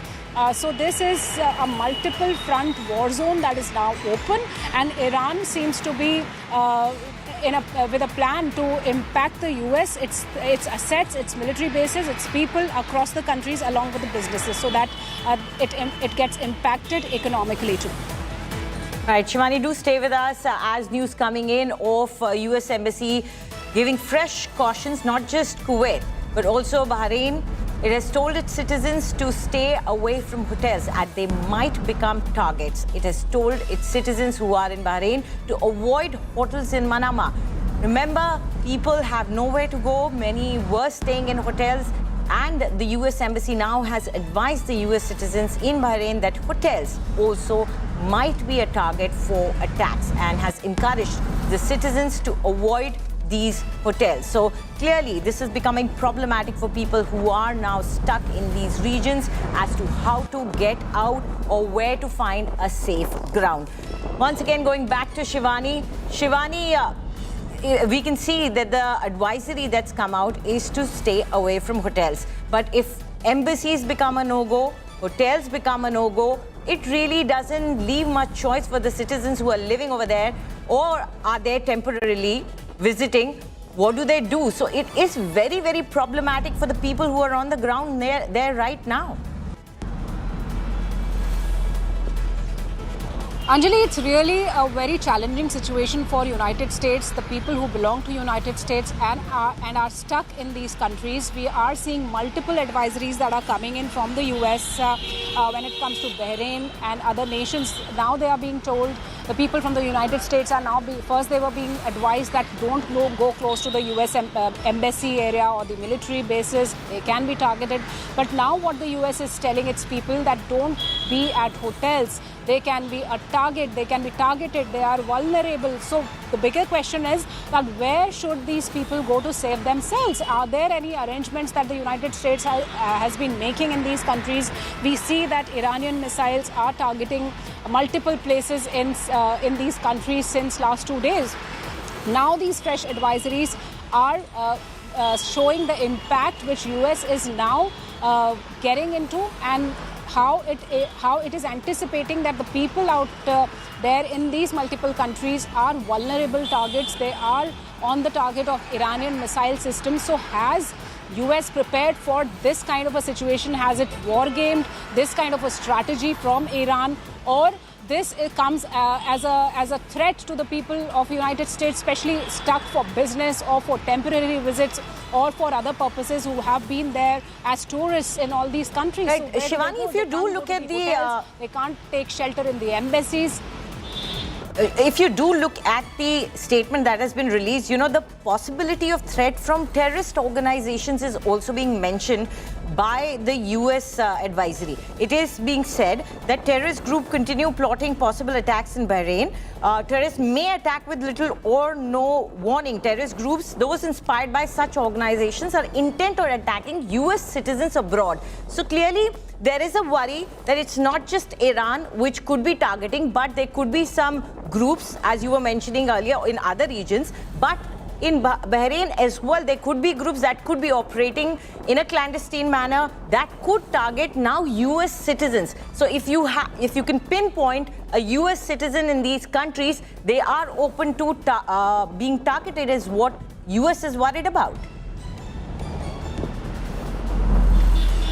Anjali, the inputs that we got through the sources were that Iran is not only hitting United States bases, but also now activating its sleeper cells. The proxies, the terror organizations that have been the proxies of Iran are now being activated. That's what is now worrying the United States. The embassies are now issuing advisories. These are the detailed advisories, Anjali, which we are pointing out. And they are telling the citizens of US that don't be at the hotels, be cautious. There can be some terror groups that are continuing possible attacks that are plotting these attacks, and there can be just no warning before this attack happens on these people of United States, especially in these countries. So they have also given a detailed actions to take, that if you hear a loud explosion or sirens, what you have to do, you have to take shelter, go to your home, go to the lowest level of the structure, and if you are outdoors, immediately seek cover in a hardened structure. Be aware that even if the incoming missile or drone is intercepted, the debris can harm you. So there are worries on the part of United States. That's what the detailed advisories are pointing out now, because clearly Iran has set a target onto the US assets, the US people across these countries, wherever the missiles and these sleeper cells of its terror organizations can reach out to these US citizens or the people from United States. So certainly the worry is clear, the impact is there, the danger is now not only on the US military bases, but on its people across these countries, because in this war there doesn't seem to be any protocol or a rule. It is all-out war now. What we are seeing, that Iran is activating all its proxies, it is activating all its military might, whatever it possesses, and it wants United States to understand that what it has done after killing the supreme leader. So there we are seeing an escalation clearly and a worry that comes to the United States in terms of saving its people, not only.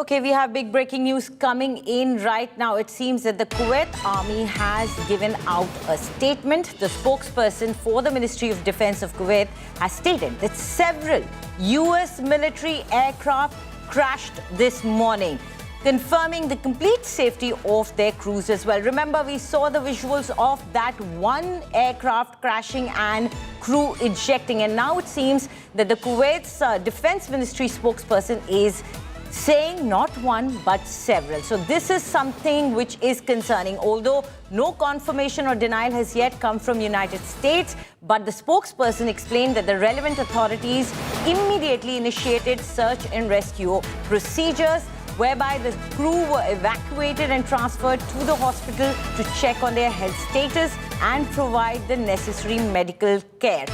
But the big issue here is, has there been a huge damage to the US jets? As the Kuwait Army or the defense spokesperson is saying that several US jets had crashed this morning. There was a visual confirmation of at least one jet that crashed, that had come to the fore. We are bringing you that visual right now as the jet pilot had evacuated and ejected out of the jet and was safe later. But the Kuwait's defense spokesperson, official spokesperson, has now confirmed that not one but several American jets had suffered damage. Now, the official spokesperson added that direct coordination was conducted with the friendly US forces regarding the circumstances of the incident and joint technical measures were taken.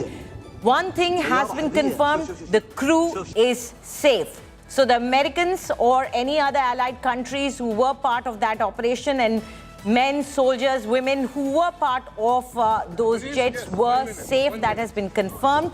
And on your screens, you can see the visuals of that one pilot of the jet that had ejected. And as all this continues, we bring you fresh visuals of Aramco Refinery, which was targeted by an Iranian drone in Saudi Arabia, one of the largest refining complexes in Saudi Arabia.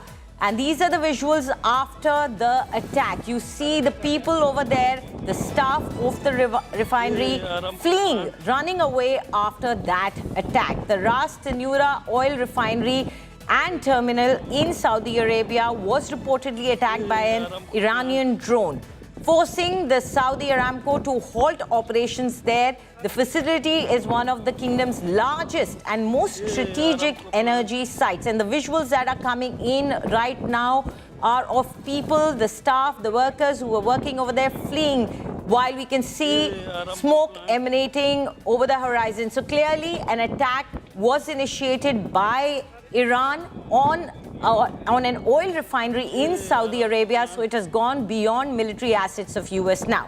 It is the civilian energy assets of the allied countries as well that are being targeted by Iran.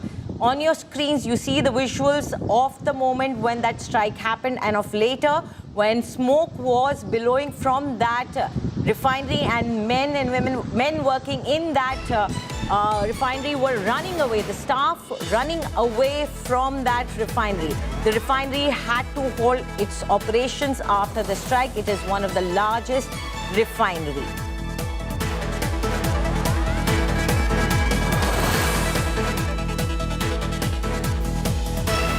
Right, so as we know, the situation seems to be escalating in Iran and in the neighboring countries as well. As we clearly know that there are many attacks happening. It's time for a short break now. On the other side, we bring you more news and updates.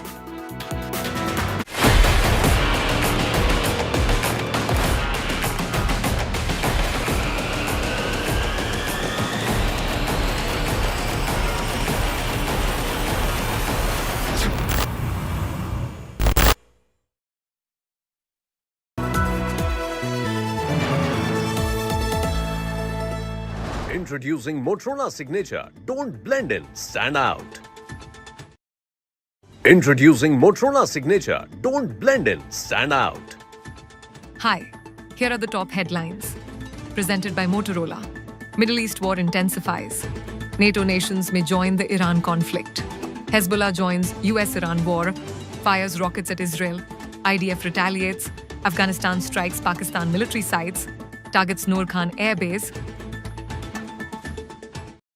The Great Nicobar Controversy. Can India's biggest island project balance growth and nature hand in hand?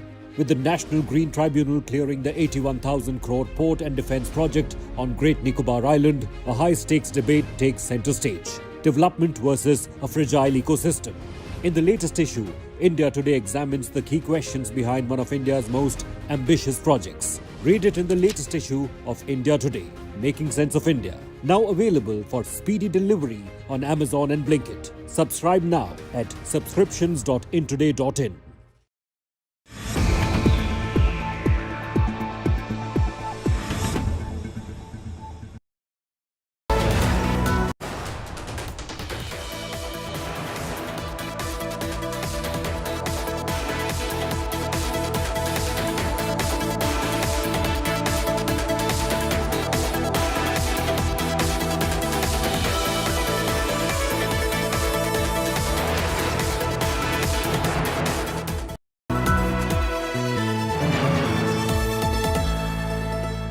Introducing Motorola Signature. Don't blend in, stand out.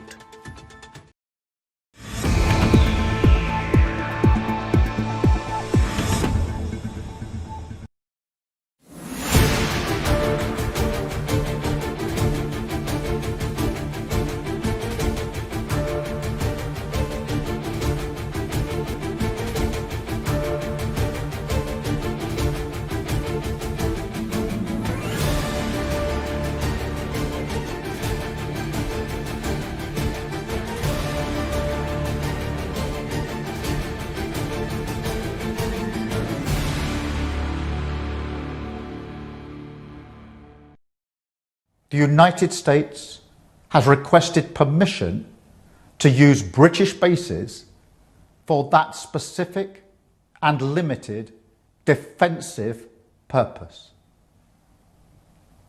We have taken the decision to accept this request to prevent Iran firing missiles across the region, killing innocent civilians, putting British lives at risk, and hitting countries that have not been involved.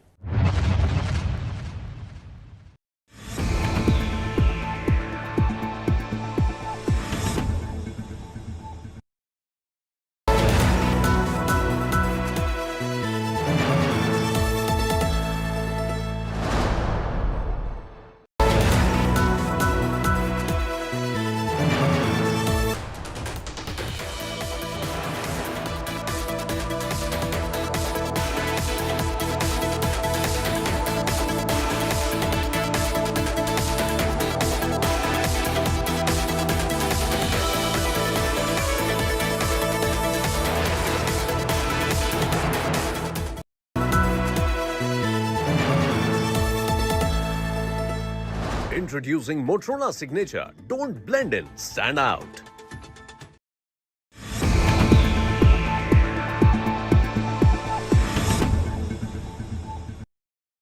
Hi, I'm Sana. Here's your weather update. Daily maximum 33 and minimum 16 degrees. Mumbai maximum 27 and minimum 23 degrees.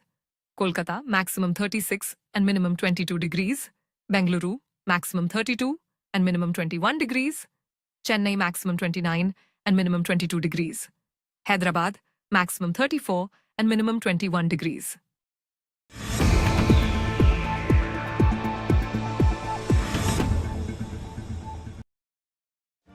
Make your media plan smarter with India Today Live TV on your connected devices. Amplify your brand with 100 million smart internet viewers. To advertise, mail us at sales@aajtak.com.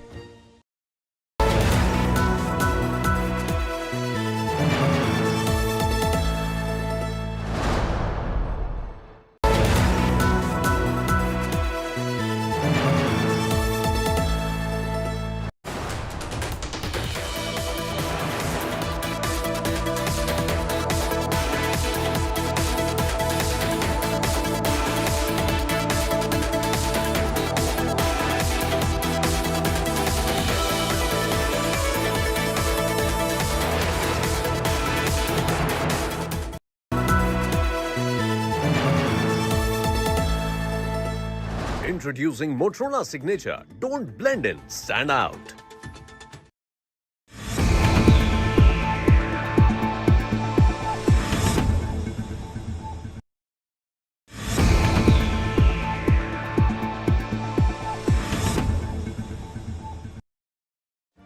Make your media plan smarter with India Today Live TV on your connected devices.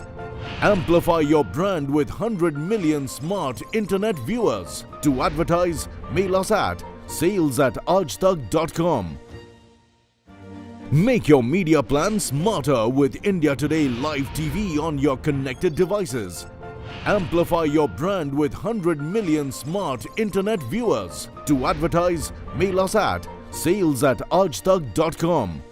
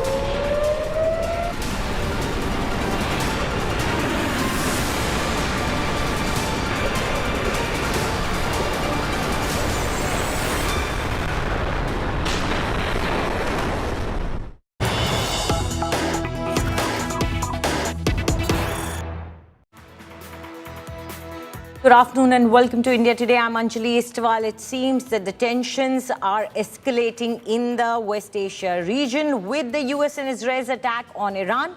The Indian Navy now is on high alert. It has the capability to launch an operation to safely evacuate Indians stranded in the conflict zone should the need arise, is what the Indian Navy has clearly stated. Now, the CDS, General Anil Chauhan, was present at the CCS meeting that was held late night in Delhi on March 1st. Now, according to information received by India Today from top defense sources, the Navy and Air Force at South Block headquarters are continuously monitoring the situation in Iran and the nearby region. The Indian Navy's Operation Sankalp is a testament to its commitment to safeguarding India's maritime interests, is what Indian Navy has said. With INS Surat deployed in Bahrain and several destroyers and frigates in the Gulf of Aden and Gulf of Oman, the Navy is well positioned to protect cargo ships and conduct anti-piracy operations. The Navy has also said that Operation Sankalp has been instrumental in ensuring the safe passage of Indian-flagged vessels through the strategic Strait of Hormuz. The Navy has deployed over 5,000 personnel, 21 warships, and conducted 900 hours of maritime surveillance flights addressing threats in the maritime domain. As the situation in West Asia continues to unfold, the Navy remains vigilant, ready to respond to any emerging challenges, according to the Indian Navy. So clearly, Indian Navy has made it clear that they are ready to help out at a moment's notice. They are positioned, they are ready, they are anticipating, and whenever required, they will be there to help out, whether it is rescue operations, evacuations, or protecting the interest of the cargo ships that could be moving through Hormuz Strait.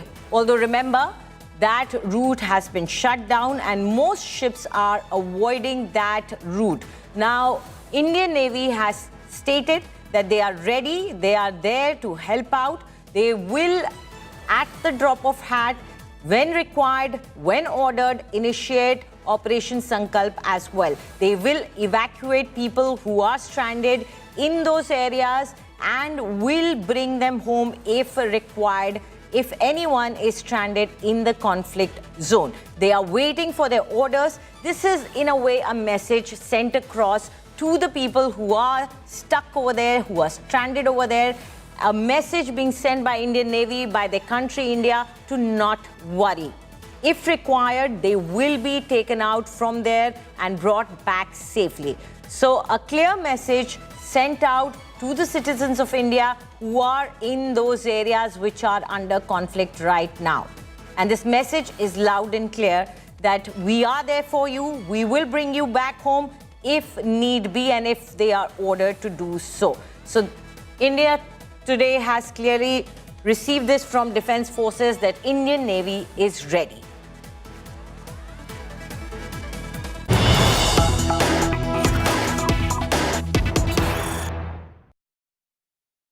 We have more news coming in. The Israeli Defense Minister has said that Hezbollah chief is now a marked target for elimination. Remember, Hezbollah has also jumped into this conflict by sending down missiles, and because of that, now many rockets now, and because of that now Israel is saying that Hezbollah chief is now a marked target and they are going to be eliminating him as soon as possible. Asked if Israel is considering a ground invasion of Lebanon, a military spokesperson said that all options are on the table. So this is a news coming in right now. Could there be a possibility of a ground invasion of Lebanon?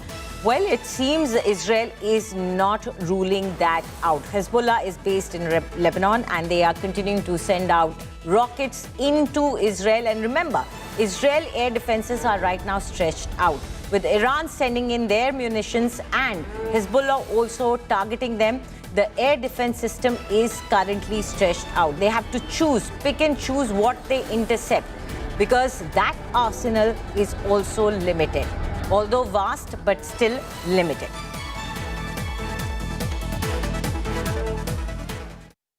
Now, after unleashing Operation Epic Fury on Iran, United States has released the first image of President Donald Trump monitoring the strikes. The image was released by U.S. State's Department, in which Donald Trump can be seen inside the war room with his team, and in a backdrop, a map is visible showing U.S. presence in the West Asia. Trump has once again warned Iran, stated again that the country cannot be allowed to have nuclear weapons, and urged the Revolutionary Guards to lay down weapons or face death.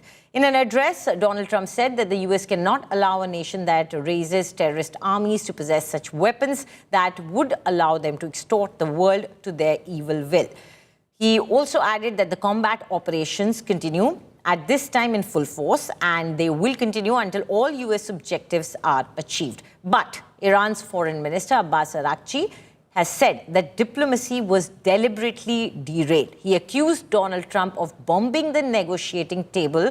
Remember, there was a negotiation that was underway right before this. Tehran insists that Iran is defending itself and warns that no one can tell Iran not to respond. An Iranian regime armed with long-range missiles and nuclear weapons would be a dire threat to every American. We cannot allow a nation that raises terrorist armies to possess such weapons, would allow them to extort the world to their evil will. Not going to let it happen. We're not happening to us, and we're not going to let it happen to others. The United States has the strongest military the world has ever seen. For almost 50 years, these wicked extremists have been attacking the United States while chanting the slogan, "Death to America," or "Death to Israel," or both. They are the world's #1 state sponsor of terror. We are the world's greatest and most powerful nation, so we can do something about what they do. These intolerable threats will not continue any longer. I once again urge the Revolutionary Guard, the Iranian military and police, to lay down your arms and receive full immunity or face certain death. It will be certain death. Won't be pretty.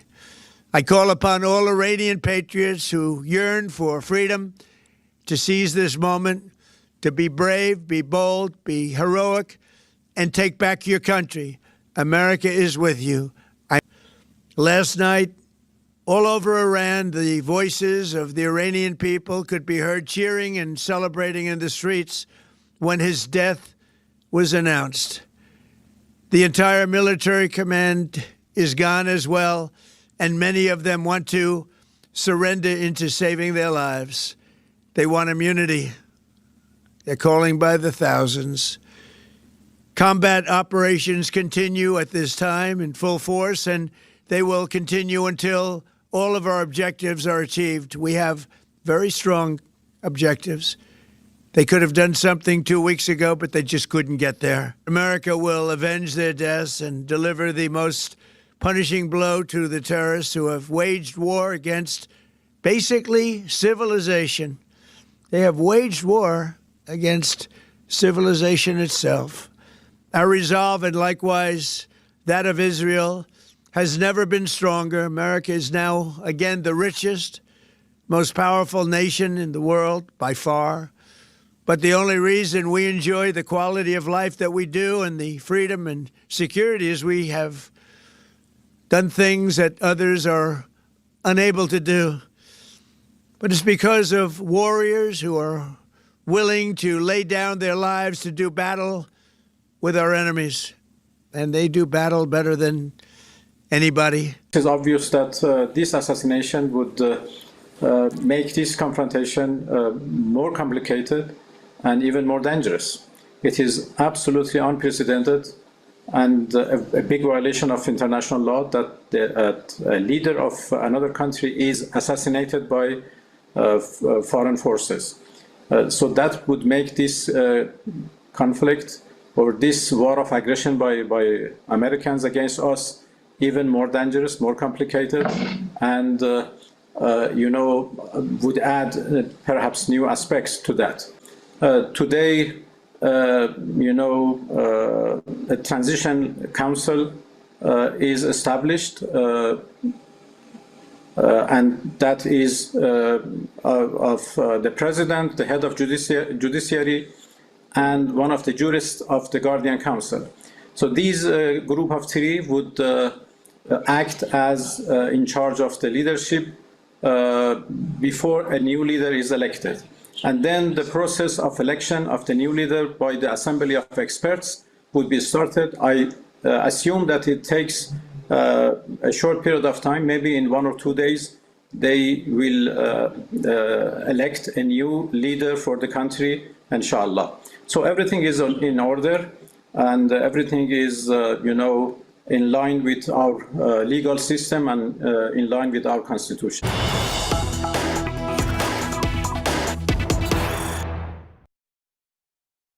And now back home news coming in of protests. Jammu and Kashmir police had to use tear gas shells to disperse people who were protesting against the killing of Iran's supreme leader Ayatollah Ali Khamenei.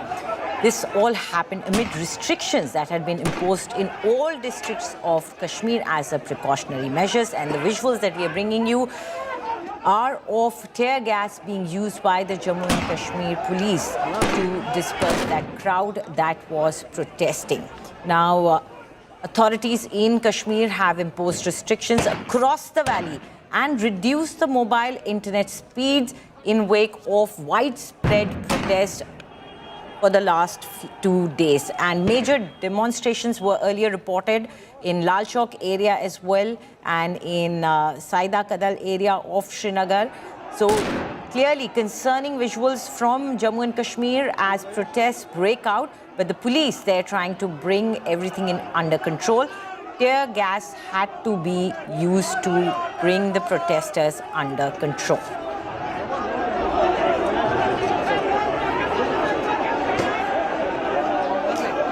Let's quickly take a look at a ground report that India Today's Mir Farid brings to us.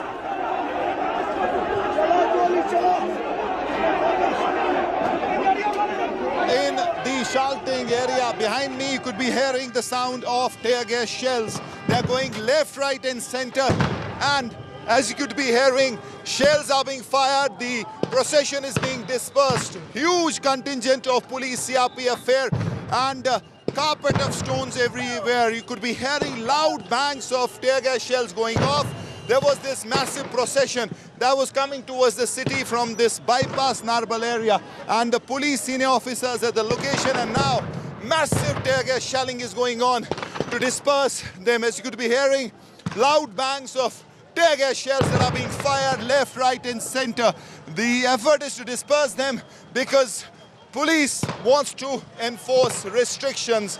This was the fear, because if this is allowed, if these processions are allowed, this could easily go violent, and that's exactly what has happened. As you could be seeing, policemen going left, right and trying to catch hold of these protesters, but massive tear gas shelling here on the bypass area. This leads to Baramulla, HMT and massive presence of police and CRPF trying to disperse them, lathi charge and tear gas shelling.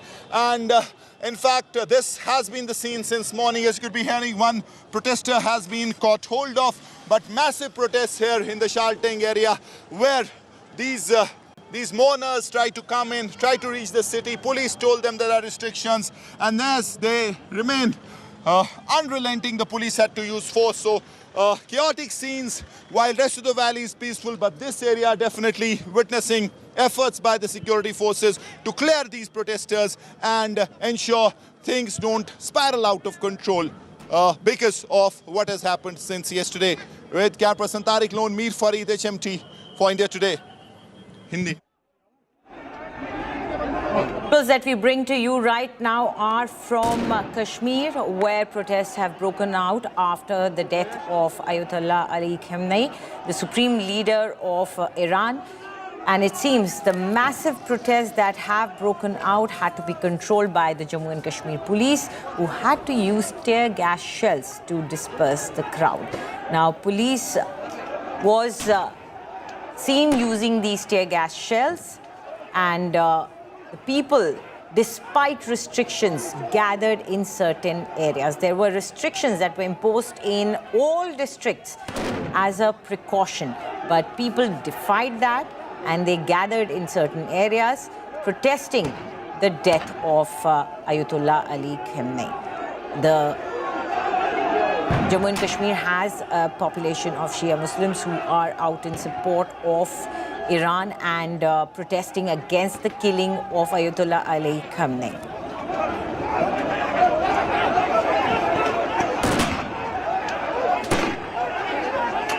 A total of 35 civilians have been confirmed dead following protests in Pakistan against American-Israeli strikes on Iran and the assassination of Ayatollah Ali Khamenei, with 16 killed in Karachi, where we had seen an attack on the consulate, 7 in Gilgit, 6 in Skardu, and 6 in Islamabad. In Karachi, hundreds of demonstrators stormed the US consulate, chanting slogans and opening fire. Security forces opened fire to disperse the protesters. In the northern region of Gilgit-Baltistan, protesters also set fire to a United Nations office in Skardu and damaged the nearby buildings. Authorities across Pakistan tightened security around the diplomatic sites and sensitive zones. In response, the US Embassy in Islamabad and consulates in Karachi and Lahore suspended all visa and American citizen services appointments for today. The embassy cited ongoing violent protests and threats of further demonstrations. Now, US personnel have been directed to limit their movements until the situation stabilizes in Pakistan. The suspension affects all visa services in Islamabad, Karachi and Lahore for the day, while authorities continue to monitor the demonstrations and take necessary security measures to protect both the citizens and diplomatic personnel. The West Asia is burning. The US military campaign, Operation Epic Fury, continues with relentless strikes on Iranian targets. Dramatic visuals released by US Central Command, the CENTCOM, shows Tomahawk cruise missiles being launched, B-2 bombers flying long-range missions. But a fresh flashpoint has emerged at sea. Iran's Revolutionary Guards claim they struck the USS Abraham Lincoln with 4 ballistic missiles. Now, CENTCOM has flatly rejected that claim, calling it a lie, and insists the missiles didn't even come close, adding that the carrier remains fully operational. More visuals were released by CENTCOM to show the firepower that is being used against Iran. Tomahawk missile strikes, stealth bomber deployments, and carrier-based air operations underscoring the scale of US involvement. Now, Donald Trump, in a social media post, said American forces have destroyed and sunk 9 Iranian naval ships and largely destroyed Iran's naval headquarters as part of the ongoing operations. In another escalation, CENTCOM says an Iranian Jamaran-class corvette was struck and is now sinking at Chabahar PM.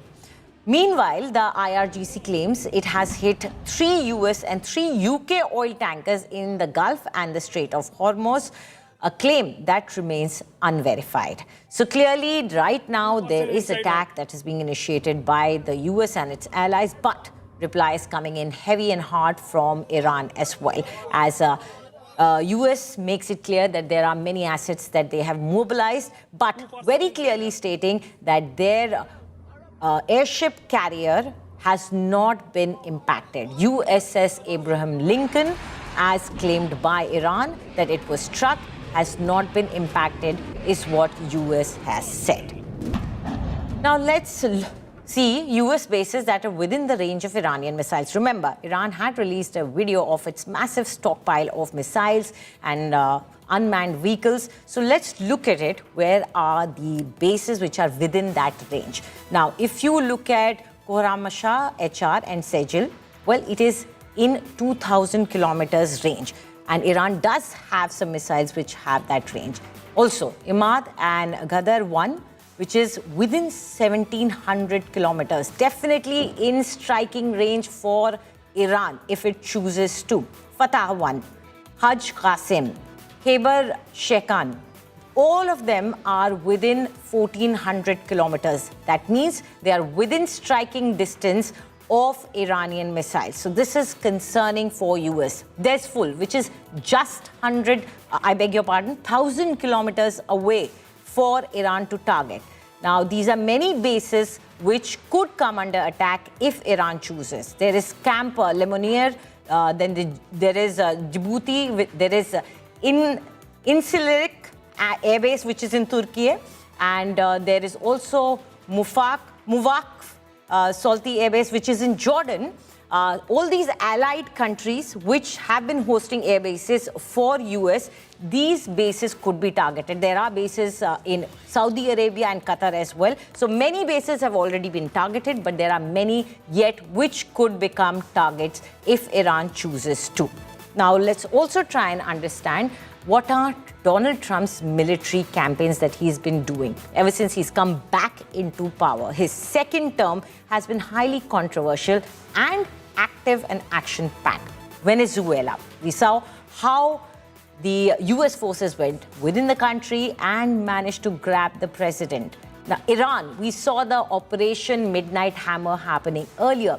And once again, we see now what's happening in West Asia as, again, America, along with Israel, has targeted Iran. Also in Somalia, we have seen action taking and US claiming to bringing peace to that region as well. Yemen, we have seen the attack on Yemen, which was in coordination again, possibly with Israel and Nigeria. So many areas which have been targeted, you see on your screens right now in the map there, where we have seen Donald Trump taking decisive action. Although, question remains, does that throw that region into upheaval? Is there regional instability that comes to forth after these actions are taken? But he has chosen to go ahead and take action in these regions. Now, the US Central Command, or the CENTCOM, has confirmed that B-2 stealth bombers struck Iran's reinforced ballistic missile facilities. The long-range bombers flew directly from US to Iran. Once again, we had seen that happen earlier also, and dropped dozens of 1,000 kg bombs on military establishments in Iran. The B-2 Spirit bomber is designed to evade radar and deliver heavy bunker buster munitions directly against deeply buried targets. With a long range, the aircraft can fly without refueling and is extendable through aerial tanking. The aircraft is capable of flying from US mainland to distant war zones, as we have seen now in Iran. And earlier also, it went all the way to Iran from US mainland. and it can even return without landing. It has a large range. Israeli Defense Forces or the IDF have also released footage of an airstrike in Tehran. IDF called it a strike on the headquarters of Iranian terror regime in Tehran. Now, the footage shows the entire compound being decimated within seconds. According to experts, B-2 bombers were used to strike this facility, as you see on your screens.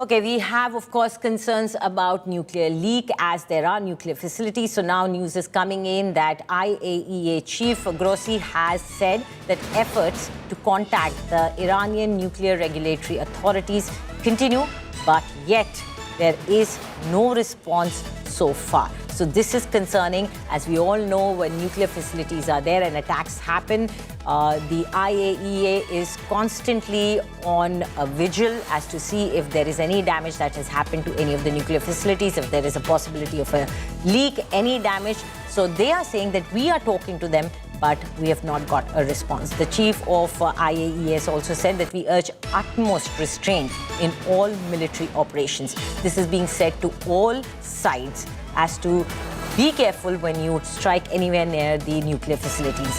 The IAEA chief has also said that we hope this indispensable channel of communication can be re-established as soon as possible. So remember, it is all about the nuclear facilities. It all started from the nuclear facilities as Donald Trump was uncomfortable with the fact that Iran could possibly have certain nuclear facilities that they are not ready for. And now it seems that IAEA is talking about the possibility of any, they are not clear whether there is any threat of radiation or not, because they're not able to establish a contact with the Iranian authorities.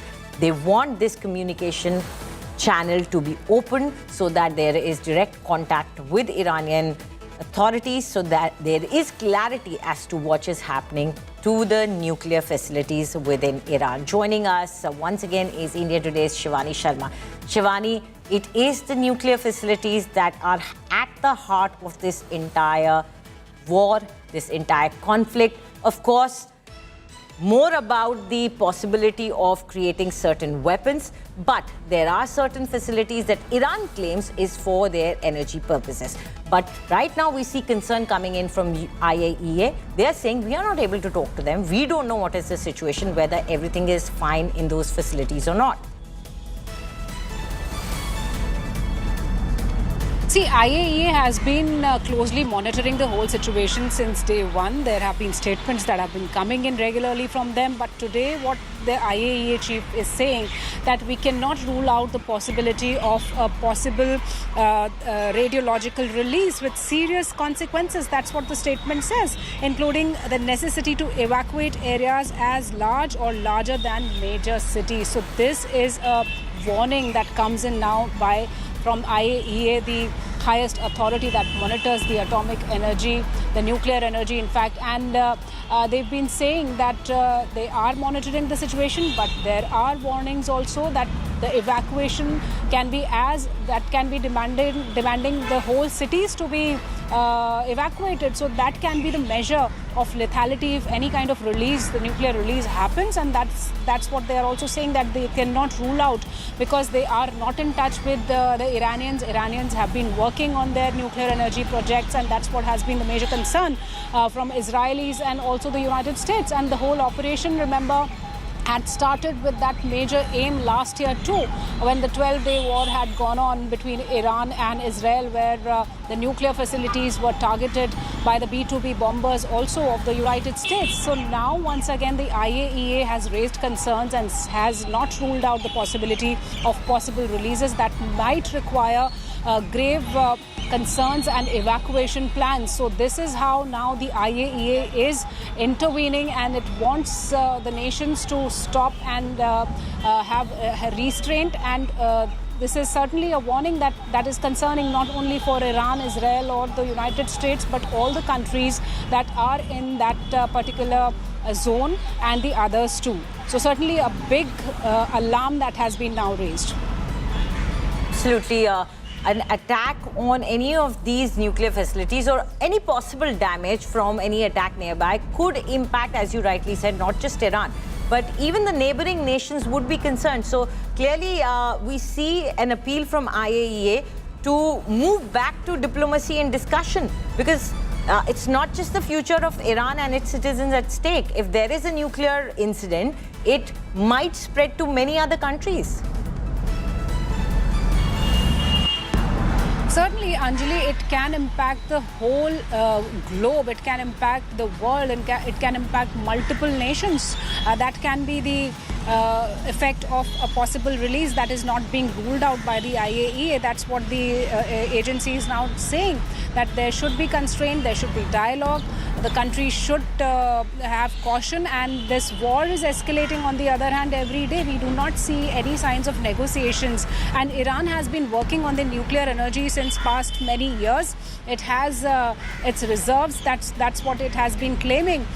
Though we saw that last time when the operations had happened in the month of June 2025, the Americans and the Israelis had claimed that the facilities have been damaged, they have been destroyed and degraded. But the IAEA is not in touch with Iran right now, and that's what it says that these countries must look into the matter, and it should resolve this issue. The possibility of a nuclear release is not being ruled out by the IAEA, and this warning is serious, essentially, not only for Iran, Israel, US, UAE, but multiple other countries if it happens. Right, absolutely. And there are many countries in the neighboring region, from Turkey to Armenia to Azerbaijan, Turkmenistan, which could be at risk. And this is exactly what IAEA is saying. Thank you very much, Shivani, for all those details. It's time for a short break now. On the other side, we keep bringing you more news updates. So stay tuned.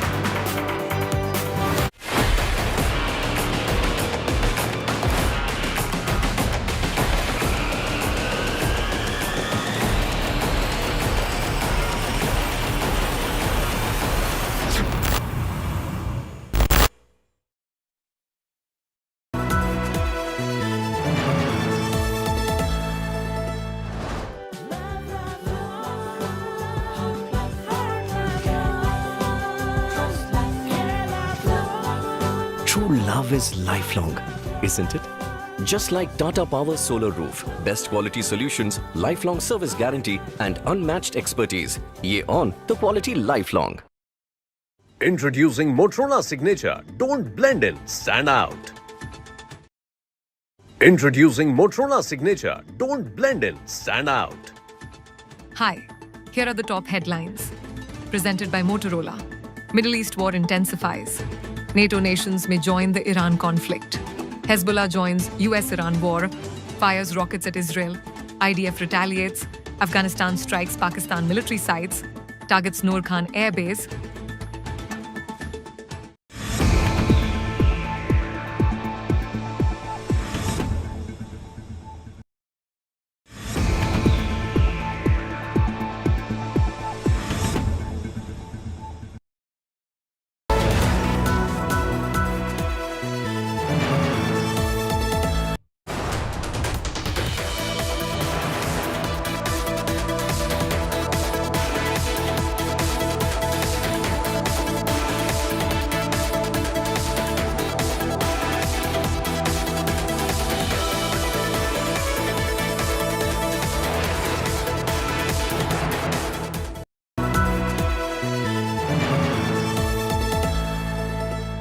Introducing Motorola Signature. Don't blend in, stand out.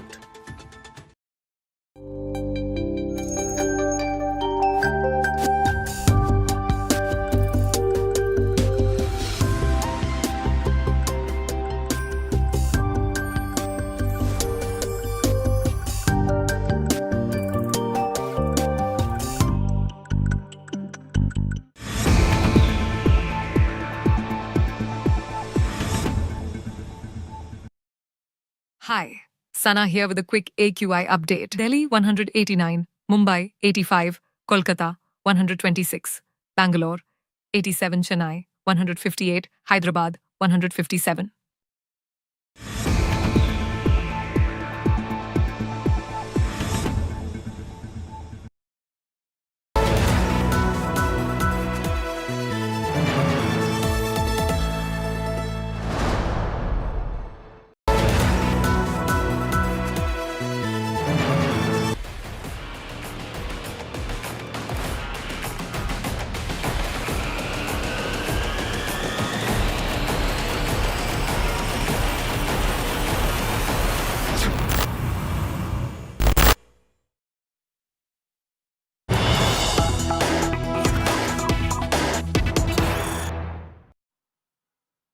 have breaking news coming in. The Israeli military spokesperson has said that there are no immediate plans for a ground invasion in Lebanon. Remember, there were earlier reports coming in where when asked about any possible ground invasion, they had said that we are not keeping all options away. In fact, most options will be considered. But now it's been made clear by the Israeli military spokesperson, no immediate plans for a ground invasion in Lebanon. It is Hezbollah that they want to target. It is the chief of Hezbollah that they have said is a marked target for them to eliminate now. But they have made it clear that they will not go into Lebanon. Remember, they have been striking at Lebanon because of Hezbollah, but right now we know for sure that it has been clearly stated by Israel that they will not go inside Lebanon. And joining us now is Nouri Kainat. She's a senior journalist. Thank you very much, Nouri, for speaking with India Today.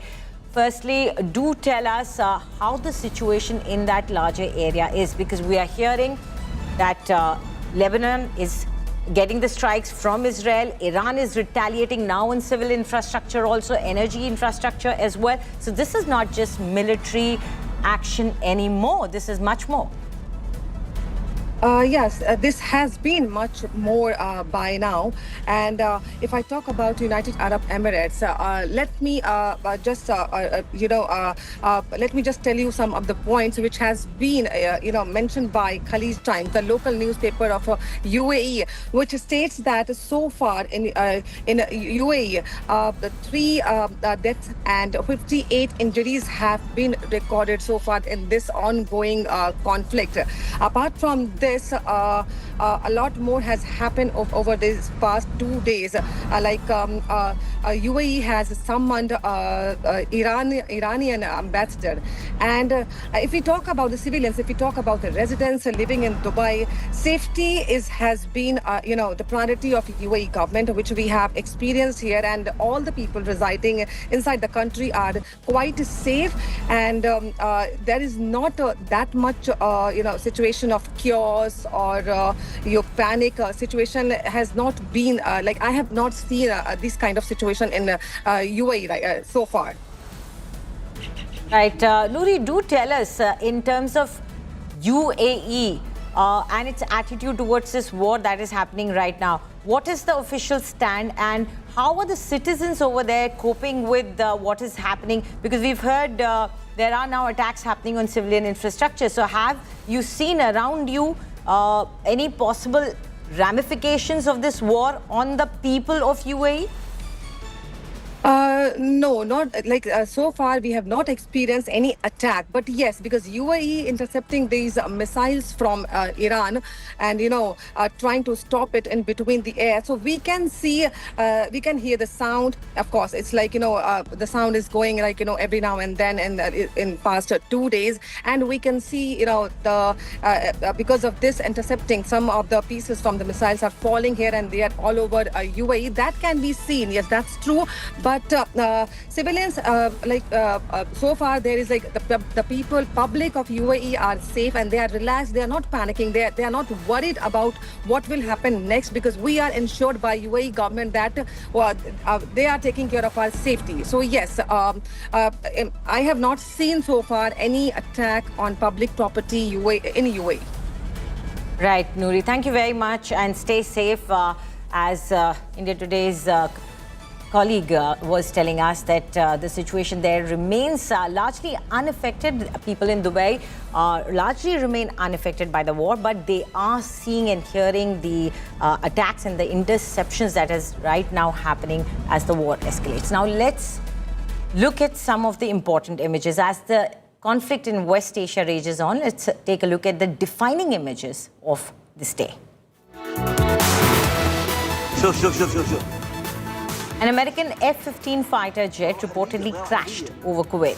Initial reports suggest that the jet may have been a victim of friendly fire after being engaged by a Patriot air defense battery.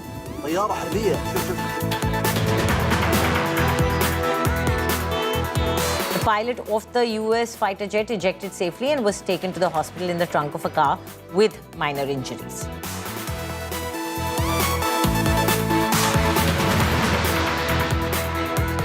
Recently released satellite imagery shows extensive damage at multiple Iranian military installations, including air, drone, and naval facilities, following the latest round of strikes amid the escalating Israel-Iran conflict. A day after killing off Iran's Supreme Leader Ali Khamenei pitched West Asia into deepening uncertainty, Iran retaliated with dozens of missile strikes in Israeli capital Jerusalem. The black smoke was seen rising from the US Embassy in Kuwait City. After the latest volley of Iranian strikes, the embassy did not announce that it had been hit, but issued a security alert urging people to stay away. US military infrastructure in Bahrain was targeted again by Iran amid escalating US-Iran tensions. Bahrain authorities confirmed air defenses intercepted the missiles, while the US embassy urged shelter in safe place. A massive fire raged at the US-run naval base in Bahrain after an Iranian retaliatory attack amid escalating US-Iran tensions. Bahrain authorities have confirmed that air defenses intercepted the missiles. Iran fired ballistic missiles at Tel Aviv and areas across Israel, now triggering widespread air raid sirens. Civilians took cover on streets amid intercepts and possible hits. Dramatic night visuals capture Iranian missiles arching overhead from Hebron in Israel. Iranian missiles launched towards Israel were visible over Hebron skies.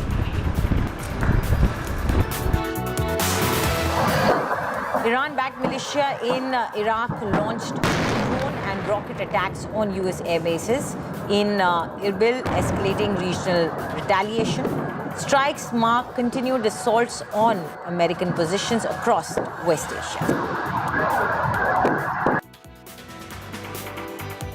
US State Department released images of Donald Trump monitoring Operation Epic Fury along with his top officials. In the backdrop, a map is visible showing US presence in the West Asia. The US military's Central Command, or the CENTCOM, has released footage of strikes on Iranian military targets, including missile and drone launch sites, air defense systems, and Islamic Revolutionary Guard Corps facilities. US Central Command has released videos showing missiles being fired and jets taking off to strike Iran. The military has not released any additional details regarding the position of its war assets. US has confirmed that B-2 stealth bombers struck Iran's reinforced ballistic missile facilities. The long-range bombers flew directly from US to Iran and dropped dozens of 1,000 kg bombs on military establishments in Iran. B-2 Spirit bomber is designed to evade radar and deliver heavy bunker buster munitions against deeply buried targets. The world's largest aircraft carrier is in the fight with US forces supporting Operation Epic Fury, launching aircraft from the eastern Mediterranean Sea. IDF launches an additional wave of strikes in Lebanon. Amid the targets struck are Hezbollah weapons storage facilities and additional infrastructure in several areas in Lebanon.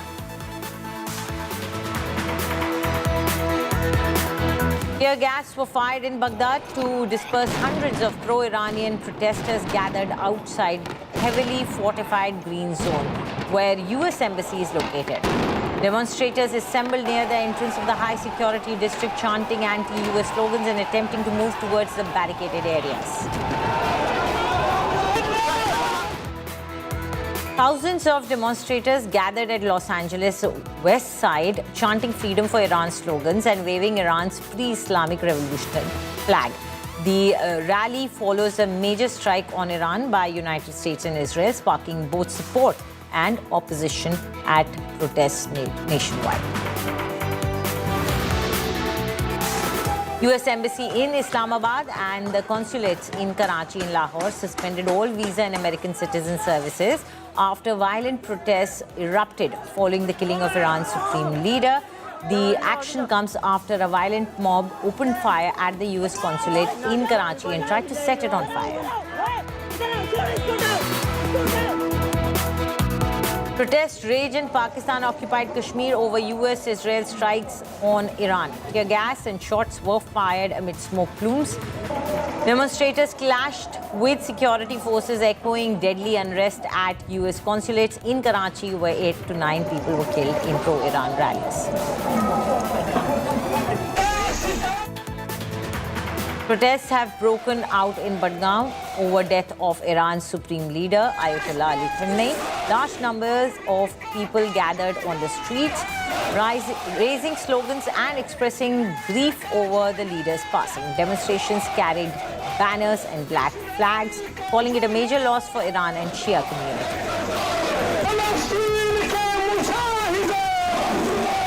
Prime Minister Modi chaired a crucial meeting of the Cabinet Committee on Security, or the CCS, to review the escalating situation in West Asia with Defence Minister Rajnath Singh, Home Minister Amit Shah, Finance Minister Nirmala Sitharaman, External Affairs Minister S. Jaishankar, the National Security Advisor Ajit Doval, and CDS General Anil Chauhan. Prime Minister Modi, in a joint press conference with Canadian Prime Minister Mark Carney, reacted to the escalating US-Iran-Israel conflict and said that the situation in West Asia is a matter of grave concern, and asserted that India's government will keep working with countries in West Asia to ensure safety of Indians over there. Prime Minister Narendra Modi spoke with Benjamin Netanyahu, urged protection of civilians and early cessation of hostilities as India reviewed the West Asia crisis and assessed the safety of Indians amid escalating conflict. As the conflict in West Asia rages on, European allies of the United States have come forward to back Trump. France, Germany and United Kingdom, in a joint statement, said that they are ready to work with the US and partners to help stop Iran's retaliatory attacks. Trump has once again warned Iran and stated that the country cannot be allowed to have nuclear weapons, and urged the Revolutionary Guard to lay down weapons or face death. He also added that combat operations continue at this time in full force, and they will continue until all US objectives are achieved. IDF launched an additional wave of strikes in Lebanon targeting Hezbollah. The strikes in the southern area led to massive chaos, leading to huge traffic jams in a bid to flee to safety by the people living over there. Fresh US-Israel strikes have hit a police station on the outskirts of Tehran amid the ongoing military campaign targeting Iran's leadership and strategic infrastructure.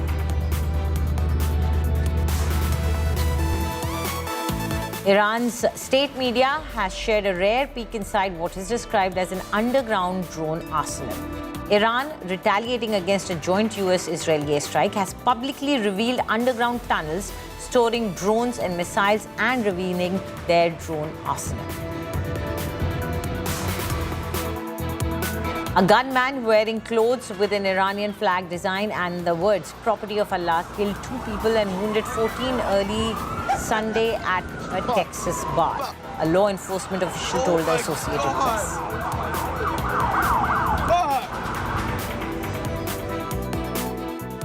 Israel's envoy to India, in an exclusive conversation with India Today's Gaurav Sawant, has revealed the scale of the ongoing military campaign against Iran. He said the Israeli Defense Forces are targeting more than 2,500 Iranian military sites. According to him, the objective is to systematically degrade Iran's offensive and defensive capabilities. The envoy confirmed that Operation Roaring Lion is far from over. Listen in.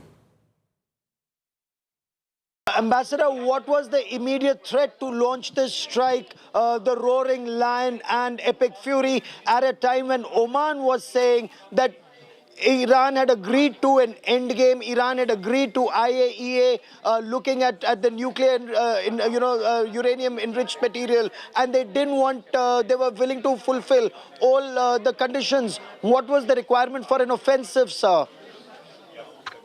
Well, the United States has gotten to the conclusion that Iran, again, is trying to play for time and to drag the negotiations. It was refusing to accept the demands of the United States, and therefore the United States decided to stop the negotiations and opt for military action. As to the timing of the action, I think we had to wait until we get an operational opportunity. The strike was approved by the Israeli cabinet only 2 days after the good and amazing visit of Prime Minister Modi ended. Of course, we were in alert all these few weeks, as you know, but we couldn't have known until Saturday morning that indeed this operation was going to happen when it happened. So now that information is that Ayatollah Ali Khamenei has been killed, we are told 40 top leaders have been killed. Who, in your appreciation, is running Iran, and what is the end game of US and Israeli action? Well, what we've heard this morning is that his son, Mujtaba, was appointed to lead Iran at this point. But what we would like to do, in addition to neutralizing the existential military threats emanating from Iran, is that Iran changes its policy.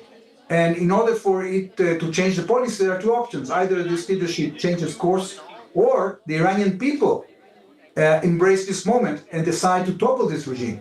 We are not going to do it for them. It's up to the Iranian people to decide, but we certainly hope, as Prime Minister Netanyahu has declared, and also President Trump declared, that the Iranian people, with the backwind they are getting from us, they will embrace this moment and change the future of their country for the better and get rid of this oppressive, radical, theocratic, and fanatical regime.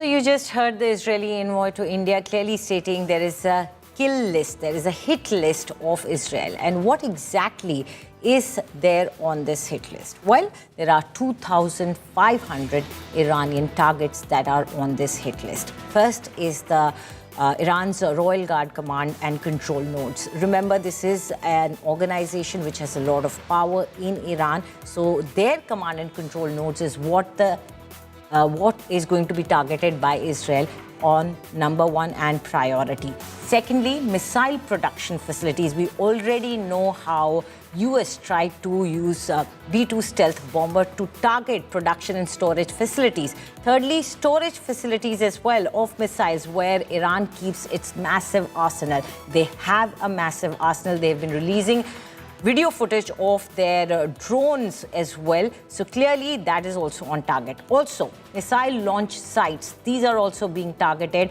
So these are what are on the kill list. And leadership positions. Already, US and Israel have targeted positions where their leadership meets, stays, and trying to completely cut off the head of the leadership in Iran. Also, let's try and understand which are the US bases which are within the range of Iranian missiles. First, let's try and understand which are the missiles that Iran has, which have that kind of a range that they can target these bases. First is Khorramshahr and Sejil, which has a range of about 2,000 kilometers. So it is a ballistic missile which can target far-off bases as well. And that will be something that America needs to be worried about. Also, Imad and Ghadar 1, which has a range of 1,700 kilometers. Remember, the higher the range, many countries and allies of US come within the hitting distance, but America itself stays out of range. Only its bases do come in the range. Fatah 1 and Haj Qasim, and also Khyber Sekhan, which has a range of 1,400 kilometers, and Also, the missile Desful, which has a range of 1,000 kilometers. Now, within that, which are the bases that come within that range? Let's try and see that. So, Houthi, we have the Camp Lemonnier, which comes within the range of these missiles. Also, there is a base, air base, which is situated in Turkey, which could come within the range, and a base in Jordan, also Saudi Arabia and Qatar. These could be attacked, as Iran does have the arsenal to target them. And moving on to the news which is coming in amid rising tensions in West Asia, flight operations have been hit hard. Air India has extended the suspension of flights to and from the UAE, Saudi Arabia, Israel and Qatar until almost midnight today. Now, select Europe-bound flights scheduled for today have also been cancelled. Indigo has extended its suspension till today and asked passengers to check its website for the latest updates on cancelled services. The Ministry of Civil Aviation said its passenger assistance control room is actively addressing traveller grievances. So far, 411 complaints have been resolved in coordination with airlines and airport operators. Helpline numbers have been issued by the Indian embassies, are also being shared with the passengers. Meanwhile, Prime Minister Narendra Modi chaired a key security review meeting. The committee was briefed on the February 28th airstrikes in Iran and attacks in Gulf nations. Concerns over the safety of the Indians, including travellers and students, were discussed. The government also reviewed the potential economic implications and assured that all necessary assistance will be extended to affected Indian nationals. Of passengers here with me, they were holidaying in Delhi. They also traveled to Benares. And now when they wanted to go back, they're from Spain. They were headed to Barcelona via Abu Dhabi, but they do know that the flight space has now been closed down. You can't really go to Abu Dhabi at this point in time. Etihad is the airlines that they were taking, and now they're stranded in Delhi. They just don't know what to do. What are your plans? What are you thinking now? Our thinking is we are a little bit nervous because we don't know how to do these days. Okay. Now we have a flight on Friday, but we don't know if the flight will be anything. Yes. Okay. So we don't know nothing, and where we will come back home. Okay, so now you have to continue to stay in Delhi at your own expense, I'm presuming? Yes. We are here to get more information about the flights that will be cancelled and where will be again in a regular work. I don't know. Okay, you have to go back to work, is what you're trying to say? Yes. Right. So obviously, so many disruptions of people. They have to get back to work. They were having a short trip here in Delhi and other parts of North India is what they tell me. But now they're stuck. They have to head back to Barcelona via Abu Dhabi. Clearly, that is not happening. Lack of clarity plus expenses that these girls have to bear. They say that they would want some information and obviously would want some help from the airline as well. With video journalist Pradeep Gupta, Sneha Moldani in Delhi for India Today Television. That's all we have for you in this bulletin. It's time for a short break now. We bring you more news updates on the other side. So stay tuned.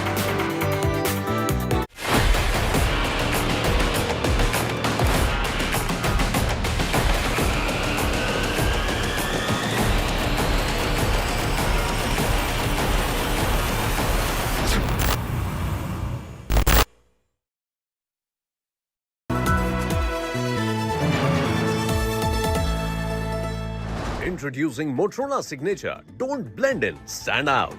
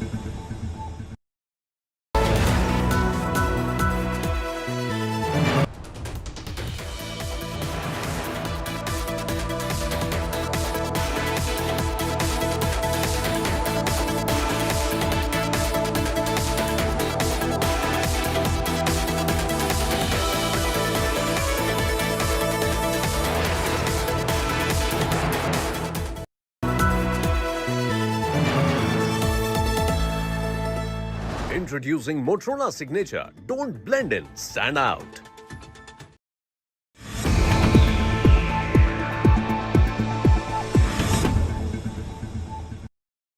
Hi, I'm Sana. Here's your weather update. Daily maximum 33 and minimum 16 degrees. Mumbai maximum 27 and minimum 23 degrees.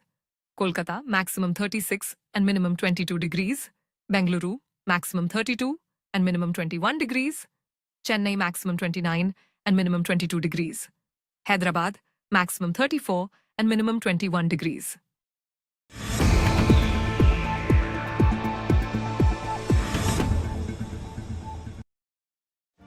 Make your media plan smarter with India Today Live TV on your connected devices. Amplify your brand with 100 million smart internet viewers. To advertise, mail us at sales@aajtak.com.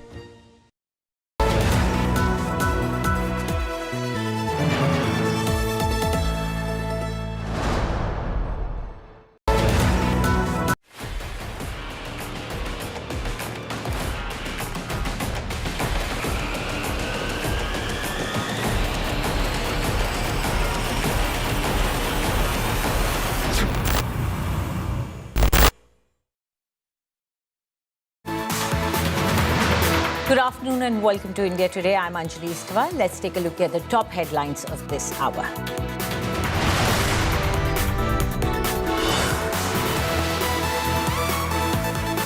Iran expands war theatre, attacks multiple bases of Israel allies including UK and France. Israel pounds Hezbollah across Lebanon.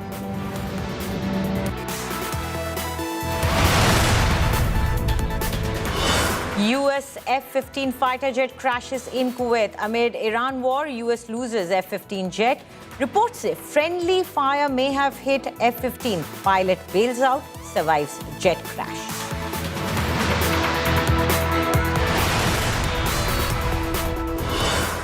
Prime Minister Modi chairs key security meet to review war. Home Minister Amit Shah, Rajnath Singh, Jai Shankar, Nirmala Sitharaman all at CCS meet. Cabinet security meet lasted for over 2 hours. Meet focuses on safety of Indians in West Asia.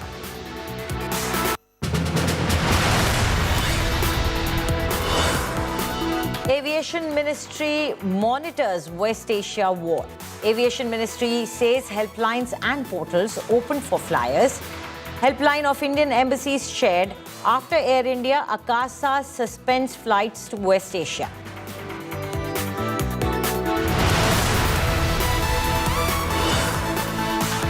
Jammu and Kashmir police used tear gas shells to disperse people protesting against the killing of Iran's supreme leader Khamenei amid restrictions imposed in all districts of Kashmir as a precautionary measure.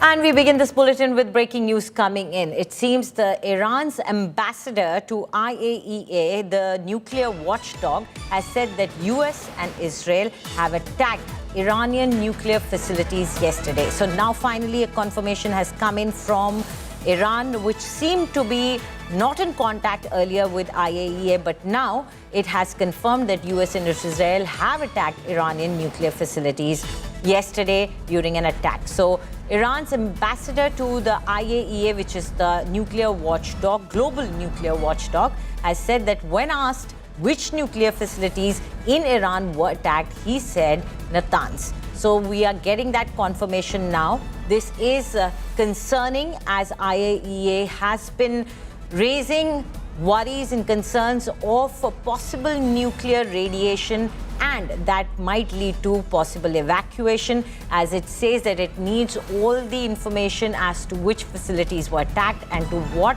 extent is the damage in these nuclear facilities. Earlier, the IAEA was saying that they have not been able to get in touch with the authorities in Iran, that there was no contact. But now we are getting the news that Iran's ambassador to IAEA has confirmed that its nuclear facilities were attacked by US and Israel. And when they were asked about which one exactly, well, it seems they confirmed that it was the Natanz facility which has been attacked. Now, this raises significant concerns. A nuclear facility that has been attacked, what could be the possible damage?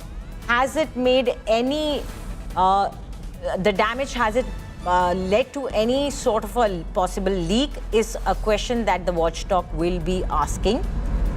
What could be the possible ramification or impact on the people living close by? How big is the leak?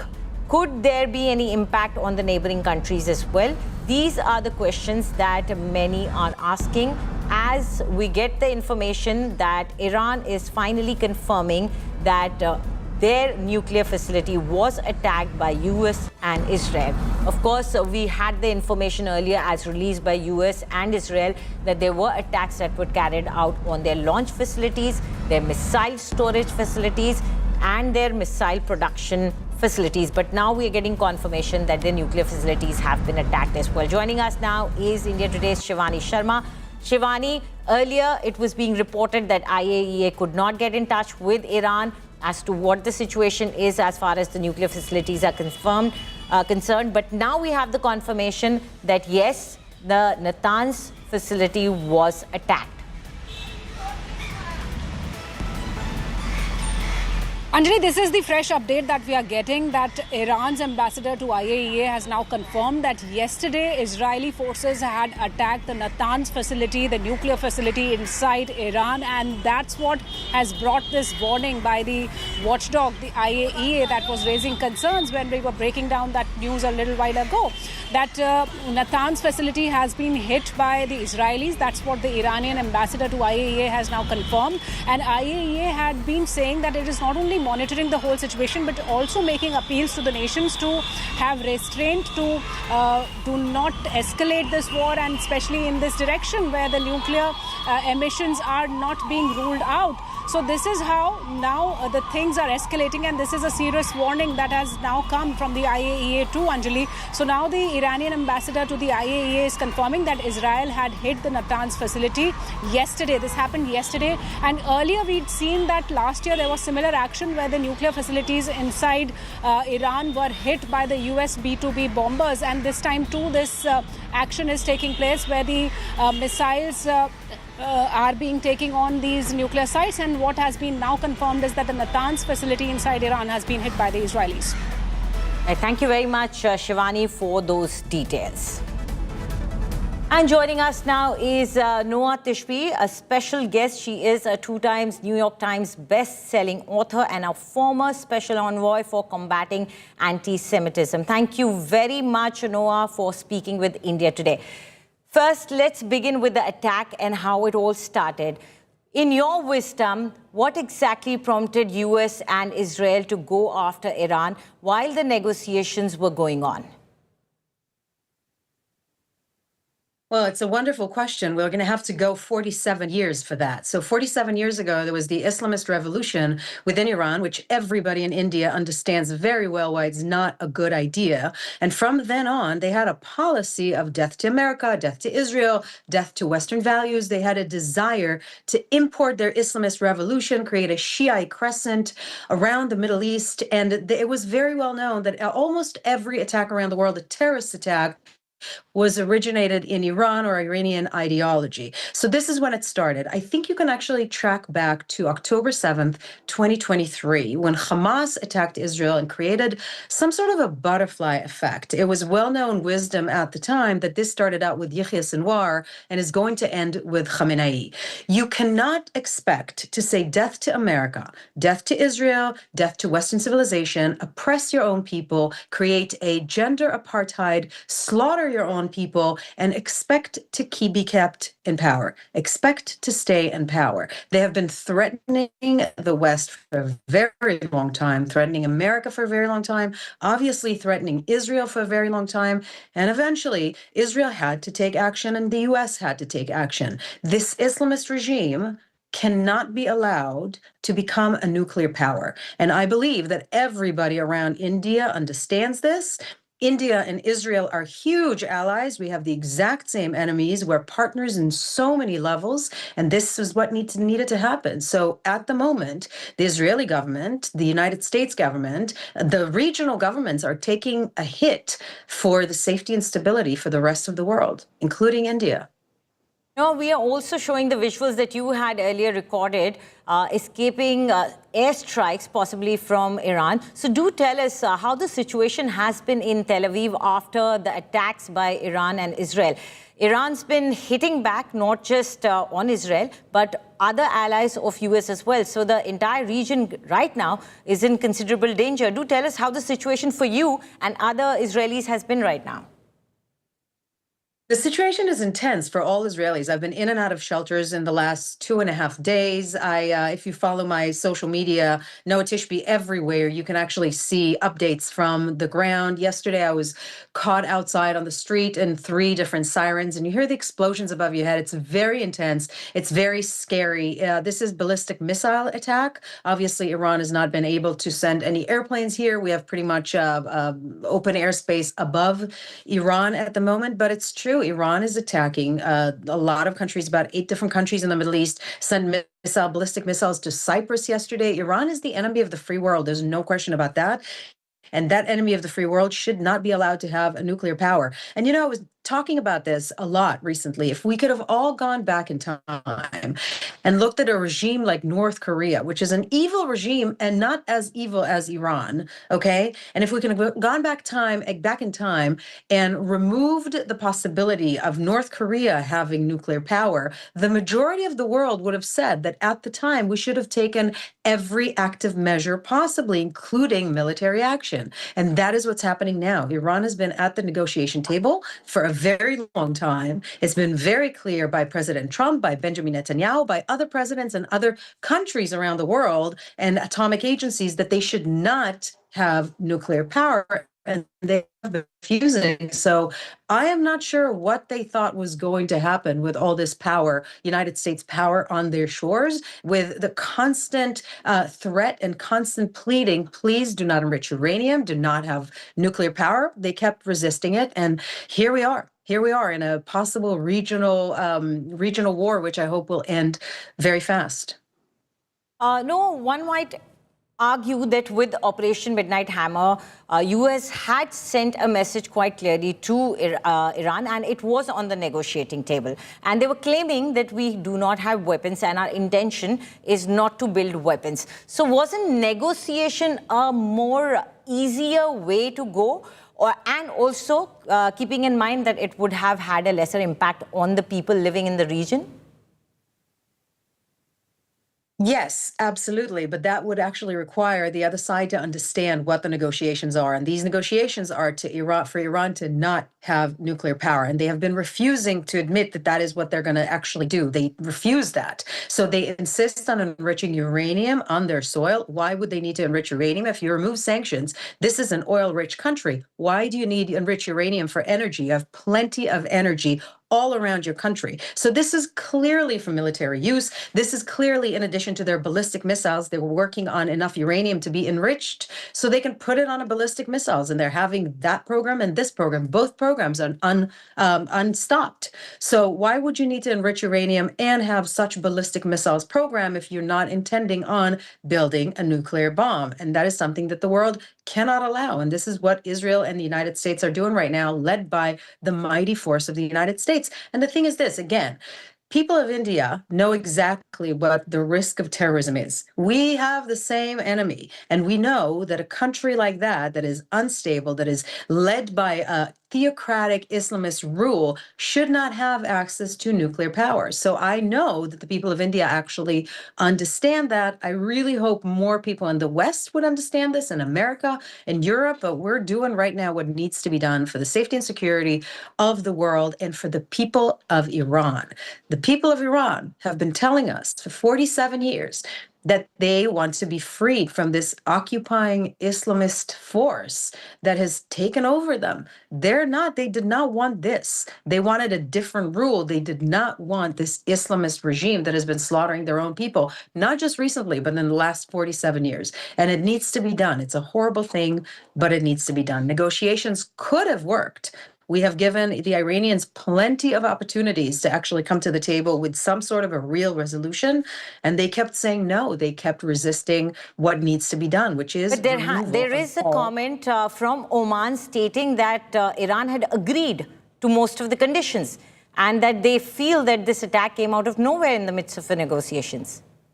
This would be a wonderful movement. They can always come back to the negotiation table right now and say, great, we will not have nuclear power. And I do believe that this war would end. So as much as I would love for this to be true, I'm not sure that this is true. If they would have said, yes, we will not have any nuclear power, we will not enrich uranium on Iranian soil, and we're coming to the table with actual willingness to agree to that, I doubt that this attack would have gone through.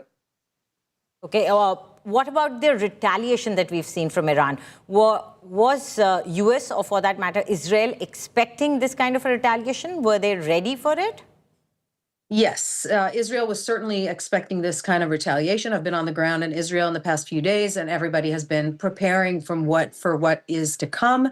The unfortunate side that's happening right now is obviously the retaliation to 8 different countries around the region, the Middle East, Cyprus. They're trying to drag the region into a worldwide war. This is a part of their theology. So I hope that we can actually prevent that. But the bottom line is this: the world, the Middle East, does not want the Shiite crescent to take over the Middle East. We do not want this extremism. We do not want an Islamist rule, and we do not want the imperialism of the Islamic regime.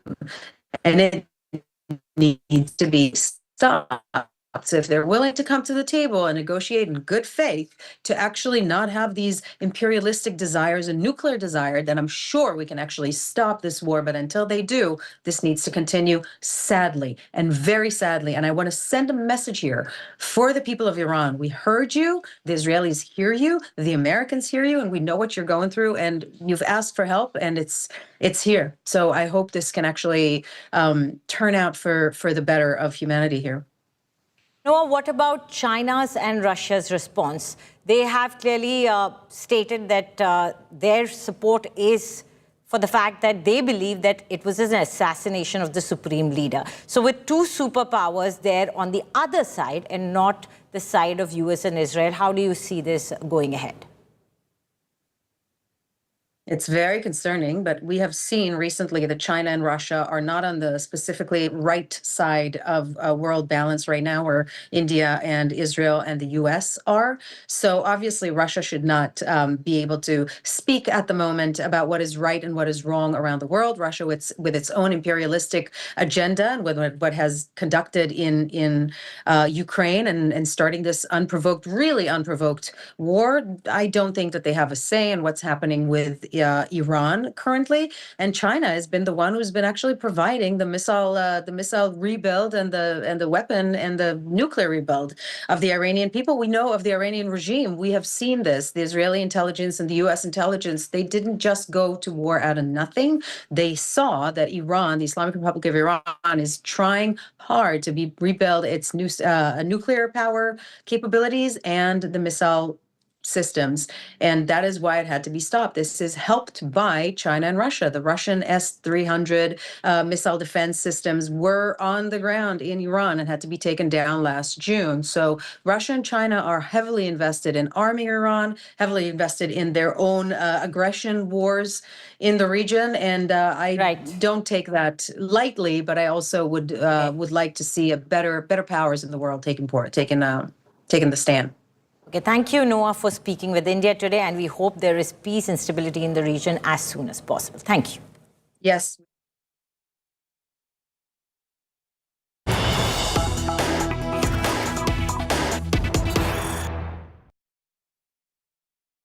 Massive security is being seen around the U.S. Embassy in Delhi. This is the news coming in right now from Delhi, where the U.S. Embassy is based. And there seems to be an escalation of security ring around the U.S. Embassy.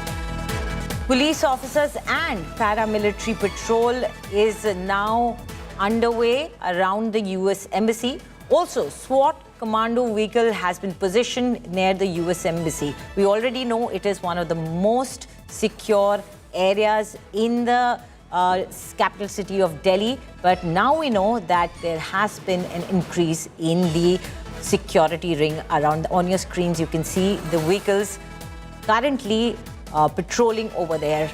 India Today's Anshul Singh brings us this ground report from near the US Embassy.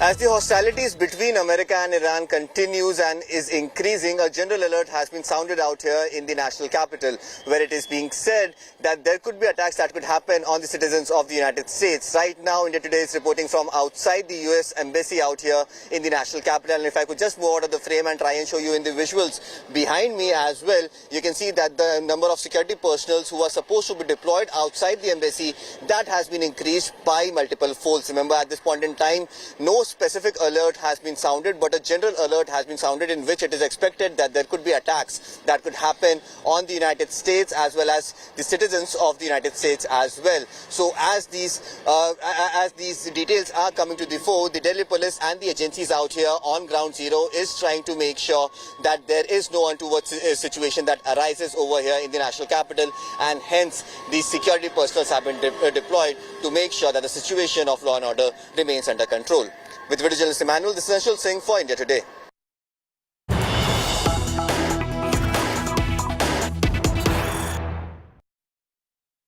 And we have another breaking news coming in. Centre has cautioned all states to keep an eye on Iran protests. We have seen some protests breaking out in certain regions, and now Centre wants all states to keep an eye on these protests and to ensure it does not turn into a law and order issue. Police brass also asked to preempt any inflammatory sermons in any religious gathering. This is all coming to us via government sources. Agencies are also keeping a close watch on Israel and Iranian embassies in Delhi to ensure that Indian soil is not used as a battleground by any pro or anti protester.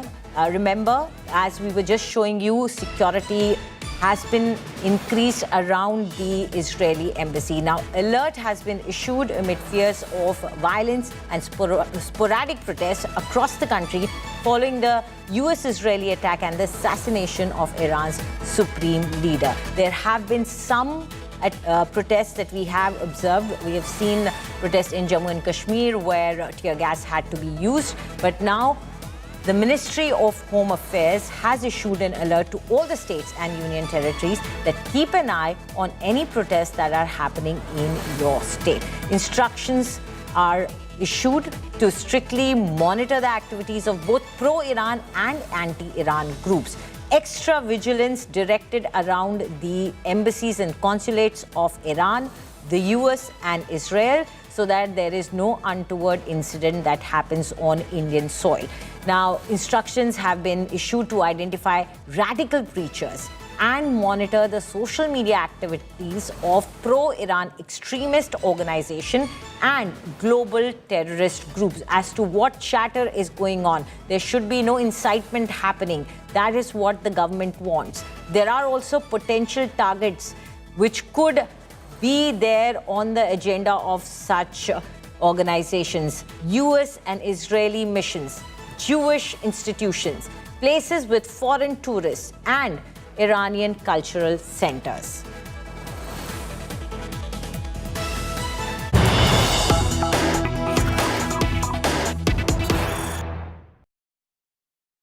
And now we have news coming in as to who all have been eliminated in these attacks which were initiated by US and Israel on Iran. Well, many senior leaders, we know of them, senior members of the Iranian regime's Ministry of Intelligence. Firstly, Sayyid Yahya Hamidi.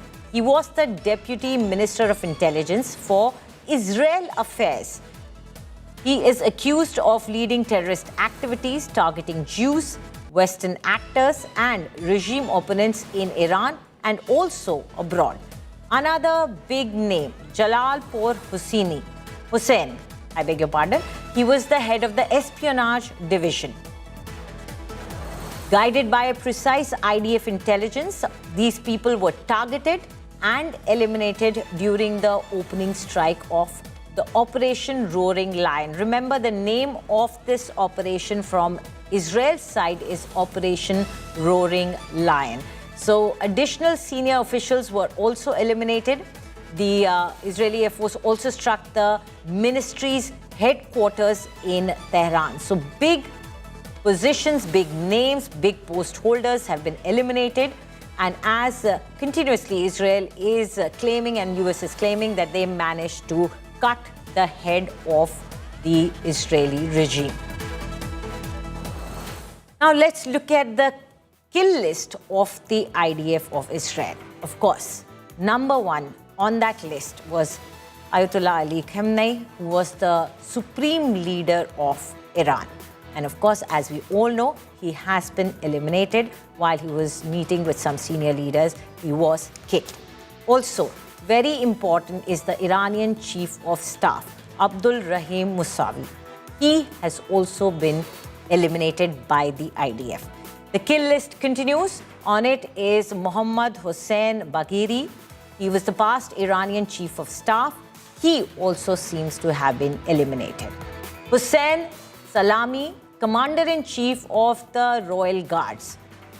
Extremely important position, used to wield a lot of power. He has also been eliminated. Another name on the kill list, Ghulam Ali Rashid, Commander of Emergency Command, eliminated again. These are the big names. Amir Ali Hajizadeh, he was the commander of the Royal Guards Air Force. He also has been eliminated. So effectively, all the top military and intelligence positions. Hossein Mahdavi, commander of Syria, Lebanon, Quds Corps, he has also been eliminated. Mohammad Sinawar, Hamas military wing. This is, of course, an old killing that had happened earlier. All these people, including who have been eliminated till now, to also those who were eliminated in earlier operations by the IDF, we are bringing you the names. They have been eliminated by the IDF in different operations as well. Yahya Sinwar, the leader of the Hamas terrorist organization, eliminated. So clearly IDF is clearing out the top enemies it considers, either it is from Iran or from other organizations or any proxies of Iran or any enemy that it considers was any sort of a threat to it. They have been eliminated. Ali Karaki, southern commander of Hezbollah, he was also eliminated during the attack that killed some of the top leadership of Hezbollah.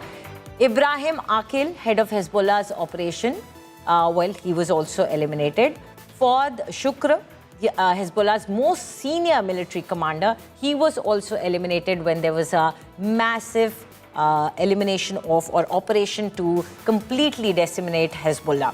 Hassan Nasrallah, the top leader of Hezbollah, he was also eliminated. And that was the time when Hezbollah suffered a huge setback. Mohammad Daif, he was the head of Hamas military wing. He was also eliminated. Mohammad al-Ghamari, he was the chief of staff of Houthi armed forces. Remember, another proxy that used to help out Hamas and has also been pitching in as far as Iran targeting was concerned. So let's try and see now how the West Asia is bleeding as this conflict escalates and continues. Well, in Israel, let's try and give you an idea of how many people are injured or killed. In Israel, 9 people have been killed in the attacks from Iran and 121 people have been injured. But it's not just because of the missiles or rockets that are coming in from Israel, but also people running towards the shelter when the sirens go off. That also leads to injuries. In Iraq, 2 people have been killed and 5 are injured. In Bahrain, 4 people have been injured as Iran retaliated and was trying to target US assets in the neighboring countries. Kuwait, 1 person has been killed, 32 have been injured. In UAE, 3 people have been killed and 52 people have been injured. Oman, 5 people have been injured. And in Iran, of course, the center of the target, the most damage that has been reported. 201 people killed. This includes the top brass of Iran, and 747 people injured. So clearly, huge damage done there to Iran.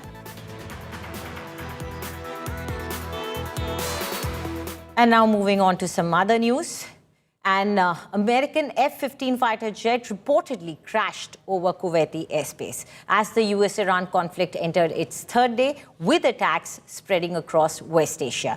Video shows the fighter jet descending rapidly before crashing. Initial reports suggest the pilot ejected safely, with videos circulating online showing him on the ground and being given shelter inside a car. The cause of the crash remains unclear, though early speculation points to possible friendly fire after the jet may have been engaged by a Patriot air defense system, a US-made platform designed to intercept missiles and hostile aircraft. Misidentification, radar errors, identification friend or foe malfunctions, or communication breakdowns can occasionally result in a friendly aircraft being mistakenly classified as hostile.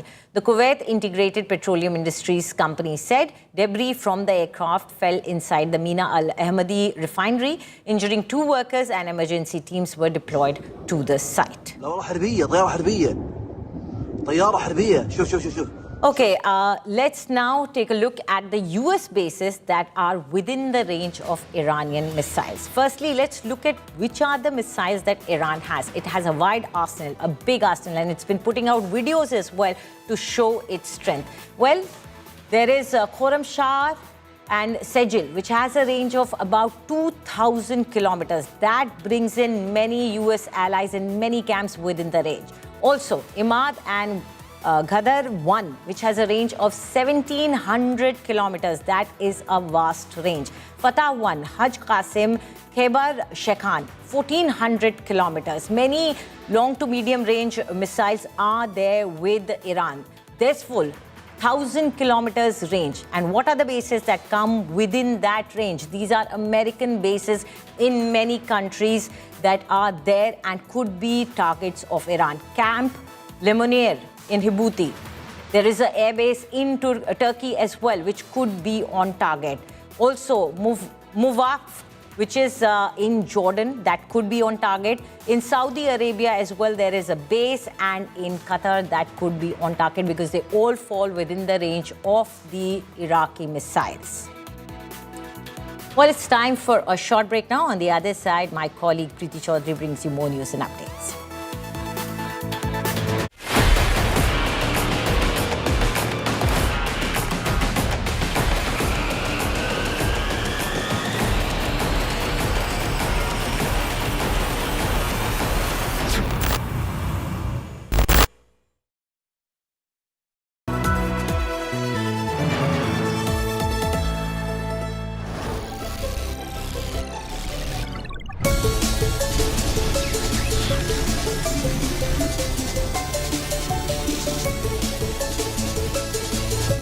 Introducing Motorola's signature.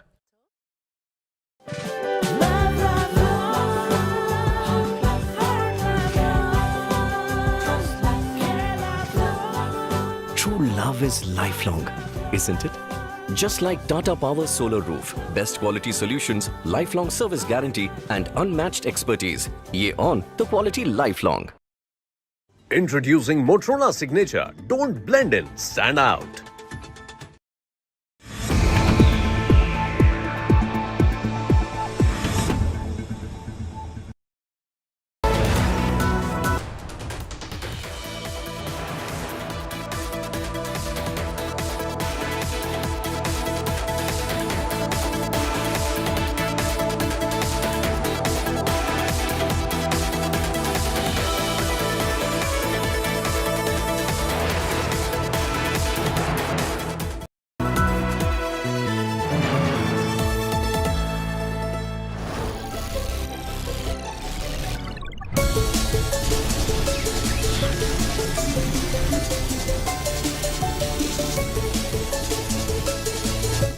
Introducing Motorola's signature. Introducing Motorola Signature. Don't blend in, stand out. Introducing Motorola Signature. Don't blend in, stand out. Hi, here are the top headlines. Presented by Motorola. China condemns US strike on Iran, cites international law breach. Ali Larijani says, Trump dragged the region into turmoil with delusional ambitions. Drone attack on Saudi Arabia's Ras Tanura oil refinery. Oil processing halted.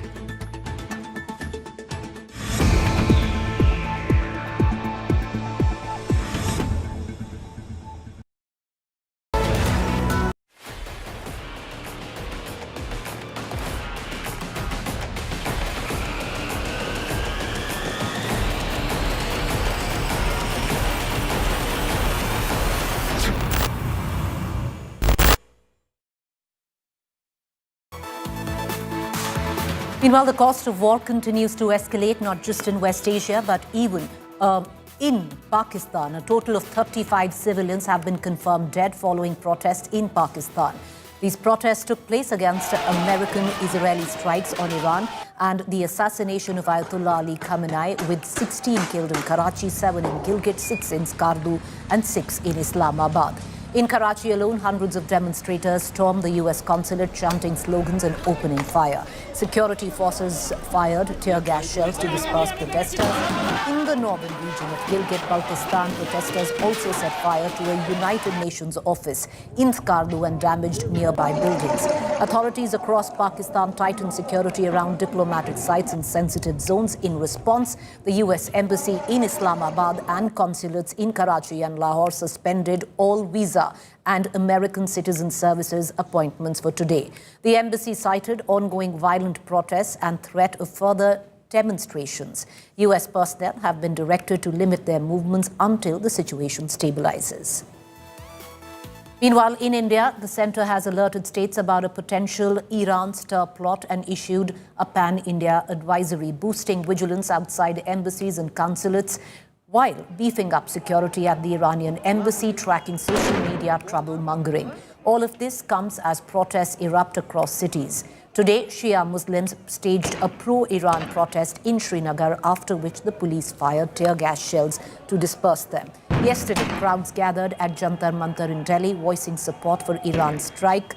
In Bengaluru, Shia women marched and raised anti-US, anti-Israel slogans. While in Jammu and Kashmir, demonstrators in Pulwama and other valley towns condemned the strikes. Meanwhile, in Lucknow, near Chota Imam Bada, protesters took to the streets in large numbers. As you could be seeing, policemen going left, right and trying to catch hold of these protesters, but massive tear gas shelling here on the bypass area. This leads to Baramulla, HMT and massive presence of police and CRPF trying to disperse them, lathi charge and tear gas shelling. And in fact, this has been the scene since morning. As you could be hearing, one protester has been caught hold of, but massive protests here in the Shalteng area, where these mourners tried to come in, try to reach the city. Police told them there are restrictions, and as they remained unrelenting, the police had to use force. So chaotic scenes, while rest of the valley is peaceful, but this area definitely witnessing efforts by the security forces to clear these protesters and ensure things don't spiral out of control because of what has happened since yesterday. With camera person Tariq Lone, Mir Farid, HMT for India Today.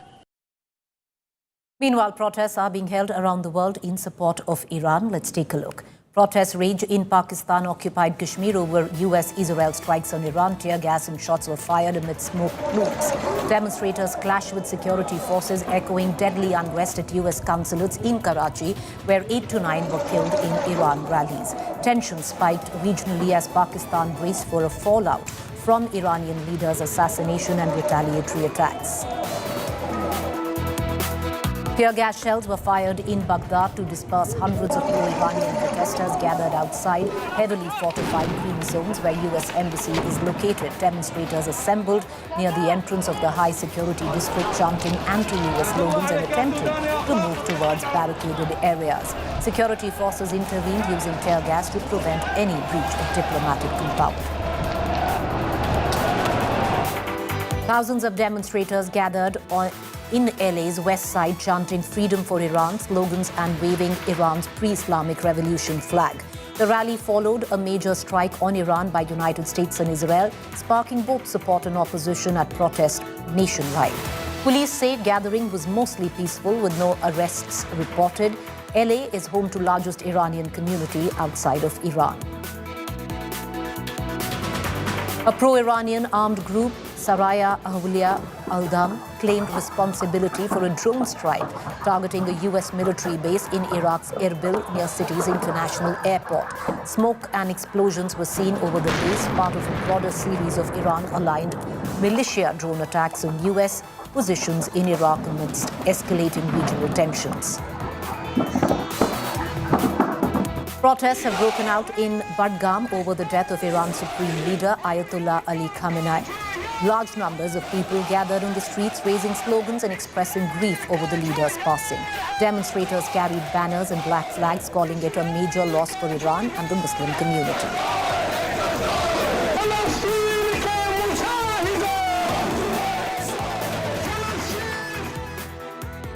Meanwhile, amidst rising tensions in West Asia, flight operations have been hit worldwide. Air India has extended the suspension of flights to and from UAE, Saudi Arabia, Israel and Qatar until 11:59 p.m. today. Select European flights scheduled for today have also been cancelled. Indigo has extended its suspension and asked passengers to check its website for the latest updates. Meanwhile, the Ministry of Civil Aviation said its passenger assistance control room is actively addressing travel grievances. So far, 411 complaints have been resolved. Helpline numbers issued by Indian embassies are also being shared with passengers. Meanwhile, Prime Minister Modi chaired a high-security review meet. The committee was briefed on the February 28th airstrike in Iran and attacks on Gulf nations. Concerns over the safety of Indians, including travelers and students, were discussed. The government also reviewed the potential economic implications and assured that all necessary assistance will be extended to affected Indian nationals. So at the Delhi airport, there are some disruptions. Many passengers were informed not to come here, but for this big group from France, they were set to go back to their country, but now they're flying Air India and they don't know when they will be getting a ticket back to their home country of France, and they're here with us. Left in the lurch, what has Air India told you? What? What has Air India told you? Nothing, just an information that our plane, our flight is cancelled, and that's all. And so when do you think you'll be able to go back? Why are you here? We don't know when. We hope today, we hope tomorrow, we don't know when. We'd like to know when we can come back to France. Yes, okay, so because of these disruptions, they are left in the lurch. They don't know when Air India is going to put them back on a plane. Please, you can talk to us a little about the kind of inconvenience this has caused you? Yes, and it was a few person is not good, healthy in the group. They must go to France. Because they want to work, okay. Someone are ill, someone want to go back with their family, and we don't know where and when we can So go. you are in Delhi, and has the airline said they're taking care of your expenses, your stay? Yes, yes. We have an agency with us, okay, for 3 days. For 3 more but days. Afterwards, we don't know. we have to pay hotel, lunch, restaurant, and it's expensive. Absolutely. No information at the moment. We can't go in the airport. Yes. Okay. It's not possible, so it's very strange for us. Understood. All right. Thank you. Thank you for speaking with us. So you heard there from these passengers who were supposed to fly Air India go back home. So let's hope the dust settles. But as of now, you can see these are tourists, foreign tourists from France. It's a big group of 16 people. They've had a good time in India, but now they want to go back home. But what they're doing is that they're going back to their hotels. It's not something that they wanted. With video journalist Pradeep Gupta, Sneha Mordani in Delhi for India Today Television. Well, barring a few passengers, you don't really see mayhem at the Delhi airport, and particularly at the T3 terminal, which is the international airport, because airlines have obviously informed passengers about the cancellations. And look at the cancellations that we are seeing in the Middle East sector. The Gulf region particularly is what has been worst hit. Dubai, Daman, as you can see, also Kuwait. We're seeing cancellations in many of these routes. You can see Doha flight that has been cancelled again. The Doha flight, the Dubai flight, Emirates has been cancelled. You're seeing other cancellations also for Indigo Airlines in Dubai, as is evident right here. You see Riyadh, which is an Indigo flight that has been cancelled, and also the Sharjah flight here, which has been cancelled. So this is the route which is particularly affected. The Sharjah, the Riyadh, and apart from that, the Middle Eastern areas, the cities and the countries where flying is restricted at this point in time. These are the cancellations, but because, like I just said, we've seen so many people being informed about these cancellations, they've not ended up coming to the airport. But we do see some passengers who are hoping against hope that they'll hop onto perhaps some other flight and maybe, you know, get onto their destination via some other route. That also is the reality at this point in time. What the passengers here are clearly telling us is that there is uncertainty and there is lack of information, which is really keeping them, or rather left them in lurch, and that is the problematic aspect of their journey at this point in time. So this group here also, like I said earlier, are in fact waiting to fly out, but the route they were taking is not where the flights are not in fact taking the route which they were taking, and that's the reason why many such groups are stranded, some of them here at the airport, but many of the passengers have actually decided not to come here at this point in time, knowing that the uncertainty would continue. With video journalist Pradeep Gupta, Sneha Mordani in Delhi for India Today Television. The war escalations between US, Israel and Iran is impacting the airspace restrictions all across the world. And what does that mean for the flyers who were supposed to fly out of India and travel to different destinations? That's the board at the IJI airport. Air India Express Sharjah flight cancelled. Etihad's Abu Dhabi flight cancelled. Indigo's Singapore flight, that's in the last information, Air India Dubai cancelled. And then the list, Muscat, Doha, all of these flights are cancelled. The information that we bring to you, Air India has suspended its operations for UAE, Qatar, Israel, Iran and several of other destinations today.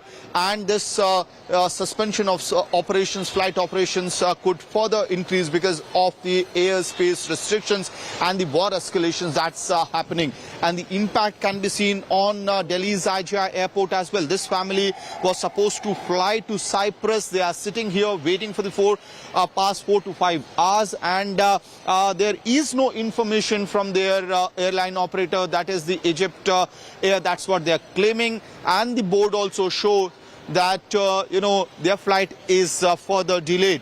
The another family which was supposed to travel to Canada, they're waiting out here. They travel long distance to reach the Delhi's IJI airport with their luggage ready, all set as you do for any international travel. They have taken all care, but because of the unavoidable reasons, the craft is delayed. But the more important point is whether the communication is happening from the airline operators to their passengers or not. You were traveling to Canada? I'm traveling to UK. UK? Yeah. And your flight is delayed? Delayed is around 8 hours. 8 hours? Yeah. And did you get an information about this? No, it wasn't any sort of earlier information. We get to know just on the instant point when we are here. We've been traveled 12 hours around from my home to here. Okay. I was thinking it's... Where are you coming from? It's from Punjab, nearby Sultanpur Lodi. Okay. Yeah. It takes around 12 hours to come here. Which airline operator is this? It's Egypt Airlines. Egypt Airlines. Yeah. So you received information only when you reached airport? Yeah, exactly. And have you received any kind of food packet assistance from the aircraft? No, any sort of anything. Nothing? Nothing. Nothing.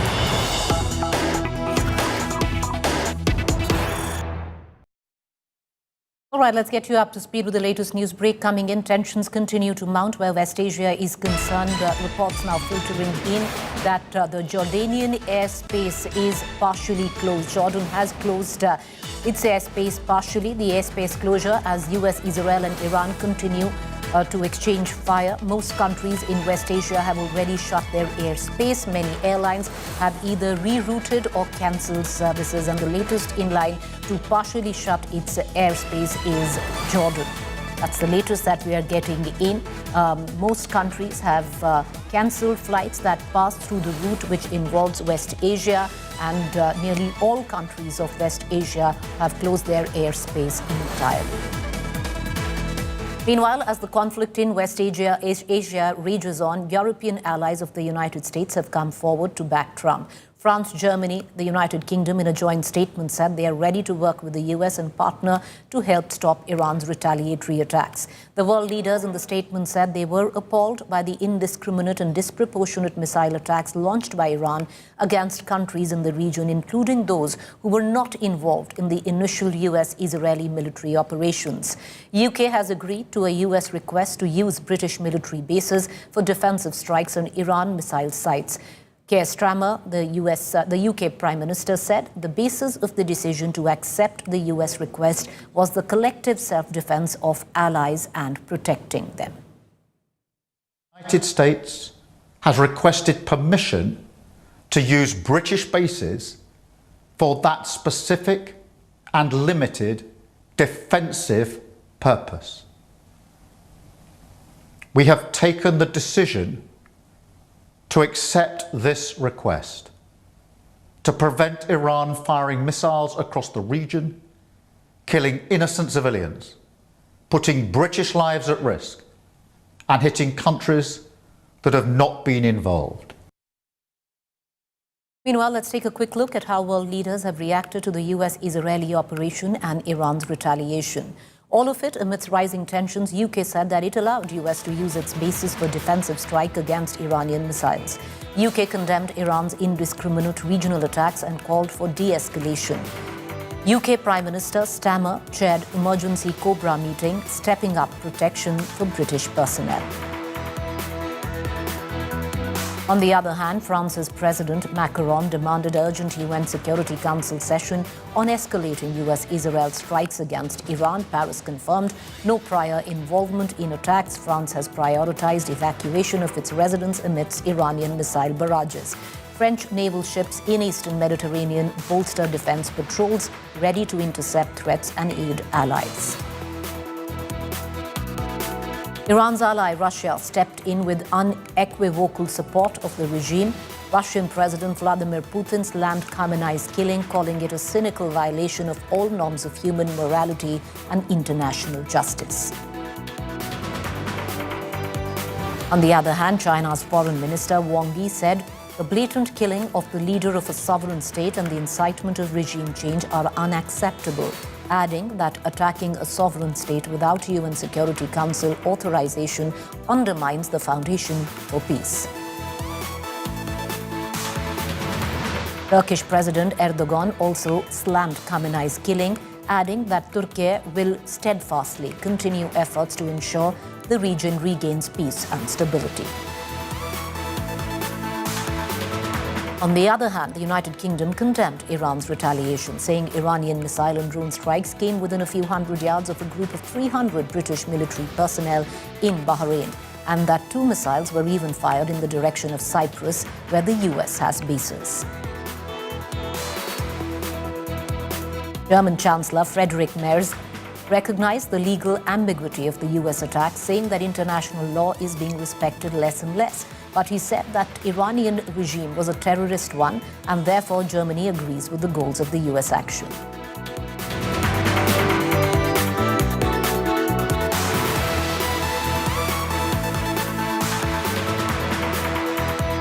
All right, where the United States of America is concerned, viewers, Trump's military campaign continues with Iran. Earlier, Venezuela, the US had conducted military strikes, boarded and seized the Venezuelan oil tankers and carried out a raid capturing President Maduro as part of a broader campaign.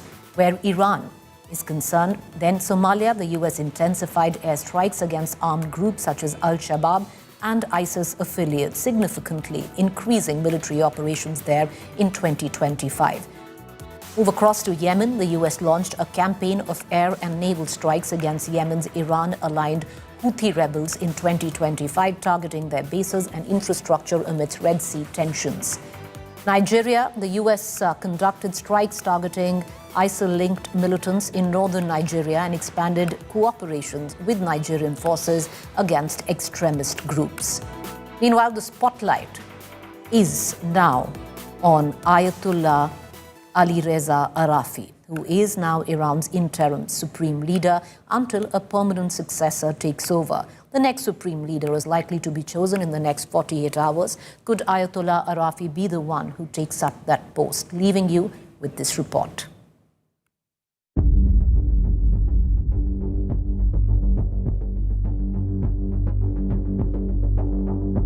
Ayatollah Ali Reza Arafi. Until this week, was a largely unknown name outside Iran's clerical establishment. But that changed overnight. And he's now at the pinnacle of Iran's power structure as the interim supreme leader. Appointed as a member of Iran's Interim Leadership Council, Arafi is now co-governing the country alongside President Masoud Pezeshkian and the judiciary chief, filling the power vacuum until a permanent successor is elected, likely in the next 48 hours. Based in Qom's clerical establishment, Arafi rose through institutional power and became an influential regime insider over the years. He held key roles such as the director of Iran's nationwide Islamic seminary system and membership in the Guardian Council and the Assembly of Experts, two of the country's most powerful bodies. His tenure as head of Al Mustafa International University from 2009 to 2018 further solidified his position. Arafi is known for being a polyglot, fluent in Arabic and English, and notably tech-savvy. He advocates the use of artificial intelligence to expand the regime's ideology across the world. The interim supreme leader is seen as the trusted loyalist by the Islamic Revolutionary Guard Corps, and his appointment signals ideological continuity even in volatile times. Arafi had also received Pope Francis in a private audience at the Vatican in May 2022.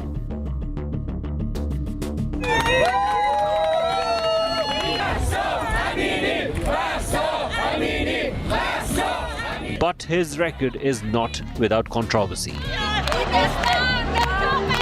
During the 2022 protests that followed the death of Mahsa Amini, an activist who violated hijab laws, Arafi drew sharp international condemnation.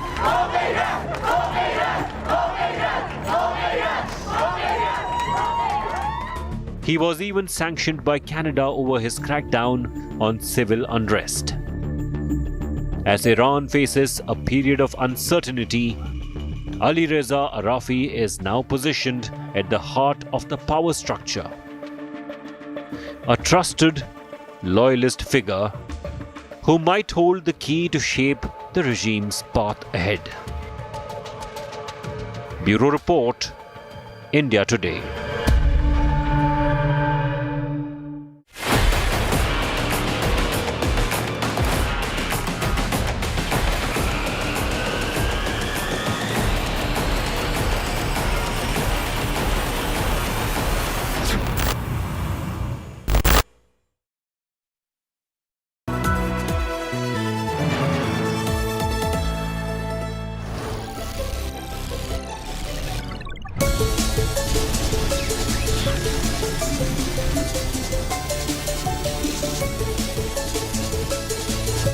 Introducing Motorola's signature. The Great Nicobar Controversy. Can India's biggest island project balance growth and nature hand in hand?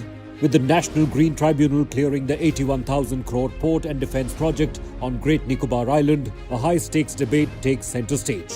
Development versus a fragile ecosystem. In the latest issue, India Today examines the key questions behind one of India's most ambitious projects. Read it in the latest issue of India Today, Making Sense of India. Now available for speedy delivery on Amazon and Blinkit. Subscribe now at subscriptions.intoday.in.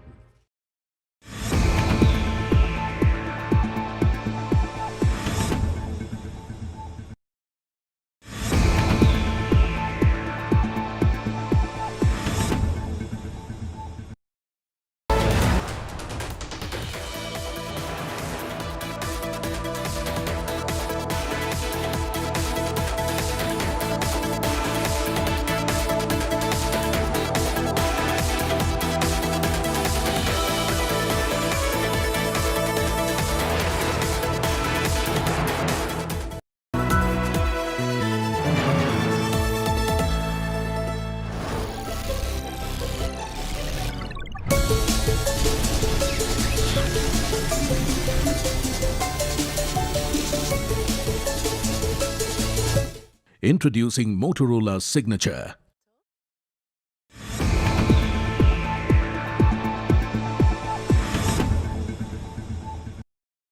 Hi, I'm Sana.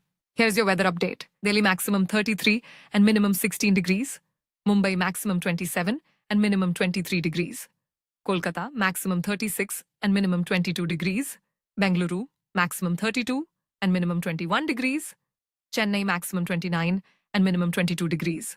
Hyderabad maximum 34 and minimum 21 degrees.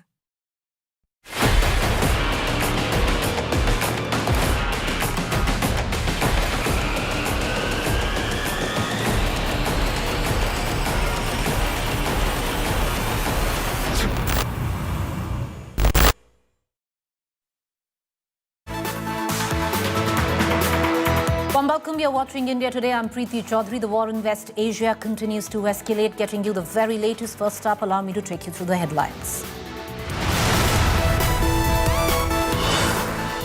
Iran expands the war theatre, attacks multiple bases of Israel allies, including UK and France. Israel pounds Hezbollah across Lebanon. US F-15 fighter jet crashes in Kuwait amidst Iran war. US loses F-15 jet. Reports say friendly fire may have hit F-15. Pilot bails out, survives jet crash.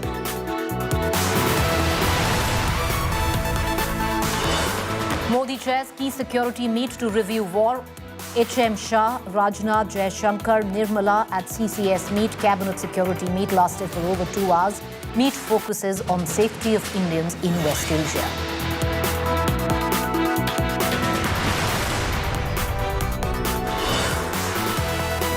Aviation Ministry monitors West Asia war. Aviation Ministry says helplines and portals open for flyers. Helplines of Indian Embassy shared after Air India. Akasa suspends flights to West Asia.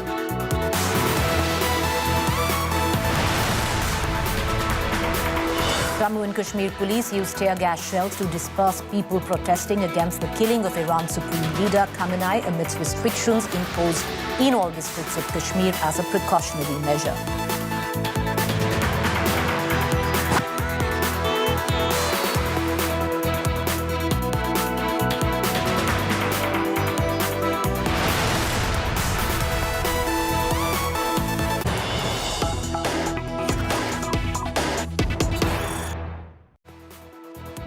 All right, let's get you up to speed with the latest news break that is coming in. It seems a fresh wave of ballistic missiles have been launched by Iran towards Israel. Israel's defense forces claim that a short time ago, alerts were activated and sounded in several areas across the country following the detection of these missiles launched from Iran towards the territory of the State of Israel. At this hour, the Air Force is operating to intercept and strike wherever required to remove the threat. That's the latest information that is coming in Israel. The IDF has confirmed a fresh barrage of ballistic missiles that have been fired from Iran towards Israel. And just a short while ago, we believe sirens were sounded across various parts of Israel. I want to cut across to our correspondent who is reporting from Tel Aviv, Mayan Hoffman, live from outside public shelters in Tel Aviv, Israel. Mayan, what more can you add for us? Hi, so what I can add is, we just missed it by a bit, but what we saw was that the missiles were coming in. There was some kind of shrapnel that fell in central Israel. We're waiting for the final reports on that. I'm standing here by a bomb shelter where about 5 minutes ago, there were literally hundreds and hundreds of Tel Avivians running inside, packed in, their dogs, their people, trying to take safety. I'm about 100 meters right now from where there was a direct hit on Saturday night, the first direct hit of the war. Till now, Mayan, can you take us through in terms of the fatalities, the casualties that Israel has faced? Yes, I can. So first of all, we've lost a total of 10 people here in Israel. 9 of them were killed in the same location yesterday during a direct missile strike in Beit Shemesh. That's an area in between Jerusalem and Tel Aviv. There were direct hits on a synagogue there. Some of the people were in the shelter and were killed nonetheless. In addition, there was tremendous amount of destruction there. Several apartments that were completely brought to the ground. The first person that died in the war was a woman in her 40s. She was killed the first night in Tel Aviv when there was a direct hit on 2 apartment buildings in Tel Aviv. All right, ma'am, thank you for joining us. We're going to continue to come back to you with the latest updates. But one thing is very clear, viewers. Even though now it's past the 48-hour window, the West Asia war is only but expanding. Sources tell us that the U.S. Embassy in Kuwait was directly struck by an Iranian drone. Reports indicate smoke rising from the embassy compound. Additionally, U.S. naval base in Bahrain was attacked by Iran early this morning. In retaliation, Hezbollah attacked Israel following the reported death of Khamenei. Israel responded by launching strikes in Beirut, Lebanon. 31 people were killed and 149 injured in the initial tally of Israeli strikes on Lebanon. Iran also bombed Jerusalem and several other locations. Meanwhile, the entire Gulf region appears to be under threat as drones were spotted over multiple areas. Drone activity was reported over Dubai and Doha. The head of Hezbollah parliamentary faction, Mohammad Rad, was reportedly killed during IDF strikes on Hezbollah targets in Beirut and southern Lebanon. Now, smoke plumes were seen rising into the sky and fresh explosions were heard in and around the area. Multiple explosions also rocked Tehran. Sirens sounded in Jerusalem and Tel Aviv following incoming Iranian missiles. I want to take our viewers through the various U.S. bases within range of Iranian missiles. To pan it out right there in terms of the various U.S. bases that are within the range of Iranian missiles. Khorram Shah HR in Sejil, about 2,000 kilometers, is a U.S. base from Iran. Imad and Gadr, 1,700 kilometers. Fatah, Haj Qasim, Khyber, Sheikhan, 1,400 kilometers. Dezful, 1,000 kilometers. U.S. bases, Camp Lemonnier, Djibouti, then Incirlik Air Base in Turkey, Muwafaq Salti Base in Jordan, Prince Sultan Base in Saudi Arabia, Al Udeid Air Base in Qatar, U.S. Navy's 5th Fleet Base in Bahrain. Now, as the conflict in West Asia rages on, let us take a look at the defining images of the day. An American F-15 fighter jet reportedly crashed over Kuwait. Initial reports suggest the jet may have been a victim of friendly fire after being engaged by a Patriot air defense battery.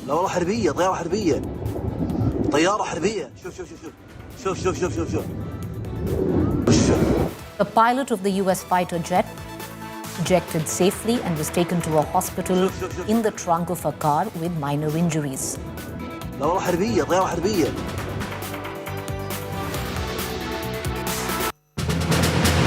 Meanwhile, recently released satellite imagery shows extensive damage at multiple Iranian military installations, including air, drone and naval facilities, following the latest round of strikes amidst escalation.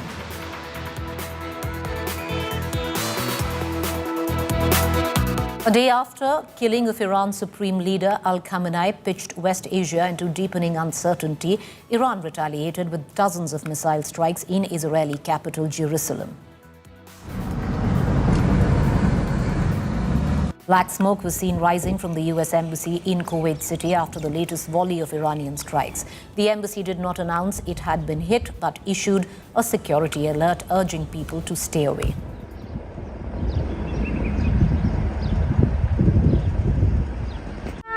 U.S. military infrastructure in Bahrain was targeted again by Iran amidst escalating U.S.-Iran tensions. Bahraini authorities confirmed air defense intercepted missiles, while the U.S. embassy urged shelter in safe places.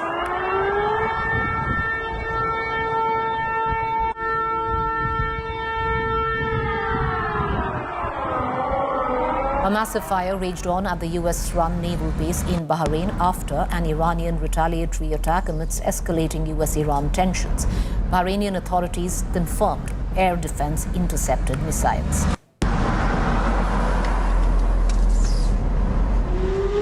Iran fired ballistic missiles at Tel Aviv and areas across Israel, triggering widespread air raid sirens. Civilians took cover on streets amidst intercepts and possible hits.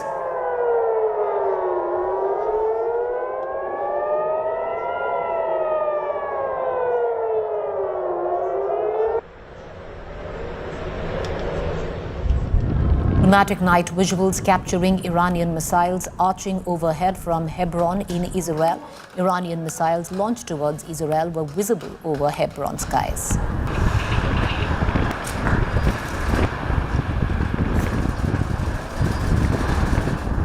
Meanwhile, Iran-backed militia in Iraq launched drone and rocket attacks on U.S. air bases in Erbil, escalating regional retaliation. Strikes mark continued assaults on American positions across West Asia.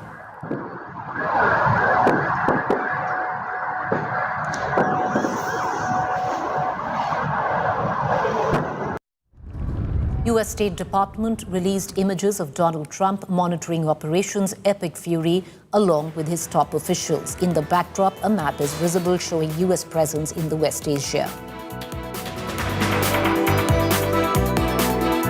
The U.S. Military Central Command has released footage of strikes on Iranian military targets, including missile and drone launch sites, air defense systems, and Islamic Revolutionary Guard Corps facilities. U.S. Central Command has released videos showing missiles being fired and jets taking off to strike Iran. The military has not released any additional details.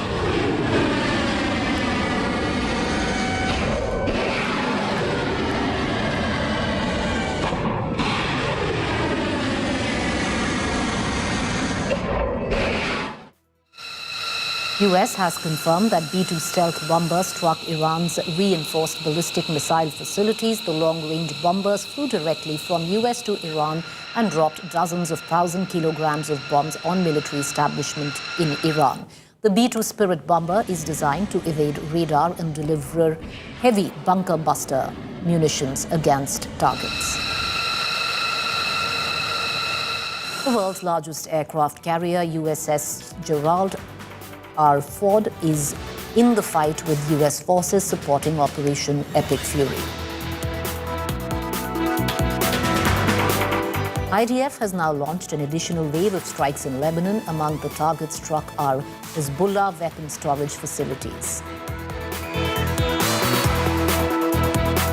In terms of protest, tear gas was fired in Baghdad to disperse hundreds of pro-Iranian protesters.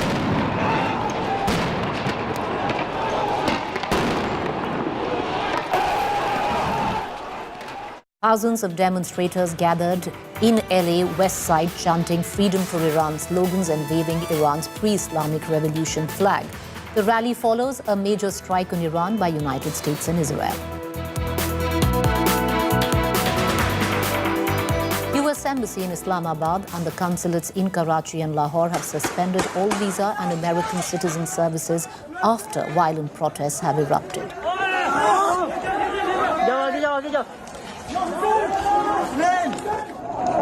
Protests rage in Pakistan-occupied Kashmir over U.S.-Israel strikes on Iran. Tear gas and shots were fired amid smoke plumes. Demonstrators clashed with security forces.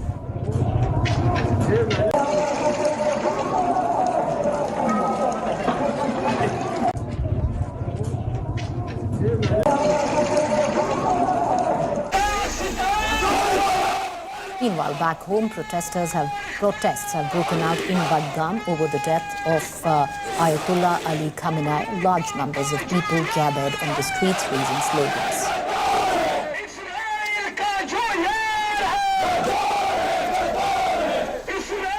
Meanwhile, Prime Minister Modi has chaired a crucial meeting of the Cabinet Committee on Security (CCS) to review the escalating situation in West Asia with Defence Minister Rajnath Singh, Home Minister Amit Shah, Finance Minister Nirmala Sitharaman, External Affairs Minister Jai Shankar, NSA Ajit Doval and CDS General Anil Chauhan.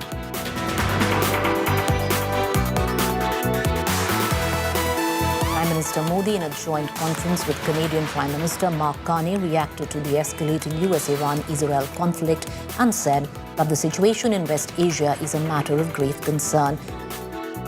And Indian government will keep working with countries to ensure safety of Indians there. Prime Minister Modi has also spoken with Benjamin Netanyahu, urging protection of civilians and early cessation of hostilities as India reviewed the West Asia crisis and assessed the safety of Indians.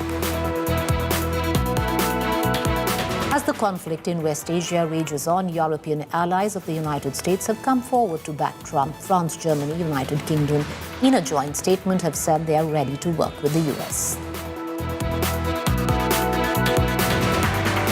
Trump has once again warned Iran and reinstated that the country cannot be allowed to have nuclear weapons and urged the Revolutionary Guard to lay down weapons.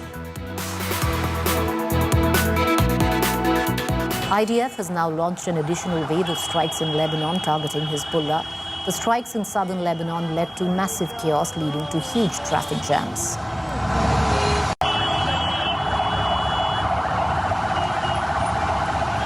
Fresh US-Israel strikes have hit a police station on the outskirts of Tehran amidst the ongoing military campaign targeting Iran's leadership and strategic infrastructure.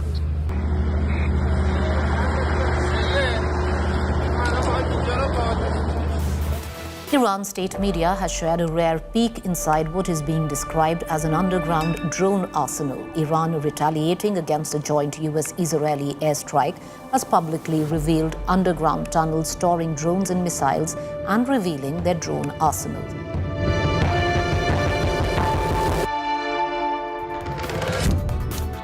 A man was wearing an Iranian flag design outfit opened fire and killed 3, injuring 14 in US Texas. This mass shooting comes amidst the conflict in West Asia.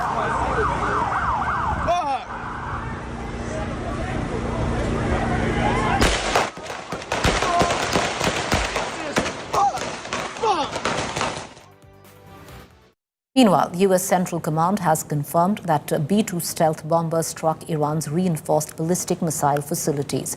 The long-range bombers flew directly from US to Iran and dropped dozens of 1,000 kgs bomb in military establishments in Iran.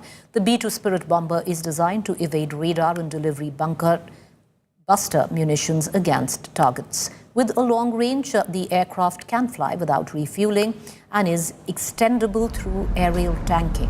The aircraft is capable of flying from the US mainland to distant war zones and return without landing. Israeli Defense Forces have also released footage of an airstrike in Tehran. IDF called it a strike on the headquarters of the Iranian terror regime in Tehran. The footage showed the entire compound being decimated within seconds. According to experts, B-2 bombers were used to strike this facility.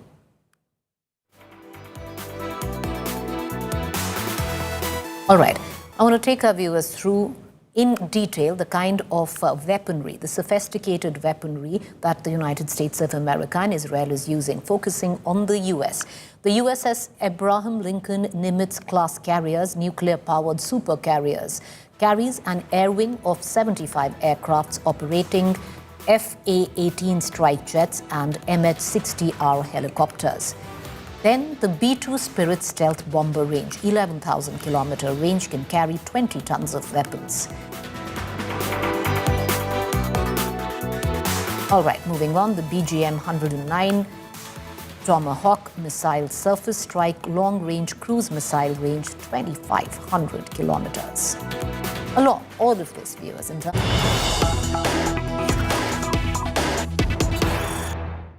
news break coming in right now. Rockets war of words also escalates, along with, of course, the exchange of missiles and rockets.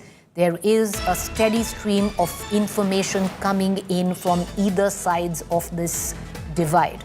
Iranian officials have said that Iran has defended itself against aggressors and will continue to do so. Defense Minister of Israel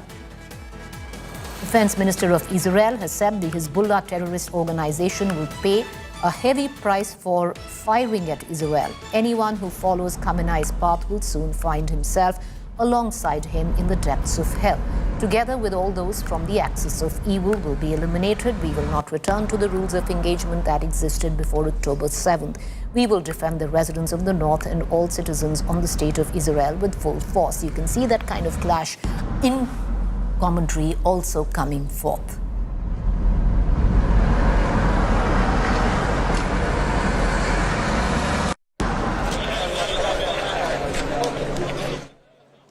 Meanwhile, after unleashing Operation Epic Fury on Iran, United States has released the first images of President Trump monitoring the strikes.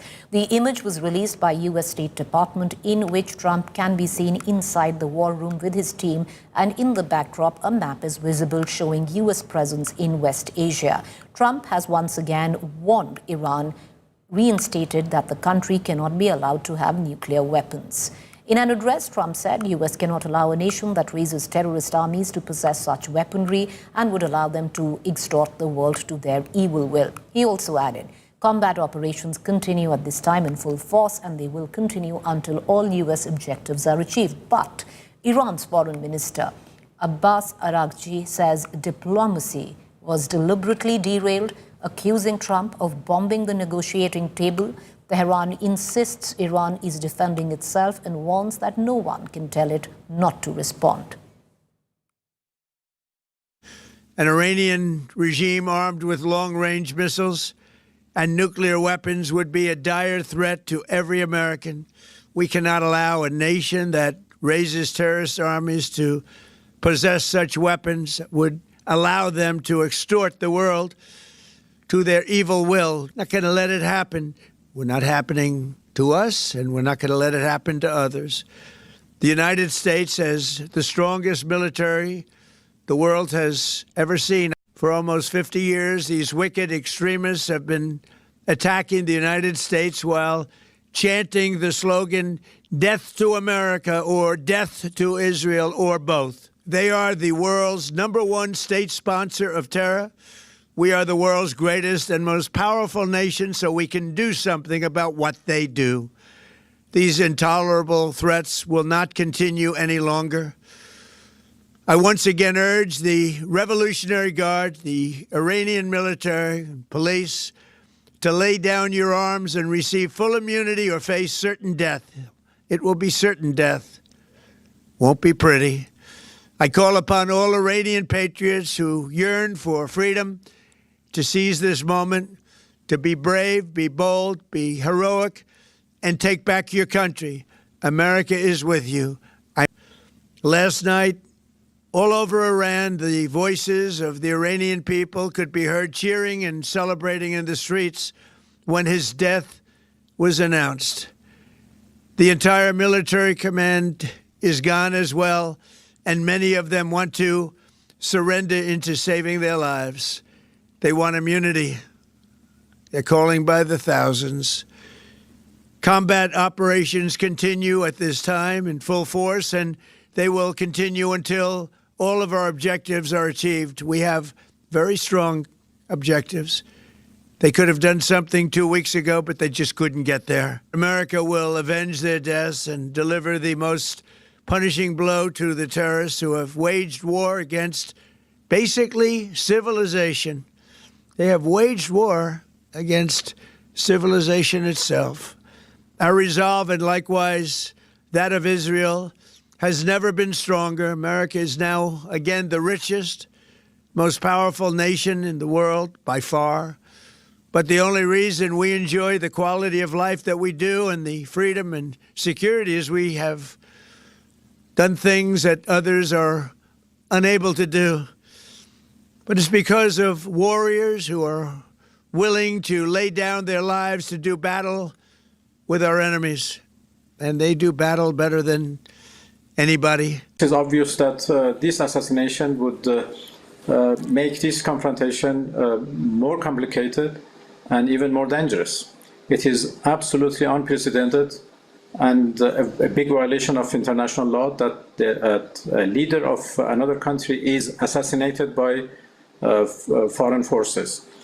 So that would make this conflict or this war of aggression by Americans against us even more dangerous, more complicated, and would add perhaps new aspects to that. Today, a transition council is established, and that is of the president, the head of judiciary, and one of the jurists of the Guardian Council. So these group of three would act as in charge of the leadership before a new leader is elected. And then the process of election of the new leader by the Assembly of Experts would be started. I assume that it takes a short period of time, maybe in 1 or 2 days, they will elect a new leader for the country, inshallah. So everything is in order, and everything is, in line with our legal system and in line with our constitution. All right, let's take you now through the human cost of war that is being faced where West Asia is concerned. In Israel, 9 have been killed, 121 injured. Where Iraq is concerned, 2 killed, 5 injured. Bahrain, 4 injured. Kuwait, 1 killed, 32 injured. UAE, 3 killed, 58 injured. Oman, 5 injured. In Iran, the number is stunning. 555 people, citizens, Iranian citizens have been killed, 700 plus have been injured. In the 555 count, there are over 115 young girls who were killed when a girls' school was bombed.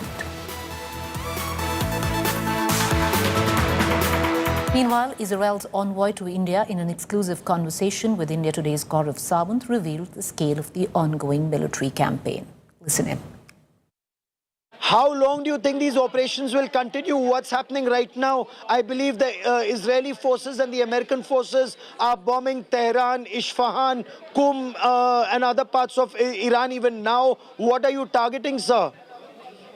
Well, as Prime Minister Netanyahu has declared yesterday, we are targeting more than 2,500 military targets, and this operation will continue. It will take time. It doesn't get done in a day or two. It has a potential to continue for weeks.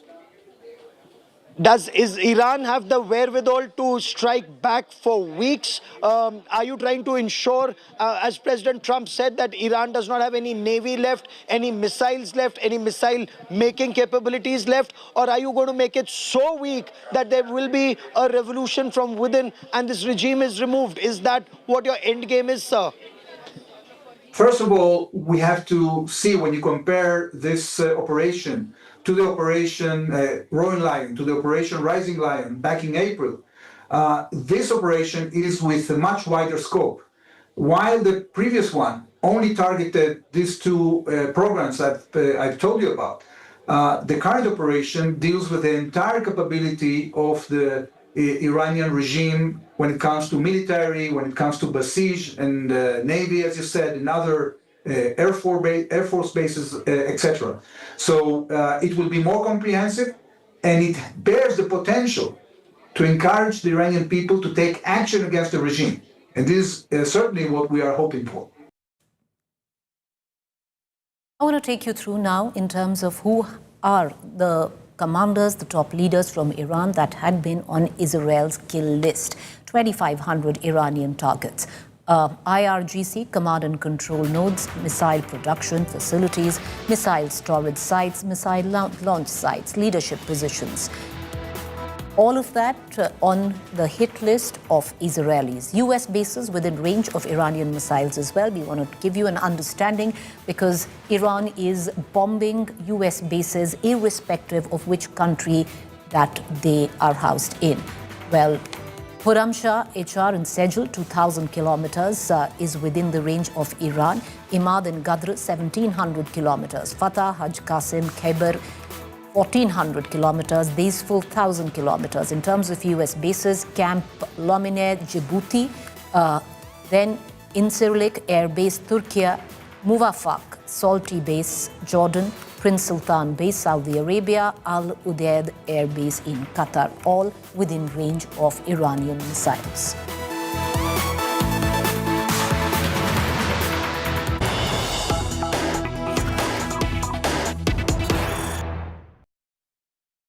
Meanwhile, there's been a fresh round of attacks by Iran on Gulf countries. Another rocket has been seen in Dubai skies. Eyewitnesses have said that the video film shows a rocket flying over Dubai with trails of smoke visible in the skies as fear grows that conflict in the region could widen. Qatar says it intercepted 2 Iranian drones targeting energy facilities. Middle Eastern airports, including Dubai, the world's busiest international hub, and Doha, have now been closed for a third day, leaving thousands of passengers stranded.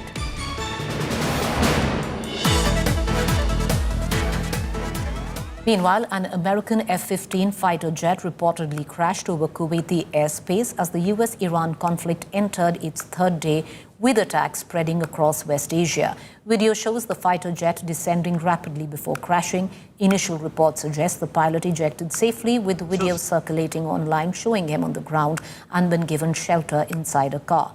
The cause of the crash remains unclear.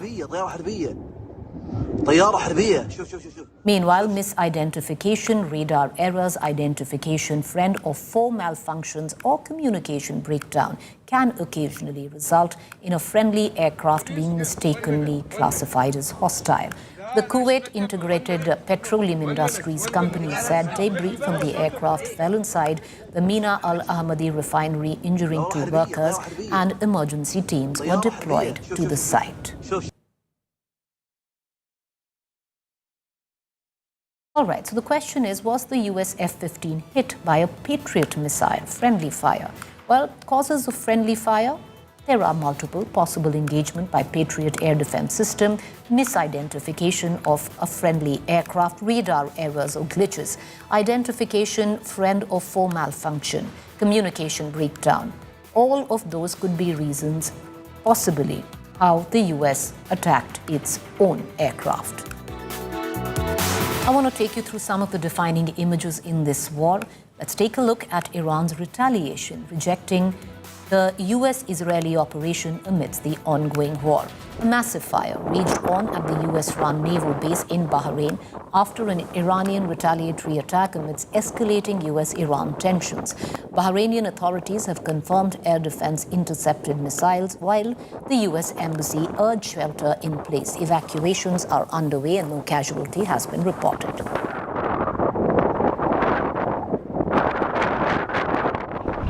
Dramatic night visuals capture Iranian missiles arching overhead from Hebron in Israel.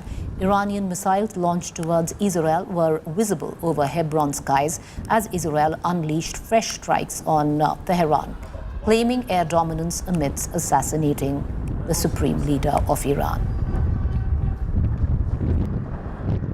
Drone footage captures rescue teams sifting through rubble at the site of an Iranian missile strike near Jerusalem. Emergency crews search for survivors.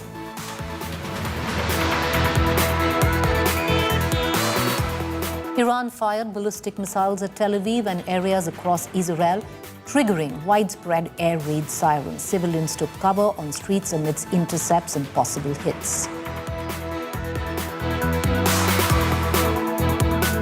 Iran-backed militia in Iraq launched drone and rocket attacks on U.S. air bases in Erbil, escalating regional retaliation. Strikes mark continued assaults on American positions across West Asia.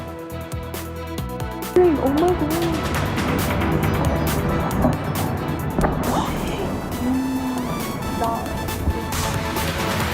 God. A quick break to stay with us. Our continuing coverage on the West Asia war on the other side.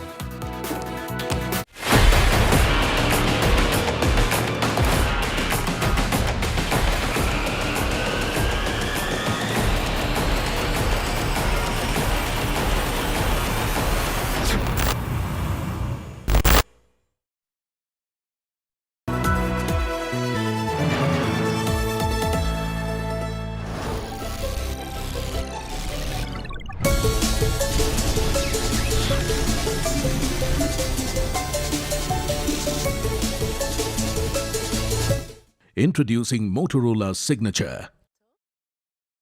Introducing Motorola Signature. Don't blend in, stand out. Hi, here are the top headlines. Presented by Motorola.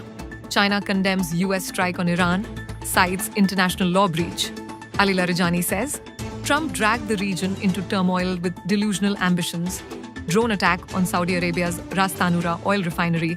Oil processing halted. The India Today Media Institute could not have been founded on a firmer footing. The India Today Group's strength in understanding and delivering high-quality content is the very foundation of ITMI. We take pride in training our students to be exceptionally professional. So register now at www.indiatodaymediainstitute.in or call us on 95 600 65465.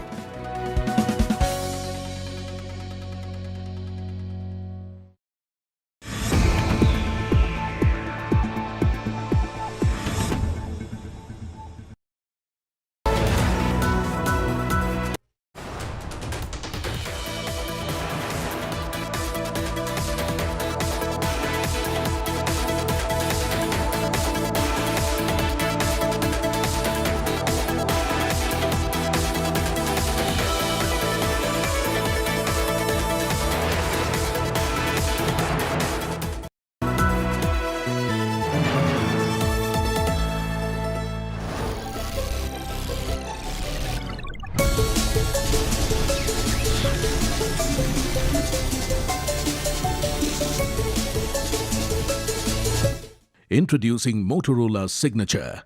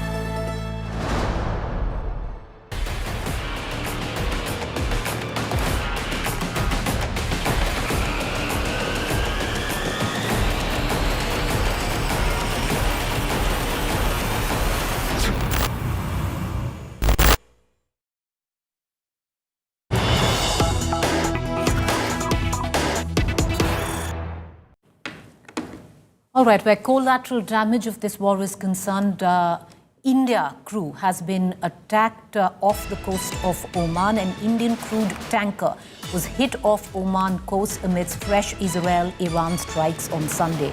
The latest that we are getting in is of the Indian embassy in Oman, which says we remain in constant touch with Omani authorities who are carrying out search operations for missing crew members following the incident involving MV Skylight. We are also coordinating with officials in Oman for the repatriation of the crew members who have been rescued from MV Skylight, a oil tanker, and will continue to render all possible assistance in the matter. An oil tanker carrying 15 Indian nationals were among the crew of MV Starlight and Skylight. I reckon, viewers, this would be the first noted confirmed incident of collateral damage, especially where Indian citizens abroad are concerned, or Indian origin members who have been attacked in a tanker that was hit off the Oman coast. All of this amidst the fresh escalation of strikes between India and Israel.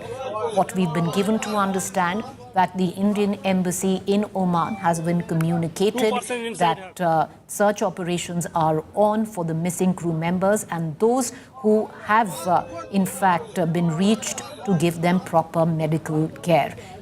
The statement has come in from the Indian embassy, which says we remain in constant touch with Omani authorities who are carrying out search operations for the missing crew members following the incident involving the oil tanker MV Skylight.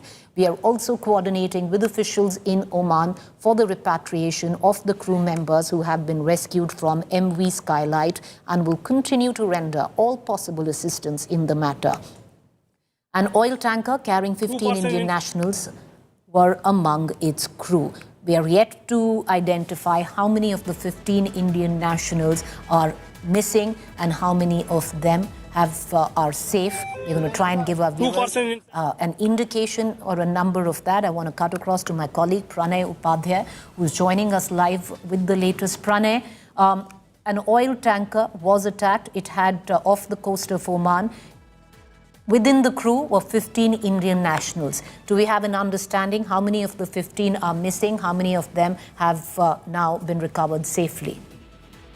Preeti, the search for the missing Indian crew members are still on, and if you are playing that visual of that Skylight oil tanker on screen, you can hear in that visual that someone is actually, asking and telling the authorities that at least 2 people were trapped in that ship. And, as per the government of India's position on this issue, the Indian embassy in Indian mission in Muscat is in touch with the Omanian Maritime Security Authority as well as the Omanian official, and mission is also in touch with the Omanian authorities who are carrying out the search operation for the missing Indian crew members. This Mutadunum port of Oman, which was around that port, this MV Skylight was there when it was hit, and in fact around 20 crew members were on board, out of which 15 were Indian. There were reports yesterday evening that around 4 crew members, including some Indian nationals, who got injured in this incident of the targeted attack, targeted on this MV Skylight. So, as far as the current situation is concerned, that the search for the missing Indian crew members are still on, and the Indian officials are also coordinating with the Omanian authority for the repatriation of the crew members who have been rescued by the Omanian Maritime Security Authorities from this MV Skylight, and will continue to render all possible assistance in this matter. All right, Pranay, thank you for staying with us, but do stay on. I'm going to quickly take our viewers through the next set of news break that is coming in, and we'll cut across back to you for more updates on the same. Viewers, word now coming in that the Israeli army is currently attacking Lebanon and Iran simultaneously. Senior commanders of the terrorist organization Hezbollah and dozens of terrorist infrastructures have come under attack. The target of Israel's strike in Lebanon was Hezbollah's finance officer, reports Israel. Meanwhile, several explosions have also been heard in Tehran. Now, this is all been reported by the state media. Pranay, what more can you add? All right, we don't seem to have Pranay Upadhyay. We're going to try and connect to him in just a short while, but I want to take our viewers to the latest news break that is coming in.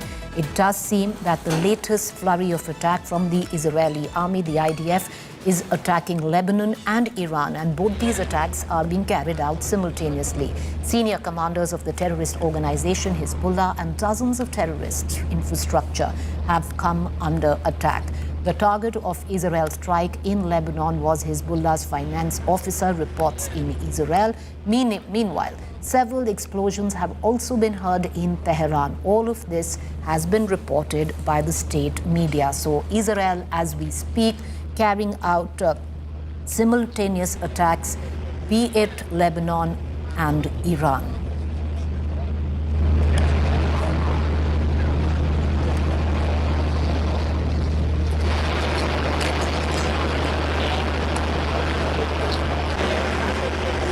So that's the latest that is coming in. You can see on your television screen 2 sets of attacks that are being carried out simultaneously, one in Lebanon and the other in Iran. The Israeli army has confirmed that both these attacks are right now ensuing, where Israel continues to attack Iran and Lebanon. Tehran, local media reports coming in of fresh explosions that have been heard in Tehran as well.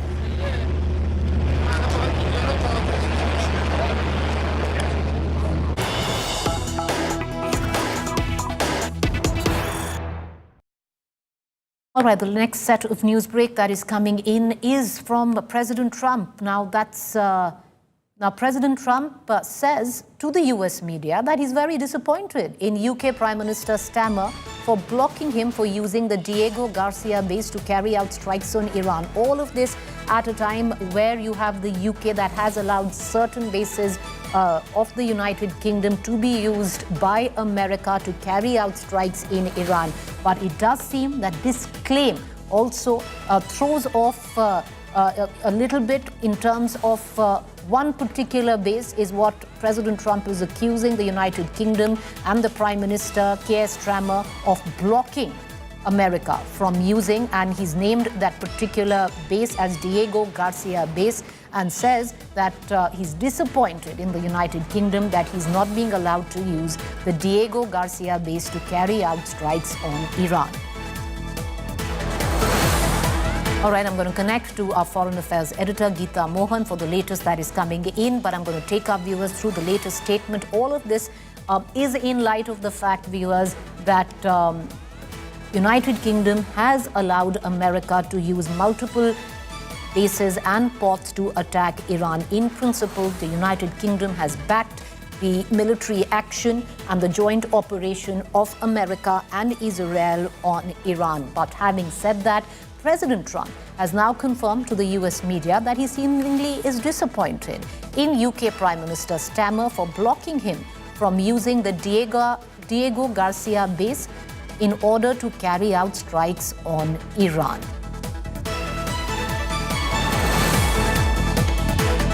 All right, so that's the latest news that is coming in. It's interesting, quite contradictory as well in nature, because earlier on you've heard the UK Prime Minister say that in principle he stands with America and Israel in this joint operation.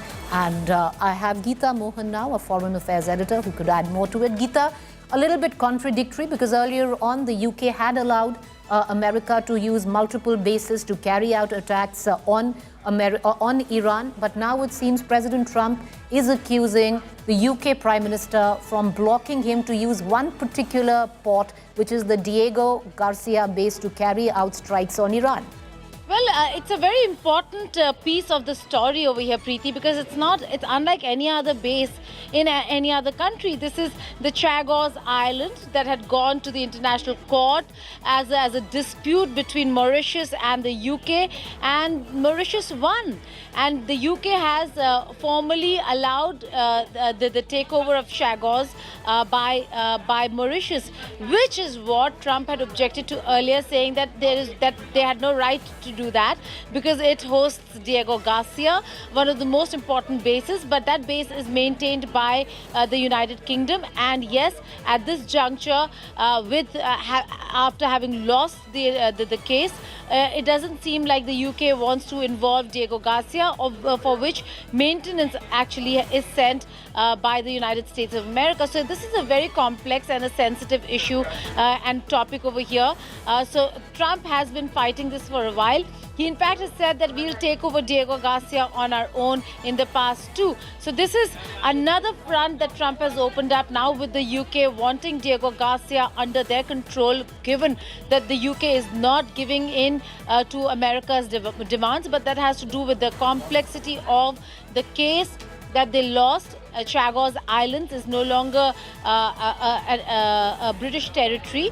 Mauritius won that case, so and the UK has agreed to the handover. So a very sensitive but layered issue, a piece that we were not looking at, but now we're looking at because of the fact that Geeta, should Diego Garcia be allowed to be to be used. But Geeta, what's really interesting is this all comes at a time where the United Kingdom has primarily backed the joint operation of the US and Israel on Iran, to now open up another front against the UK, which clearly is your ally in this operation. Well, that's right, but Trump does not care about these things, and certainly does not care about Keir Starmer personally, given the party that he belongs to, Preeti. So he has picked up beef against Keir Starmer in the past, and he will continue to do so. This is a very important moment, and in all probability, if Diego Garcia is allowed to operate, and if Americans are allowed to operate from there, the entire Indian Ocean front for America is going to be a very comfortable space. Remember, a lot of the covert ops have taken place from Diego Garcia. Diego Garcia gives not just a front but also cover to quite a few of the operations that are carried out in the region, and therefore this is an important issue that Trump is raising, but he's raising it against Keir Starmer, the UK, a country and certainly a Prime Minister that Trump has not had great terms with. Geeta, stay on with me. I'm going to quickly take our viewers through the latest news break, and you can add in on that, because earlier on this was a piece of news that was confirmed by Kuwait, but now it's been reconfirmed by the United States of America as well, that the F-15 that went down was in fact friendly fire. Now, the latest that is coming in is that the 3 US F-15 Strike Eagles flying in support of Operation Epic Fury went down over Kuwait due to an apparent friendly fire incident. During active combat that included attacks from Iranian aircrafts, ballistic missiles and drones, and the US Air Force fighter jets were mistakenly shot down by Kuwaiti air defenses. All 6 air crews ejected safely and have been recovered and are in stable condition. Kuwait has acknowledged this incident, and we are grateful for the efforts of the Kuwaiti Defense Forces and their support in this ongoing operation. The cause of the incident is under investigation. Additional information will be released as and when it becomes available. Geeta, I want to bring you in, because till now we had images of one fighter jet which went down, and what has been confirmed by America is that there were 6 that went down in friendly fire, reconfirming what was stated by Kuwait. Well, that's right. 2 allies sticking to the official statement that they're putting out, clearly calling it friendly fire. It's the Patriot missile defense system that Kuwait also has, and it's an American system. So a lot of experts would say it's unlikely that a Patriot will not recognize an F-15 and the other F-class fighter jets. But in this case, it has happened, not one, but there are a few that have gone down, and the American side now confirms what the Kuwaiti government was saying, that it was a friendly fire in which F-15s have been downed. A very serious incident at a time when these countries are at war. When America is at war, to lose F-15s, to lose your fighter jets, and that too in a friendly fire, calls for investigation, calls for what really happened on the ground, calls for looking at your tech check on how could the Patriot missiles have struck all these jets down. That's a very, very serious incident, and I suppose there will be some internal investigation into the matter. But Geeta, internal investigation, all right, and it's also both the allies, like you said, are matching notes in terms of how these jets went down in friendly fire. But Geeta, there is a sense of intrigue also that is attached to it, because you can understand where one fighter jet that could have gone down in friendly fire due to various reasons, but 6 of them that went down in friendly fire, there is a fair amount of international intrigue attached to it. Well, absolutely. It spells suspect, it looks suspect, but that's the official version right now. Friendly fire. The Patriots fired on their own. This is an American system, missile defense system.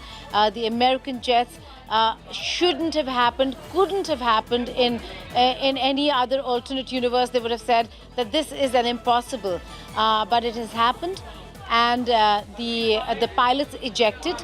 But then again, there is a lot that both the sides, the Kuwaitis and the Americans, will have to look into, because this is not one freak accident, one freak incident to do with one F-15. We are looking at a number of F-15s over here that were downed by the defense system, air defense system of Kuwait, that again was provided by America, Preeti. So I suppose the official statements are out, but I'm sure there'll be an internal investigation. All right, Geeta, thank you for joining us, viewers. I want to quickly take our viewers through the latest news break that is coming in. And like I said, there is a fair amount of intrigue which is attached to it, because earlier on there were indications and there are visuals of one particular F-15 fighter jet that is coming down. And the Kuwait, the explanation to that was that this was friendly fire. But now it seems there wasn't one. There were 6 fighter jets that came down in friendly fire. And this has now also been confirmed by the United States of America, saying that in fact, saying 3, not 6, 3 US F-15 Strike Eagles flying in support of Operation Epic Fury went down over Kuwait due to an apparent friendly fire incident. During active combat that included attacks from Iranian aircrafts, ballistic missiles and drones, the US Air Force fighter jets were mistakenly shot down by Kuwaiti air defense. All 6 air crews ejected safely and have been recovered and are in stable condition.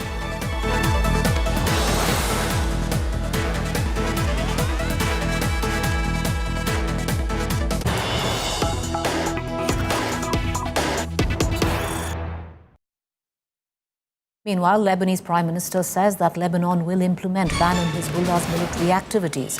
Lebanon is ready to resume negotiations with Israel with participation of civilian experts and with international support. This has been announced by the Prime Minister.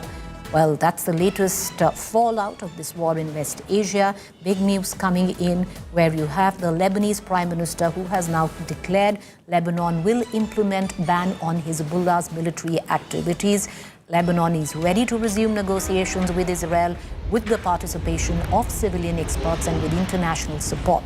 Now, this was announced by the Prime Minister at the back of Lebanon coming under heavy attack by Israel, which fired missiles to quell the Hezbollah action.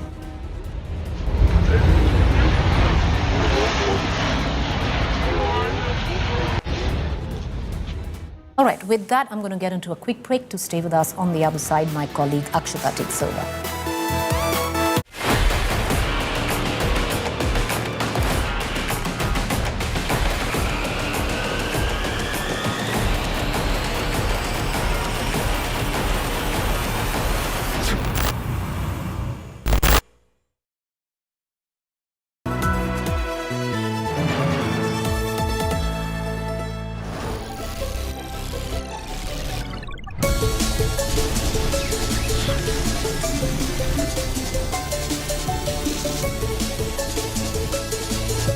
Introducing Motorola's signature